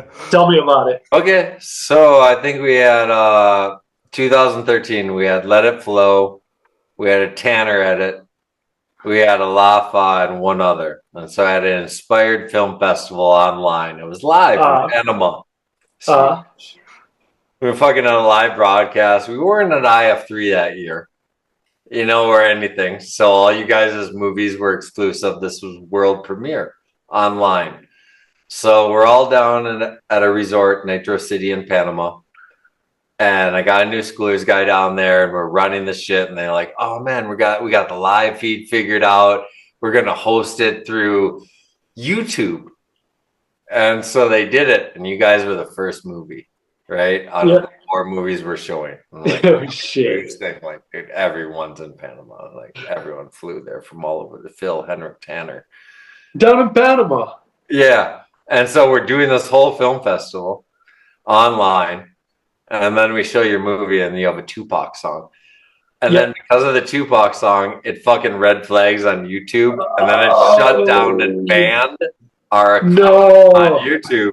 And then we couldn't do any of our film festival. The resort, the resort gave us all free lodging for everyone. We had like 20 people down there, and like everything. So all our shit failed because of the fucking song on YouTube. That's what happens when you mix in with Lafa, bro. I laughed my ass off. Like, I was looking at, like, I hate that. Like, we could have done it on New Schoolers because I stole all my music. Why they said it was all good. But then they made the bad call, but that's shit, yeah, because every song we had in that So It Begins, every single song was Tupac, so it would have been flagged if it wasn't for the first one. I got flagged, banned, the account got shut down. Yeah, there's a full Tupac soundtrack, man. Well, shit, dude, I'm sorry. No worries. But no, that was a funny one. But I want to go back. I want to go back. When did you like blow up, man? Like, because to me, like, all I can think about, like, when I go back is 2009. And so 2009 is when you won all your awards and shit. I think it was Refresh. Yeah, I Trip. So that would have been, that would have been definitely my biggest year for coming so out. Was that when you got all your sponsors? Did you have them before that? No, I was sponsored by Under Armour before that. The year before, Vocal I was always on. Were you the first Under Armour guy? Yeah, I was. No way. No, Dash Long. Dash was. Okay, so I want to talk about this. I'm going to tangent the fuck. Yeah. So Under Armour was the illest shit ever, right? So when they came into skiing, we're like, no fucking way. And then they came into skiing with urban skier, you. Yeah. Okay, right? Because we all have to remember Bobby Brown came on the scene in 2010. Yep. And then he got the big bucks, and everyone said, what? He got the $1 million contract. Yeah. And we all talked about it. And so how did Under Armour happen? And how much did you get paid coming out of nowhere? Being signed with a major corporation. Dude, so I would have been the second person on Under Armour after Dash. And the Bill Tracy guy, the one who got me on Dynastar back in the day, he got me connected with Under Armour. So I got into there, and the contract, dude, it was good for me. It was really good for me. But I think the first year was like $10K or something like that. Okay. So it wasn't like this crazy Bobby Brown contract. All right, because I only heard the Bobby Brown. Now, yeah, dude, I wasn't rolling in riches, but for me that was quite good,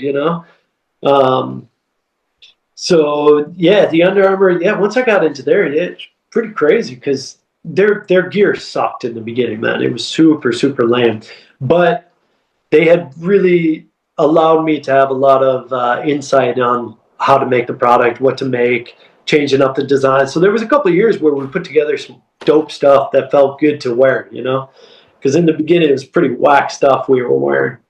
But yeah, it came up, and the Under Armour, man, they bought me my new teeth, dude, because I lost all these teeth, all my front ones.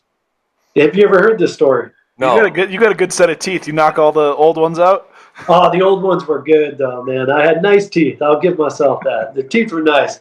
These ones, not bad. If I had to buy them, I wouldn't have been able to. So I was at skiing. I was at Brighton. It was just a POW day, really nice POW day. I go for my first run. I went over a little roller, and I landed in somebody's bomb hole. Flipped over my skis. As I did that, my boots flexed out all the way, so the ski tip went into my mouth while it was still on my feet. So I did a full front flip right back to the feet, and the skis spring-loaded. They went perfect, flung out all my front teeth. So I get down to the bottom. Fuck, man, there goes my teeth. I don't have insurance. This is going to suck. And did you know right away what happened? Well, I put my tongue to the top, and I felt that there's no teeth up there. Oh. So 4 teeth were missing. Yeah? And I get down to the ski patrol lodge, and I get to look in the mirror for the first time. Bro, it would have been bad if there was 4 teeth missing. There was 2 teeth gone, and then these 2 with broken gums up here, up at the top, and these 2 teeth were way up here. So they had broken my jaw, like my gum line, and flung up 2 teeth sticking straight out. So it was like out of a horror movie. You look in the mirror at this thing, dude. 2 teeth way up here. The lip can't come down. It's being held up. And I was in Utah, so I go down to the hospital. It was Sunday. So there's no doctors around, no tooth doctors. I had to wait for like 3 hours, 4 hours for this guy to come. And they had to pull my gums back into place. It was gnarly, man. It was like putting a bone back in place, So you felt every little movement in there. I got wired up. And then I skied the rest of the year with these teeth missing and fucked up jawline, everything was all busted up. And then I went to Under Armour had invited me out to a horse race, dude, in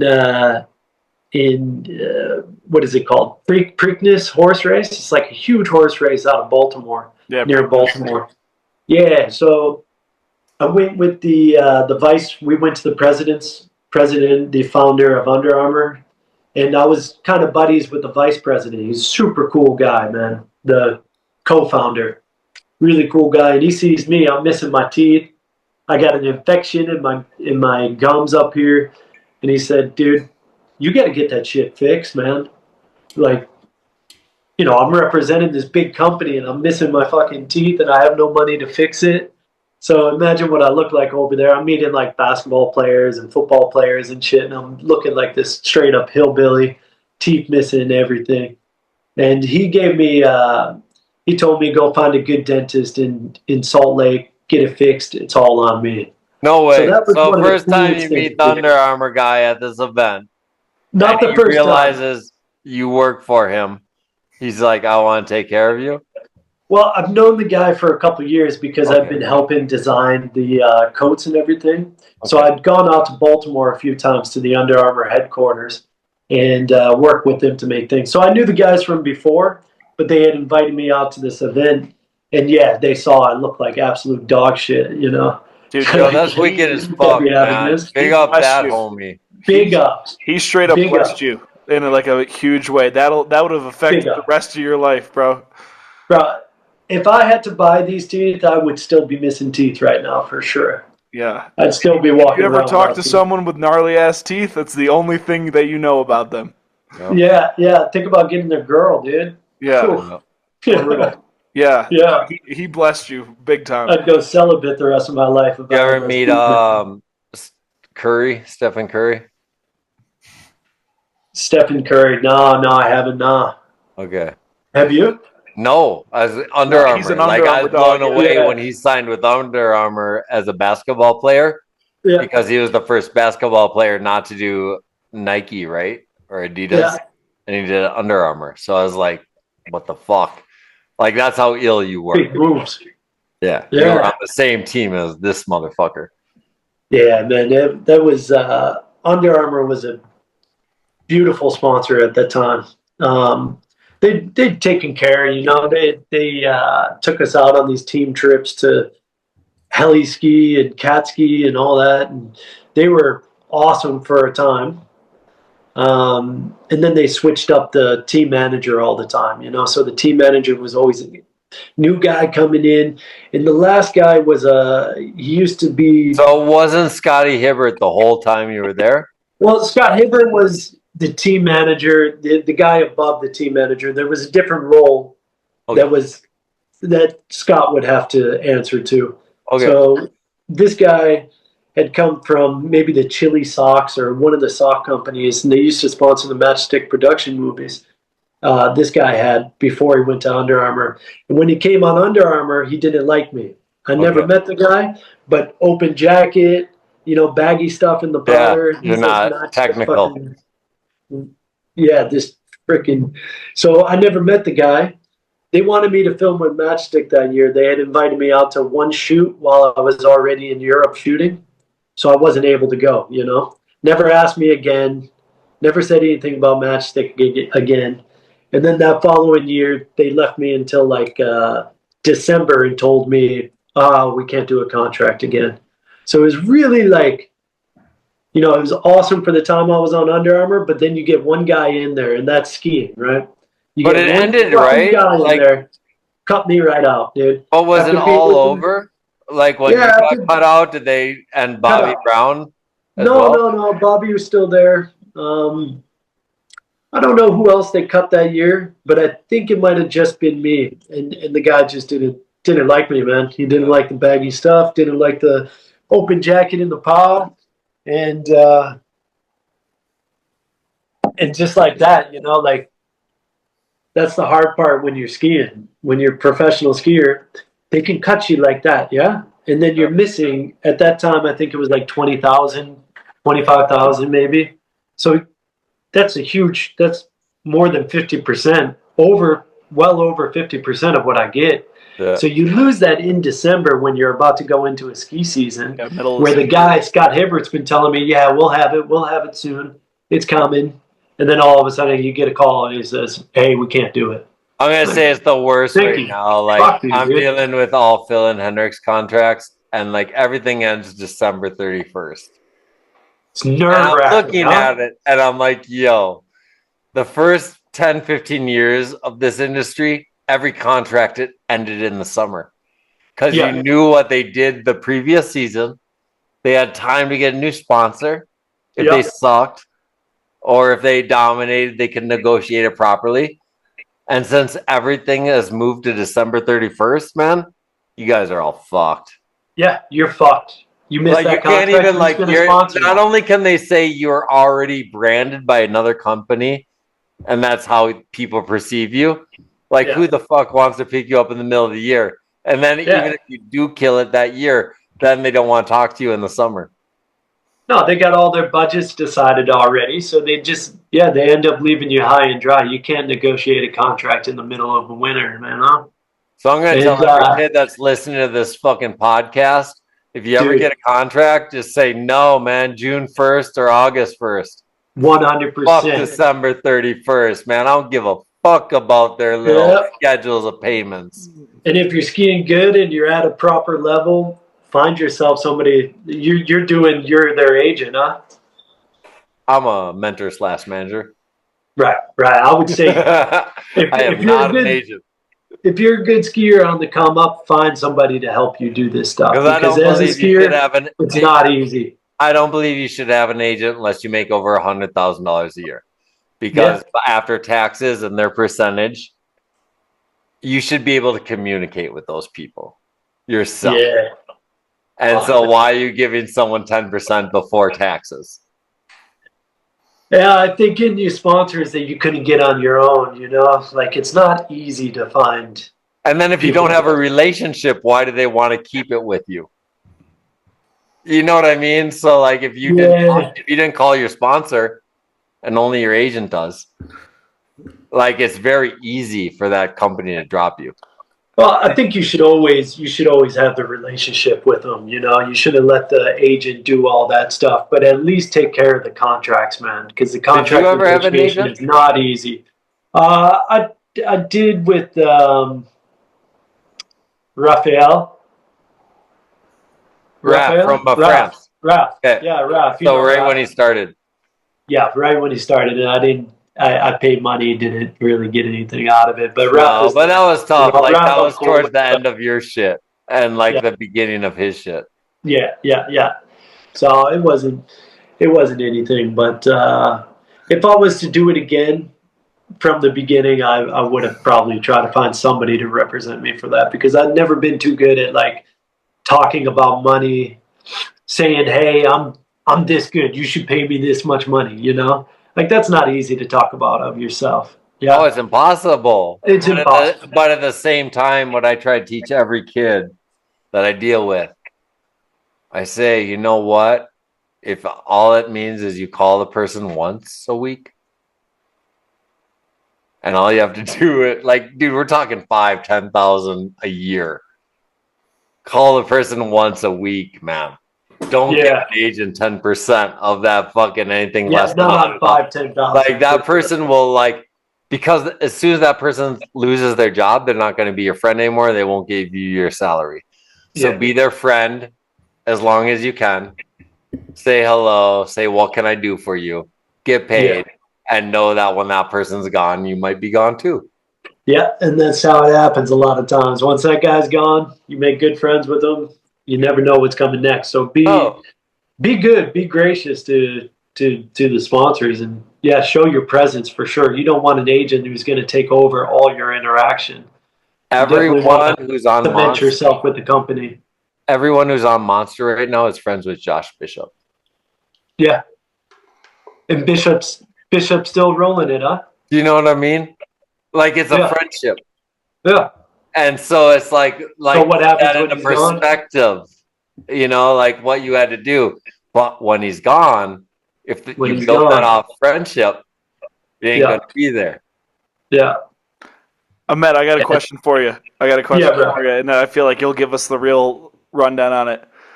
What are the financials of filming with Level 1? Because you're best known, at least in my eyes, from your Level 1 segments. Yeah. And back in the day, how did they treat their riders? What was it like, making these basically timeless pieces of media as a rider? Man, Level 1, that always been the company when I was young that I really wanted to film with. Big one. And getting on with them, filming with them. It was, it was good because I was filming with my homies. I was with Hornbeck all the time. I was with Decker a lot of times.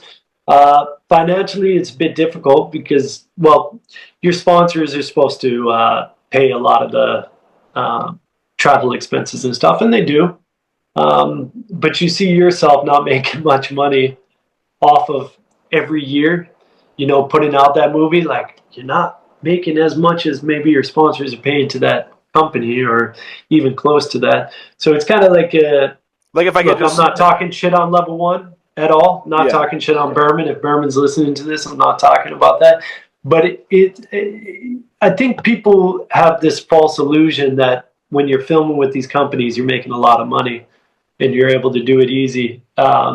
It's still quite a struggle for like myself and a lot of other guys that I had filmed with to be able to go and do everything they're supposed to do, to put together that segment. It's still quite, you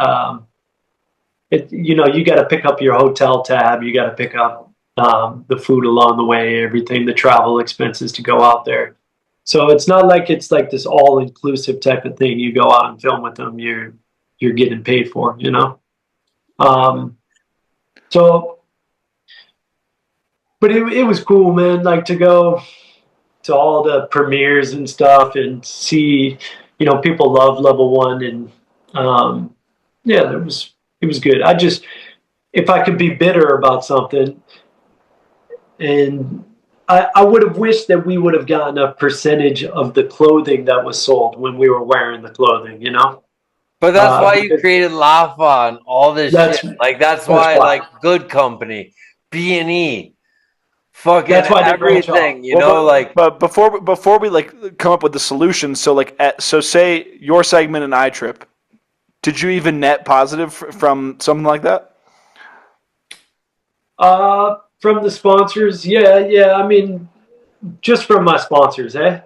Like Okay, so the sponsors reward you for being in the movie, but the production company, no, you don't get nothing. You don't get nothing, and you actually net negative from the production company because you're expected to. Big time.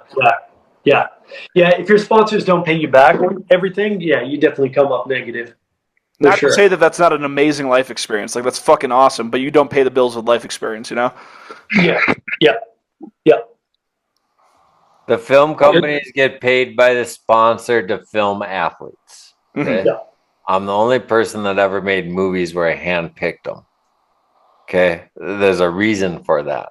Because when you handpick and you go to a sponsor and you say to the sponsor, "Hey, I'm going to film X, Y, and Z," they say, "Thank you." Now, if you go to the sponsor and say, "Hey, who would you like me to film?" They say, "Film X, Y, and Z, and we'll give you $40,000."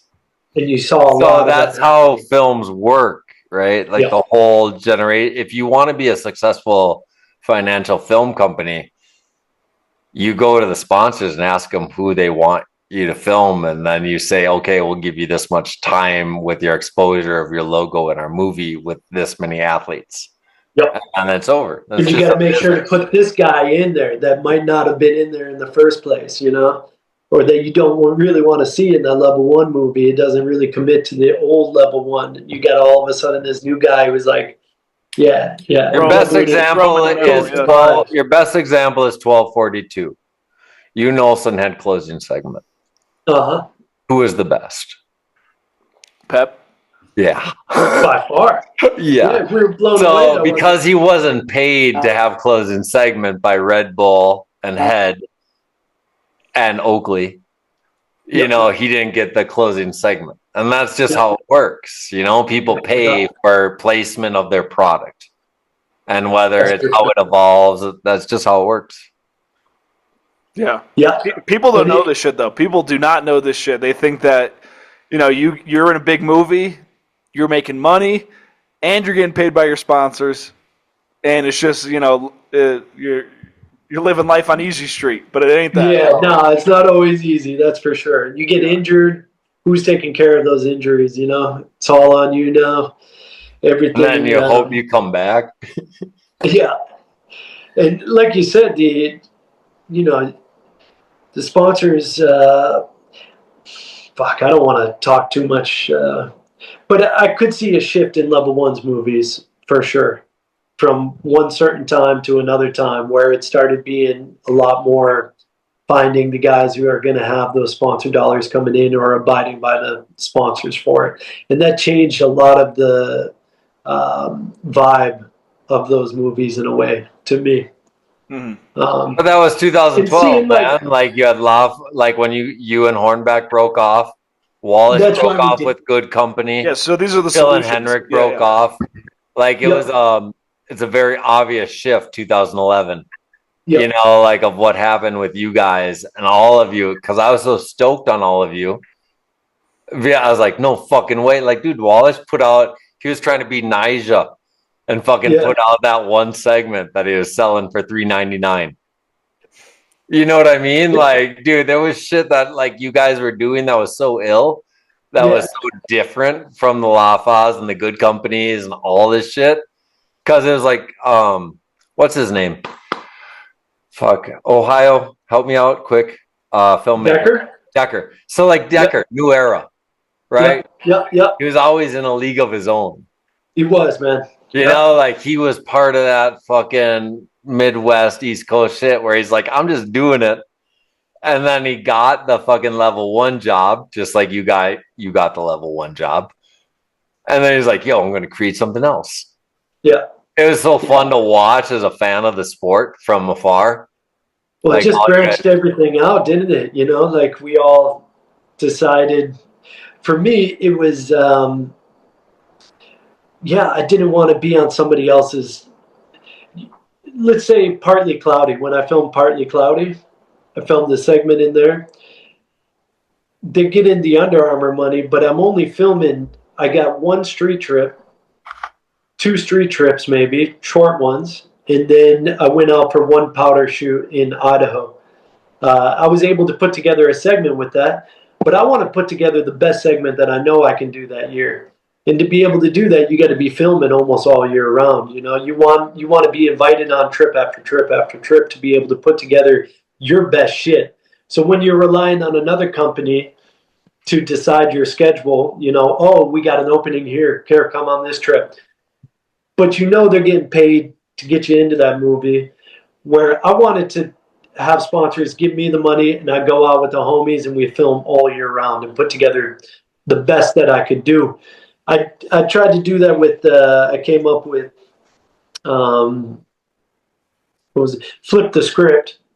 You know, the filming wasn't, I wish we had a good filmer and editor to be doing it because I think it would have been quite good. But with Flip the Script, I was able to put out 3 segments that were like 4 minutes, 5 minutes, 4 minutes, and just film all year, you know? And to me, like as a skier, as a film skier especially, that's what you want to do. You want to go out with your friends and be able to film the whole year round. So you get your full season as best as you can make it because you know you've had the opportunity to film the whole time. And that's what hit, man. Like that's 2013, 14, and you were fucking relevant at a time where you kept yourself relevant and you were the highest level. You know, like, so it's so fun to see you evolve like that too with Flip the Script because we were doing with B&E shows, right? Yeah. And so I was watching you is the equivalent to the mixtape game and rap music in 2000. Yeah, exactly. And so it's just a matter about putting shit out and you're like, yo, here's my shit. I'm doper than the guy that makes an album. Yeah. And so like put it out over and over again. Yeah, because you're working and you have that work ethic and you have the passion to put it out on the way you want it to be seen and heard. Yeah. And so it's really fun to watch the Flip the Script because to me, thanks, man. You're more about Flip the Script than you are about Refresh 2009. So I didn't see it because like I already knew you and then I got to know you and then I was like, oh, that's who he is. You evolve to be who you want to be by putting out content because there's no way in the 2010 era unless you're putting out mass amounts, man. Like, dude, everyone's addicted to this shit. Yeah. You know what I mean? So if you're addicted to this shit, no one else is like, dude, I'm sitting here in my garage at 1:20 in the morning talking about his addiction at age 45. Yeah, it's awesome, bro. And so like, when I look at it, like the addiction element, when I see it, it's a positive thing. because like you're just like, okay, well, no one else is doing what I want to do for myself, so I'm going to do it more. And then I have that element to put it out there and then judge it, motherfuckers. Yeah. So it's really fun because like you put out more content and flip the script than you did in all your movies. Yeah, that's right. Because you're able to, be in control of yourself, film yourself all over the place. And dude, you're a film skier, you know, you just want to film. What else you gonna do? You know, you want to film, dude. You want to put out your best stuff. And it's like, it sucks when you put out a segment that you know you only filmed a little bit for, and you didn't put out the best that you know you can do for the year, you know? So I think any film skier you talk with them, they're going to say the same thing. Like, fuck, dude, I want to put out a segment that makes me happy, you know, makes me stoked that I actually did everything I wanted to do. And that's a difficult thing to do, especially if you're on somebody else's time. So you see, like, B&E, like, B-Dog and Castlebone, or B-Dog and Hendrick, dude, when they went out and, you know, they were putting together all their stuff. It's a crazy amount of content those boys put out. But it's my whole life, right? You have to imagine I make royalty and then Phil's create Playhouse, right? Yeah. I create Dubsky and then Tanner makes Tanner Hall Films. I create Idea and then Eric Pollard makes Nimbus. Yeah. So the whole point is like, yo, fuck people. Like all I did was say, like, I'd listen to my friends in all the 2000 era, and I'd be like, and they'd complain about what you just said. I'd be like, yo, fuck those people, make your own shit. And then I'd bring them to do it. So that's why I was so stoked on all you guys in the 2010 era, where I was like, yo, you're doing your own shit. Sick. I had to beg my friends to do that shit. And Pollard, it took me 6 fucking years. You know, Tanner took me 4 years. The Phils only took me 1 year. Yeah. You know, so like, I don't know, it's just dope. I was a fan of everything you did. You ignited some shit though, bro. Thinking back on it, like, Iberg, full legend, dude. Full legend. Everything you put together, like the hub that you've created in the archives of different things that you make sure people see. You know, I think I just saw you post up something on Instagram of like the old, like with Johnny Mosley up in there, the bump skiing, mixing some things. And dude, it's like nobody's throwing up that kind of stuff, all that old stuff. And you've always been doing that, keeping the old school relevant to it, you know? Tell them about the website, Iberg. I got freeskingmuseum.com coming out when the show does. And it's got like every pro model ever made, every contest result, every magazine cover, everything. You just type your name in and then you'll see where you show up. It'll be dope. Bro, I love it, man. Love it. Good on you for doing it. Yeah, I tried to, with Lafa, when I was selling some stuff over there, I had a website that I had made as well for the archives, you know, so you can click on anybody's name and you get all the videos that I could find of each of those people, from the old school to the new school. And it's just like, it's sick to have that at your fingertips, you know, instead of trying to search all over YouTube and Vimeo, you can find, here's this guy, here's Crichton's old stuff, here's McKell's old stuff, here's all of Tanner's stuff. Well, you're not going to search it anymore. That's the craziest thing I learned about everyone. No one's wanting to search history because you're fed with 1,000 new pieces of content a day. Yeah. You have no care of where you came from. Yeah. Where I remember. And then where you're going to go if you don't know where you came from. Let's say 1996, I had internet in my library. I would type in Canadian freestyle ski team every fucking day because they were the only people that had a website in the mid 90s to look at pictures of Jean-Luc Brassard doing Cossacks. Yeah. Sick. So I had to search out what I loved every day. Yeah. So no longer are people searching out what they love. They're being force-fed shit they necessarily don't know if they like or hate. Yeah. Yeah. Yeah, it's a shame to lose those roots, you know. So I love what you're doing with putting those roots in one place that everybody can, you know, if you just got into free skiing and you're falling in love with it, you're going to look at the history if you're doing it right, you know. Like with surfing, when I got into surfing, you know, I started looking at the archives and finding out more about those, you know, the best surfers back then and the whole movement and you know, how Pipeline starts up and gets moving, and how all the competitions get running, and Andy Irons and all that stuff, right? So that's so for any of these younger listeners, know your roots, you know? If you love it, find your roots because you got to know the past to put the future in a good direction.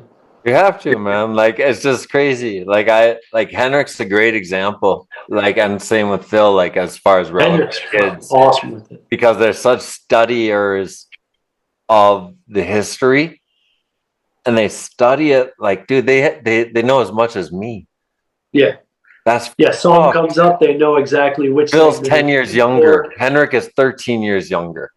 And when I bug out on shit, I'm like, yo, how do you know my era?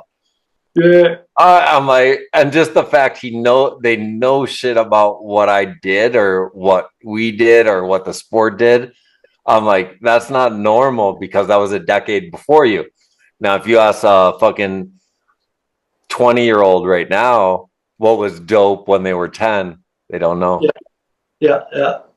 Yeah, that's Hendrik. The first times I met Hendrik, man, you know, we'd play some songs and stuff. He'd tell us which, immediately he knew who was riding for that song, but the tricks at every single part of that song, you know, you'd be like, oh, bro, this is when this was going on, you know, you grab like this and do this. Oh, he's next level. And like, these are the people we hang out with. Detail.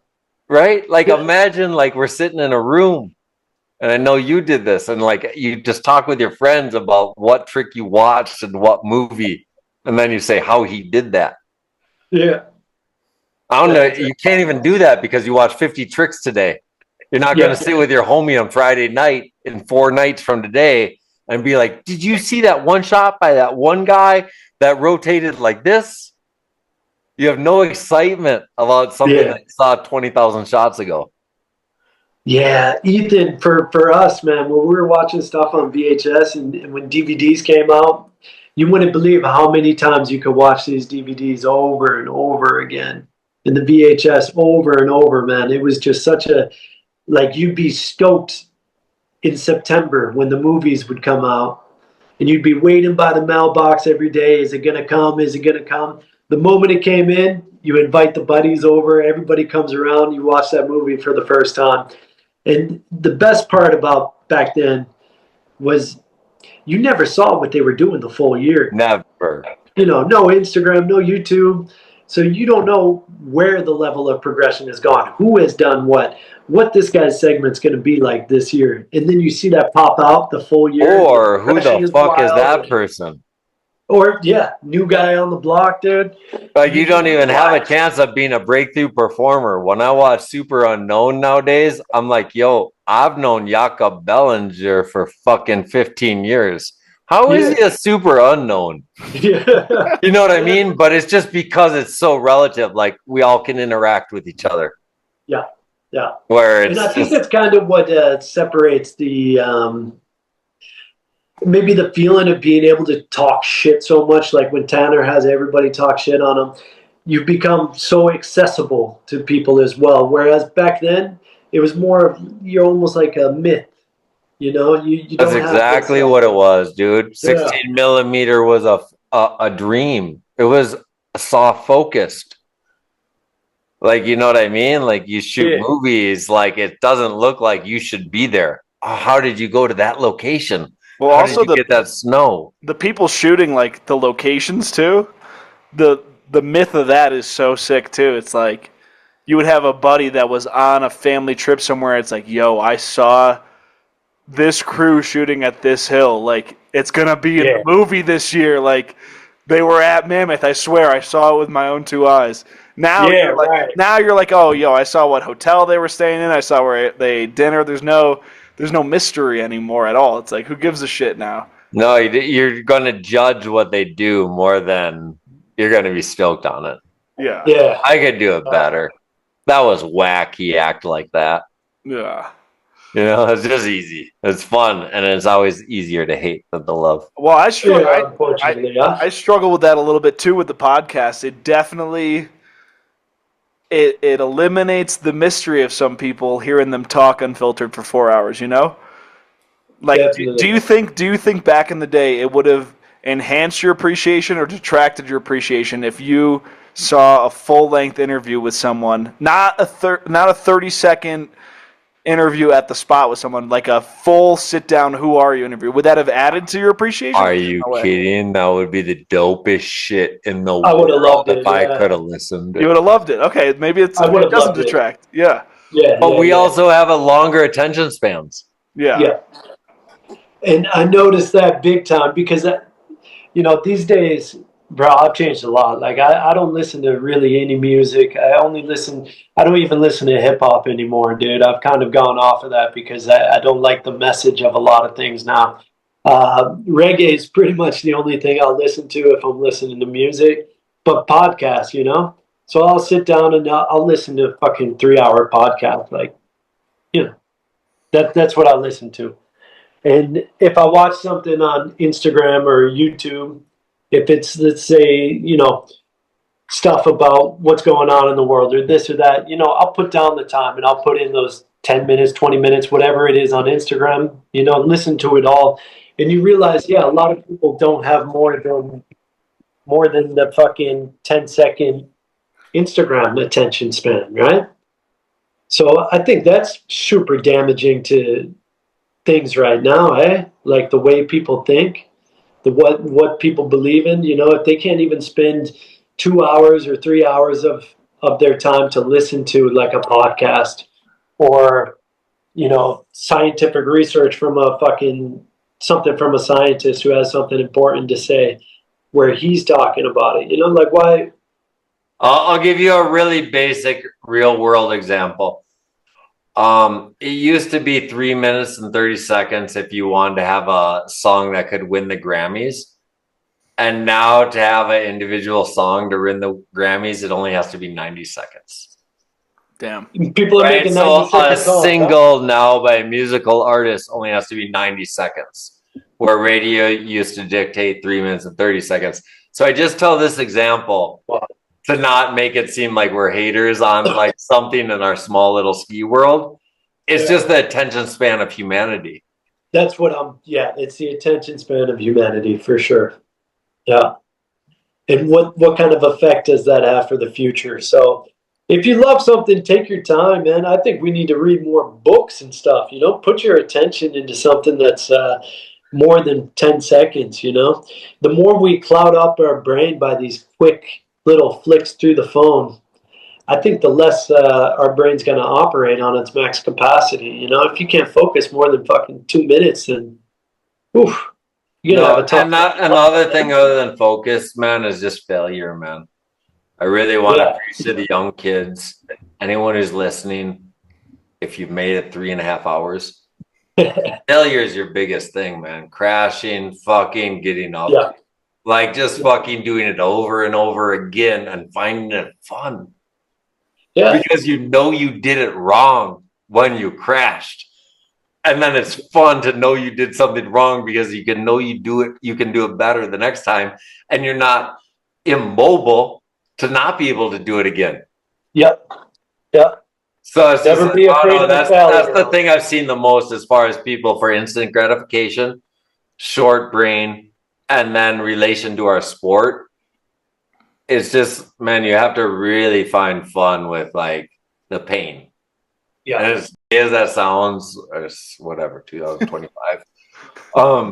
As bad as that sounds, like whatever, man. You gotta love it. It sucks. You gotta appreciate the pain a little bit. If you're gonna endure something that you love, it comes with pain as well. So you gotta find a way to use that pain and push it. There's not one of you guys that I know in professional skiing that hasn't had pain. Yeah. And then had to overcome it at least once. I mean, bro, and I'm saying at least once, like it's retarded. It's like every day, man, you have to overcome it. Yeah. Like, oh, my knee hurts. I'm going to go out and kill it today. Yeah, that's true. You know how many people just lay in bed every day like, my knee hurts. Yeah. You didn't even have to go try to do something hard. Yeah. I mean, thinking when we're hitting street stuff, dude, it's over and over again. You're falling down the stairs. You're hitting yourself this way, that way.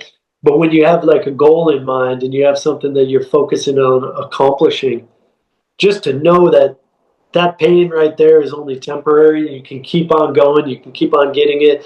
And that feeling when you do get the clip, when you do something how you want to do it, bro, that's what makes pain irrelevant, you know?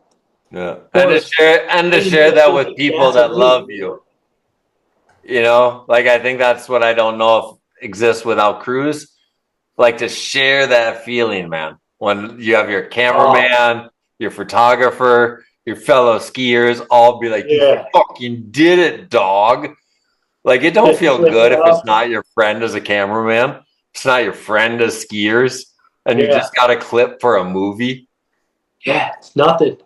When you got the homies at the bottom smacking their hands, fucking everybody's stoked. And when you see your buddy do it, you're just as stoked as if you did, you know? That's where skiing brings it all together, man. And you use it all in life. It's all life lessons, isn't it? I got a question for both you guys on this topic, because you're talking about all the sacrifice that goes into all this and all. I mean, we could do 4 hours on all the bullshit that goes into making ski movies. Do you have any? We'll start with you, Ahmet. Do you have any shot that you look back on just continually that you're like, forget everything else that went into this? This shot is sick, and I can look at this for the rest of my life and be like, this shot's fucking sick.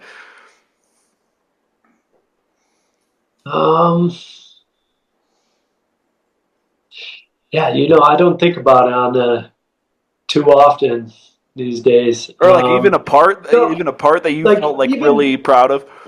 Even the I feel like it's so overused, but like the S-Rail in iTrip at the end, that was something.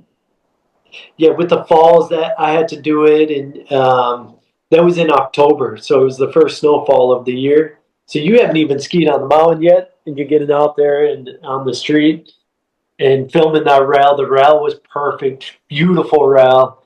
Just the way that one came together, I really like that one, and I feel like the stuff that lasts throughout the time, the timeless things,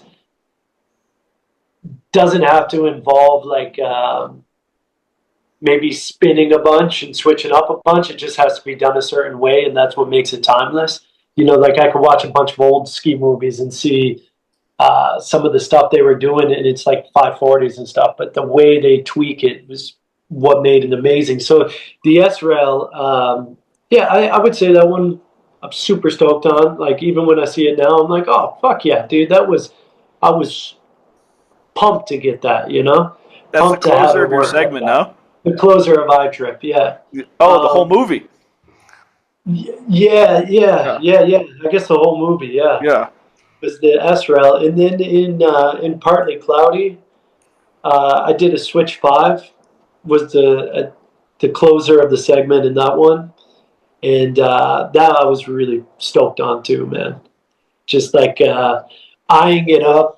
It was really, the landing was quite far from the cliff.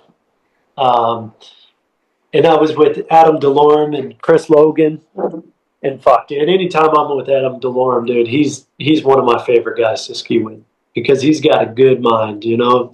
He does all of his own shit. We'll go up to a mountainside and look at different things and have different ideas of how to hit this and that. And so he's over there. And he's always one of those guys, even being a good friend, you want to impress a bit, you know? So when I eyed this cliff up, he's like, dude, I don't know if you can make it that far. Like, that's when you know you got to do it. You're like, yeah, dog, I can. Fucking hold my beer and watch this, you know? I'll be back.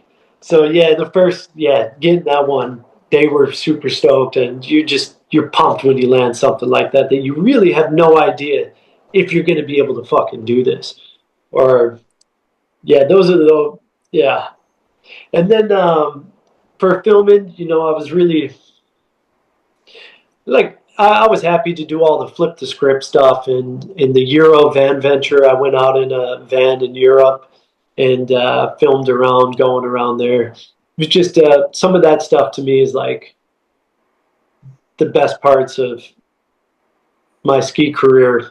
Even though they weren't the biggest things that happened, they weren't the best things ever put out. It was like going out and filming with your buddies, and then going out with guys all around Europe and meeting up, and that shit, like in skiing, never gets old. You know, when you're just able to ski with the buddies and have fun.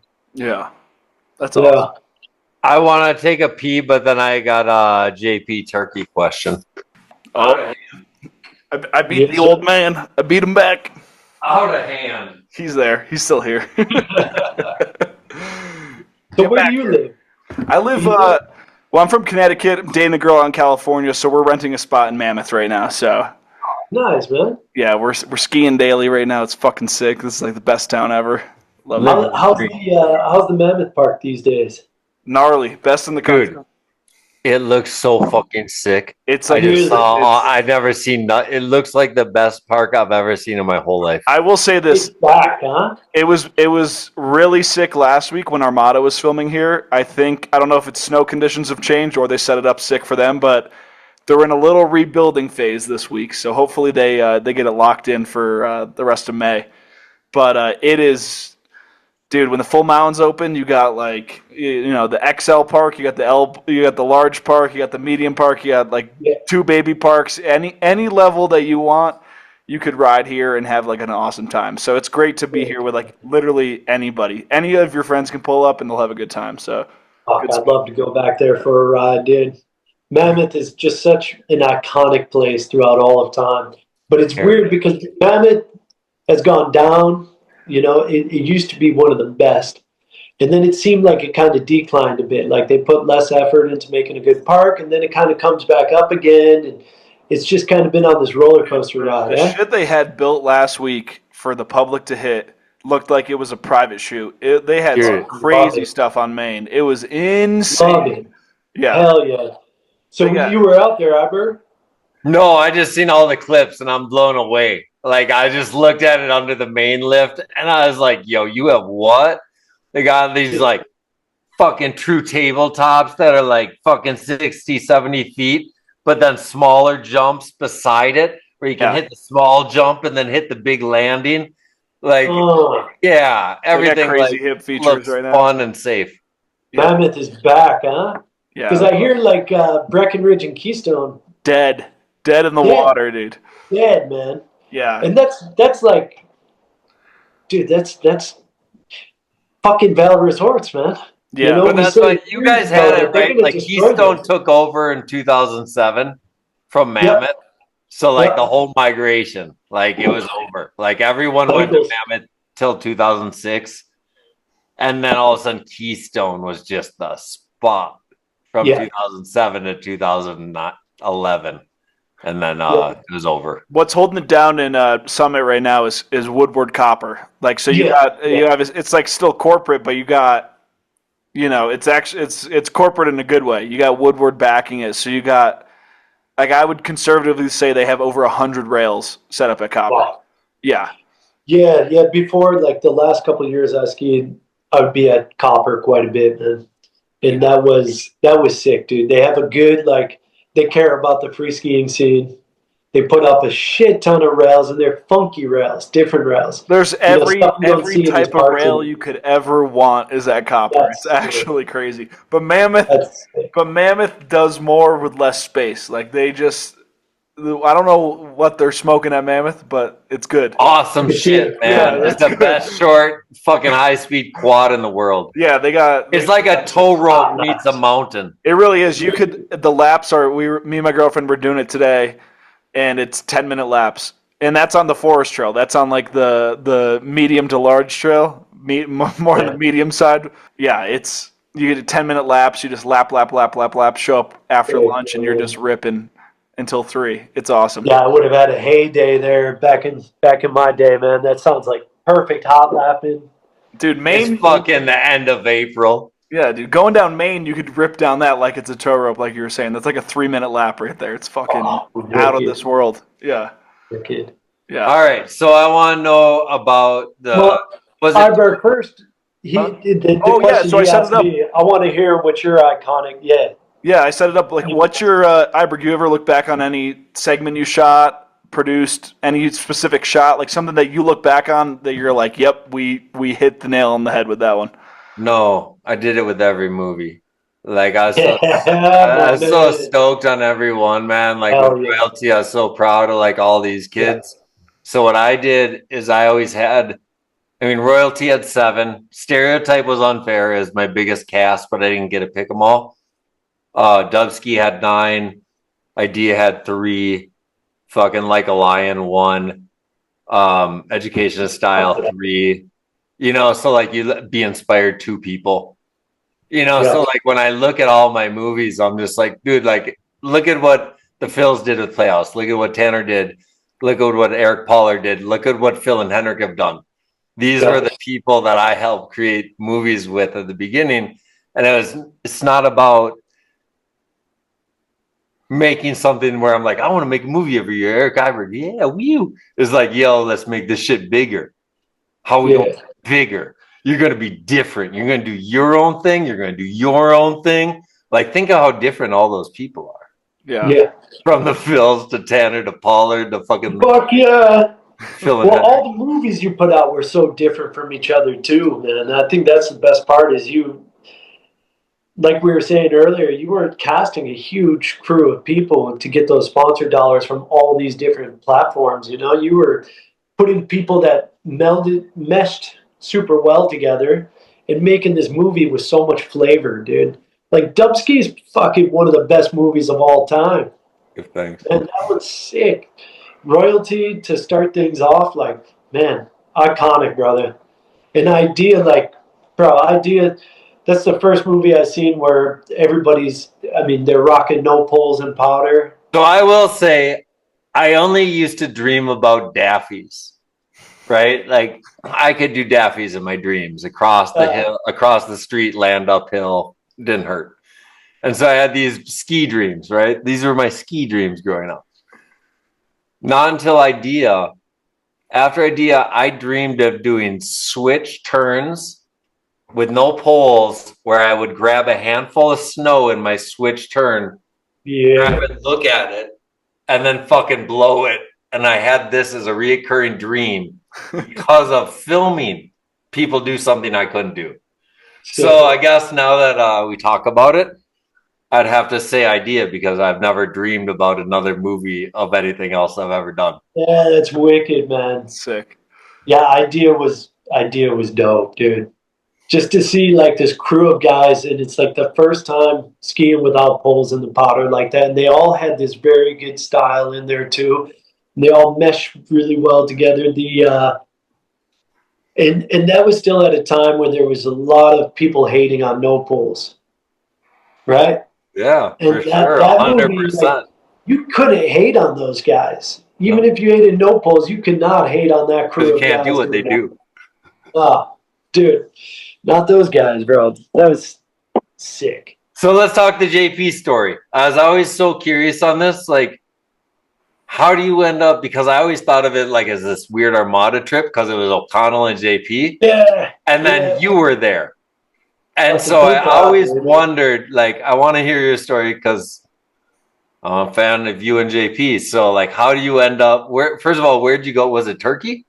Yeah, it was Turkey. Okay, so you went to your motherland. Went to the homeland. With JP O'Clair. Yeah. So how does this happen and what was it? Yeah, well, I think I had pitched the idea to Level 1 a while back, and then I guess Armada must have had some funding dollars for it. So, of course, I was going to be along on the trip. But then, yeah, it turned into like a couple of the Armada guys, Torrin Yater Wallace, JP O'Clair, and then Chris O'Connell shooting the photos and everything. So, yeah, I don't really know. I mean, they just told me, hey, we got these guys to come along. I'm like, fucking hell yeah, dude. JP O'Clair. So was that your first time going to Turkey? Yeah, first time skiing in Turkey. Okay. First time skiing, and the skiing was sick, man. Big mountains out there. But yeah, just being with JP, dude, like that guy's such a good energy guy.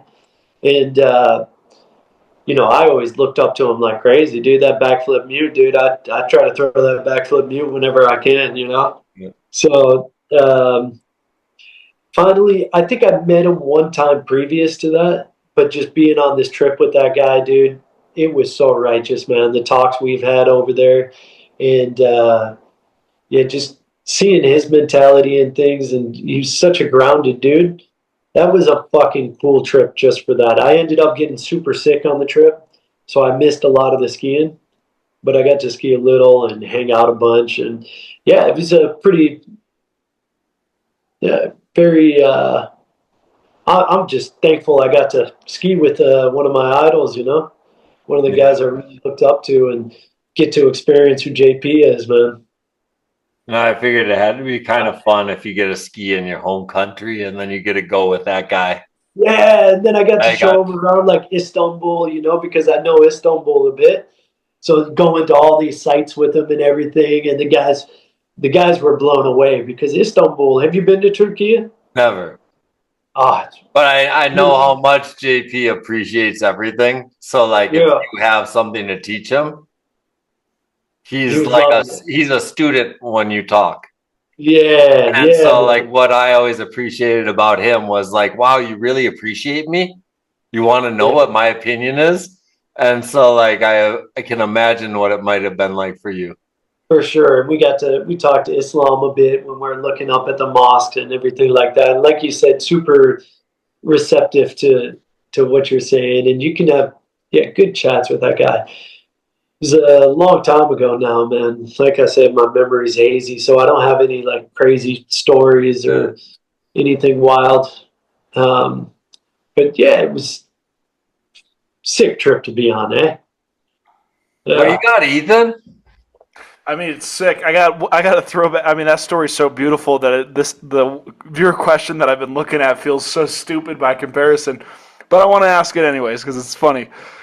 This is from Northwest Aesthetics on maybe Instagram. New Scholars are all combined on my list. He says, "Did you get in trouble for wearing a do-rag instead of a helmet at Dew Tour?" Oh, bro.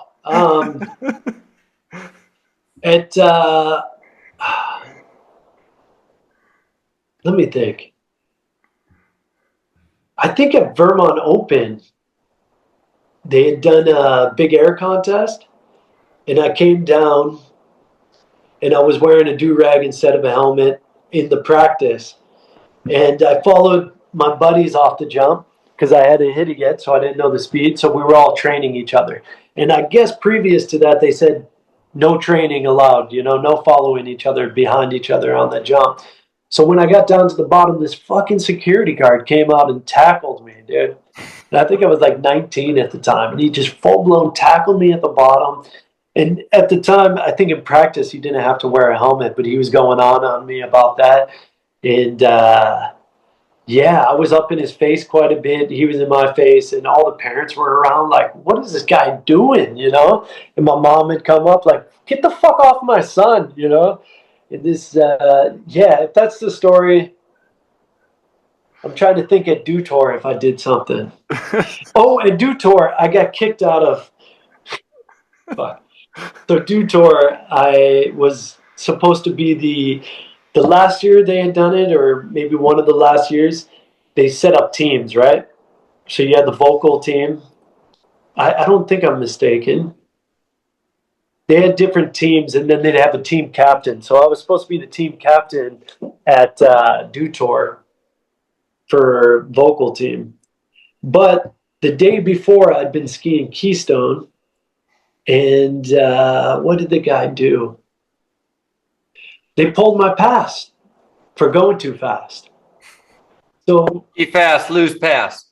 Ski fast, lose pass. I wasn't even skiing fast though, bro. You know how it is out there. Like, bro, you could just be skiing normal, but if they don't like the way you're dressed, they just grab you, you know? So of course I argued with this guy.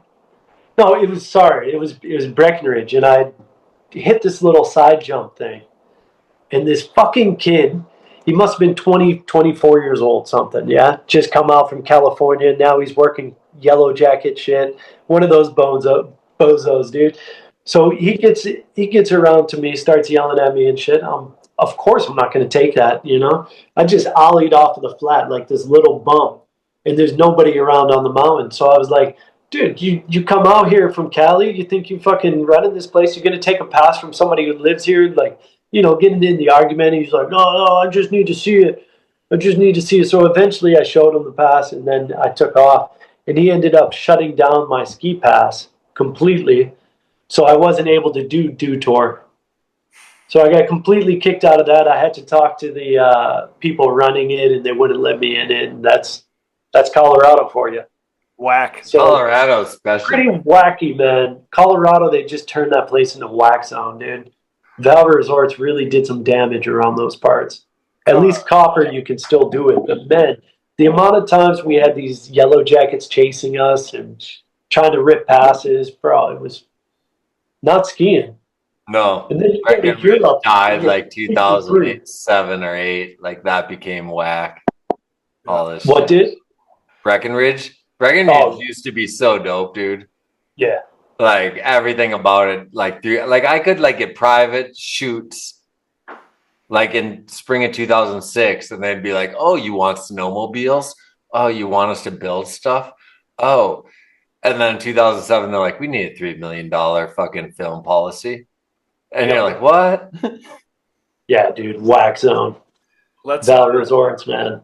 Let's take this home. I got He's got to go, man. It's almost midnight for him. If we're holding Matt hostage, he's got to take a nap. He just got off a crazy ass ferry ride.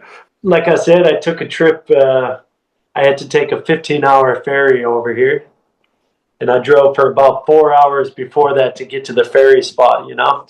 Yeah. So over there, I was sleeping in a hallway with a little mat on the ground. No phone to charge in on, no phone charger. So, I came here with like 3% battery as soon as I arrived at the house.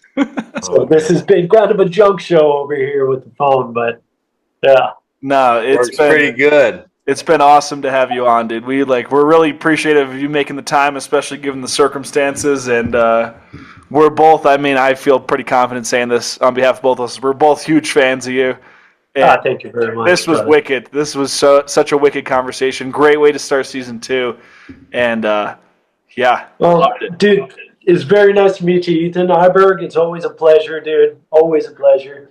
And I got to thank you guys for putting me up on something. You know, I feel like I've been kind of shunned out of the ski world quite a bit. What's just the problem is no one talking about skiing. Yeah, let's just get you on and talk about skiing, nobody bro. wants to talk to me anymore, you know? So I'm super thankful that you guys fucking pulled it up and had a chat with me, and I could reminisce a little bit with you boys. And, just talk some skiing, you know? Everybody thinks I'm like, dude, like I live out here, I surf, you know, I hang out. I'm not like this crazy guy that everybody makes me out to be. I'm just a fucking liver, dude. People think that you're like, you know, you're spending all your time online squandering this beautiful opportunity. I bet the 90% of your day is spent doing shit that people wish they could be doing. That's pretty much it, dude. I'm hardly, anyway. They can think what they want to think, hey, but if you guys ever want to come out and do some surfing, I'm in the perfect spot for it. Iberg, if you want to take the kids out for a vacation, it's not bad out here.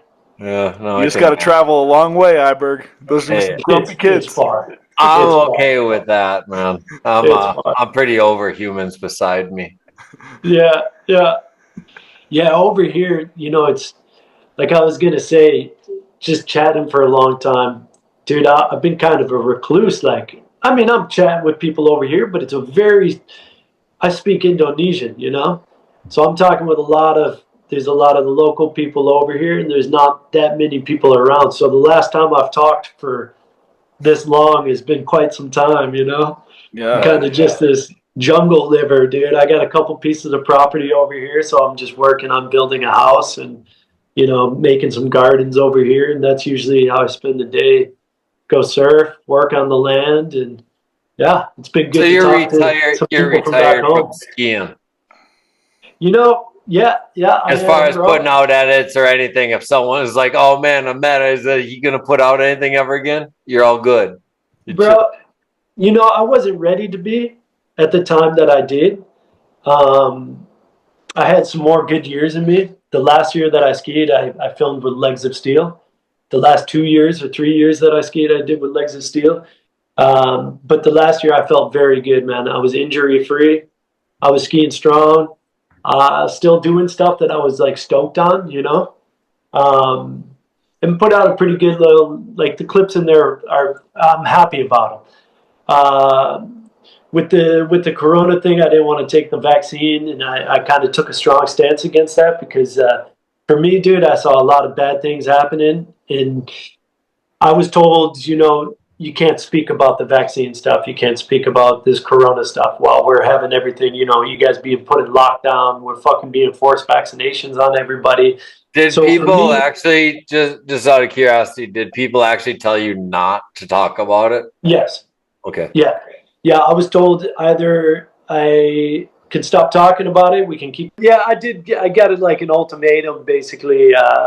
Either if I keep on talking about any of this stuff, then they can't sponsor me, because it was such a controversial time.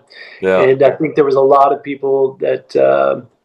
anyway, so, yeah, I made the conscious choice. Look, I don't want to be silenced on what I believe. What I see happening is detrimental to society, in my opinion. And if shutting yourself out from saying what you believe in is what it takes to get a paycheck, then I'm not there for it, Yeah. So it was kind of I think in this world we got to have integrity and we got to stick to what we believe in. And if you're not going to stick by what you say and what you see, if there's something wrong and you don't say something about it, then you're fucking dead already, And I think that's where we have a lot of problems now, that, people aren't speaking up about what's crazy and what's happening that's not good, not to the benefit of society. So, yeah, that's how I left skiing. And I definitely could have skied a couple more good years, I think. And I'm a little bummed about that. But I did go skiing 2 years ago in New York, bringing it back to Bristol. And it felt great, man. Felt really good being on the skis. But after not skiing for a few years, dude, I couldn't believe how sore I was, bro. I could hardly walk up the stairs afterwards. So nowadays, I don't know, man. If anybody's got a good plug, though, for Japan, good spot where I can get a job. If anybody hears this and they're looking for a guide in Japan, I would for sure do that because Japan's close by, and then skiing powder would be. You just got to look into it. The property's available. So if you're a property person, you got to go shop property and then just go build your own shit, because already if you're the connection, get your property there. Everyone knows you. So who's not going to want to reach out to Ahmet? So go study. There's an English guy that does it in Sapporo. And then there's an Australian guy that does it, and then you just copy their shit, and then you just fucking have the clientele built in. Yeah. That's what I'd like to do, dude. Just take people out skiing, man. It'd be great guiding. But dude, it's they got some cheap ass real estate in Japan. Do they? Oh yeah, because no one moves into houses of dead people. So that's awesome. So these are all empty, so foreigners can buy them. Awesome. So yeah, right on. But you stoked, man. Life is good in Indonesia, surfing, doing your shit. Yeah, bro. Yeah, awesome. It's good, man. We got good waves around me, and dude, I'm gonna go have a surf right after this. So go check the waves. Oh yeah, man. It's sick, man. I live on a very beautiful island. Lots of good people around me. We have the island's just starting to get kind of discovered now. So I've been going here for about 6 or 7 years. Before there was hardly any people here coming.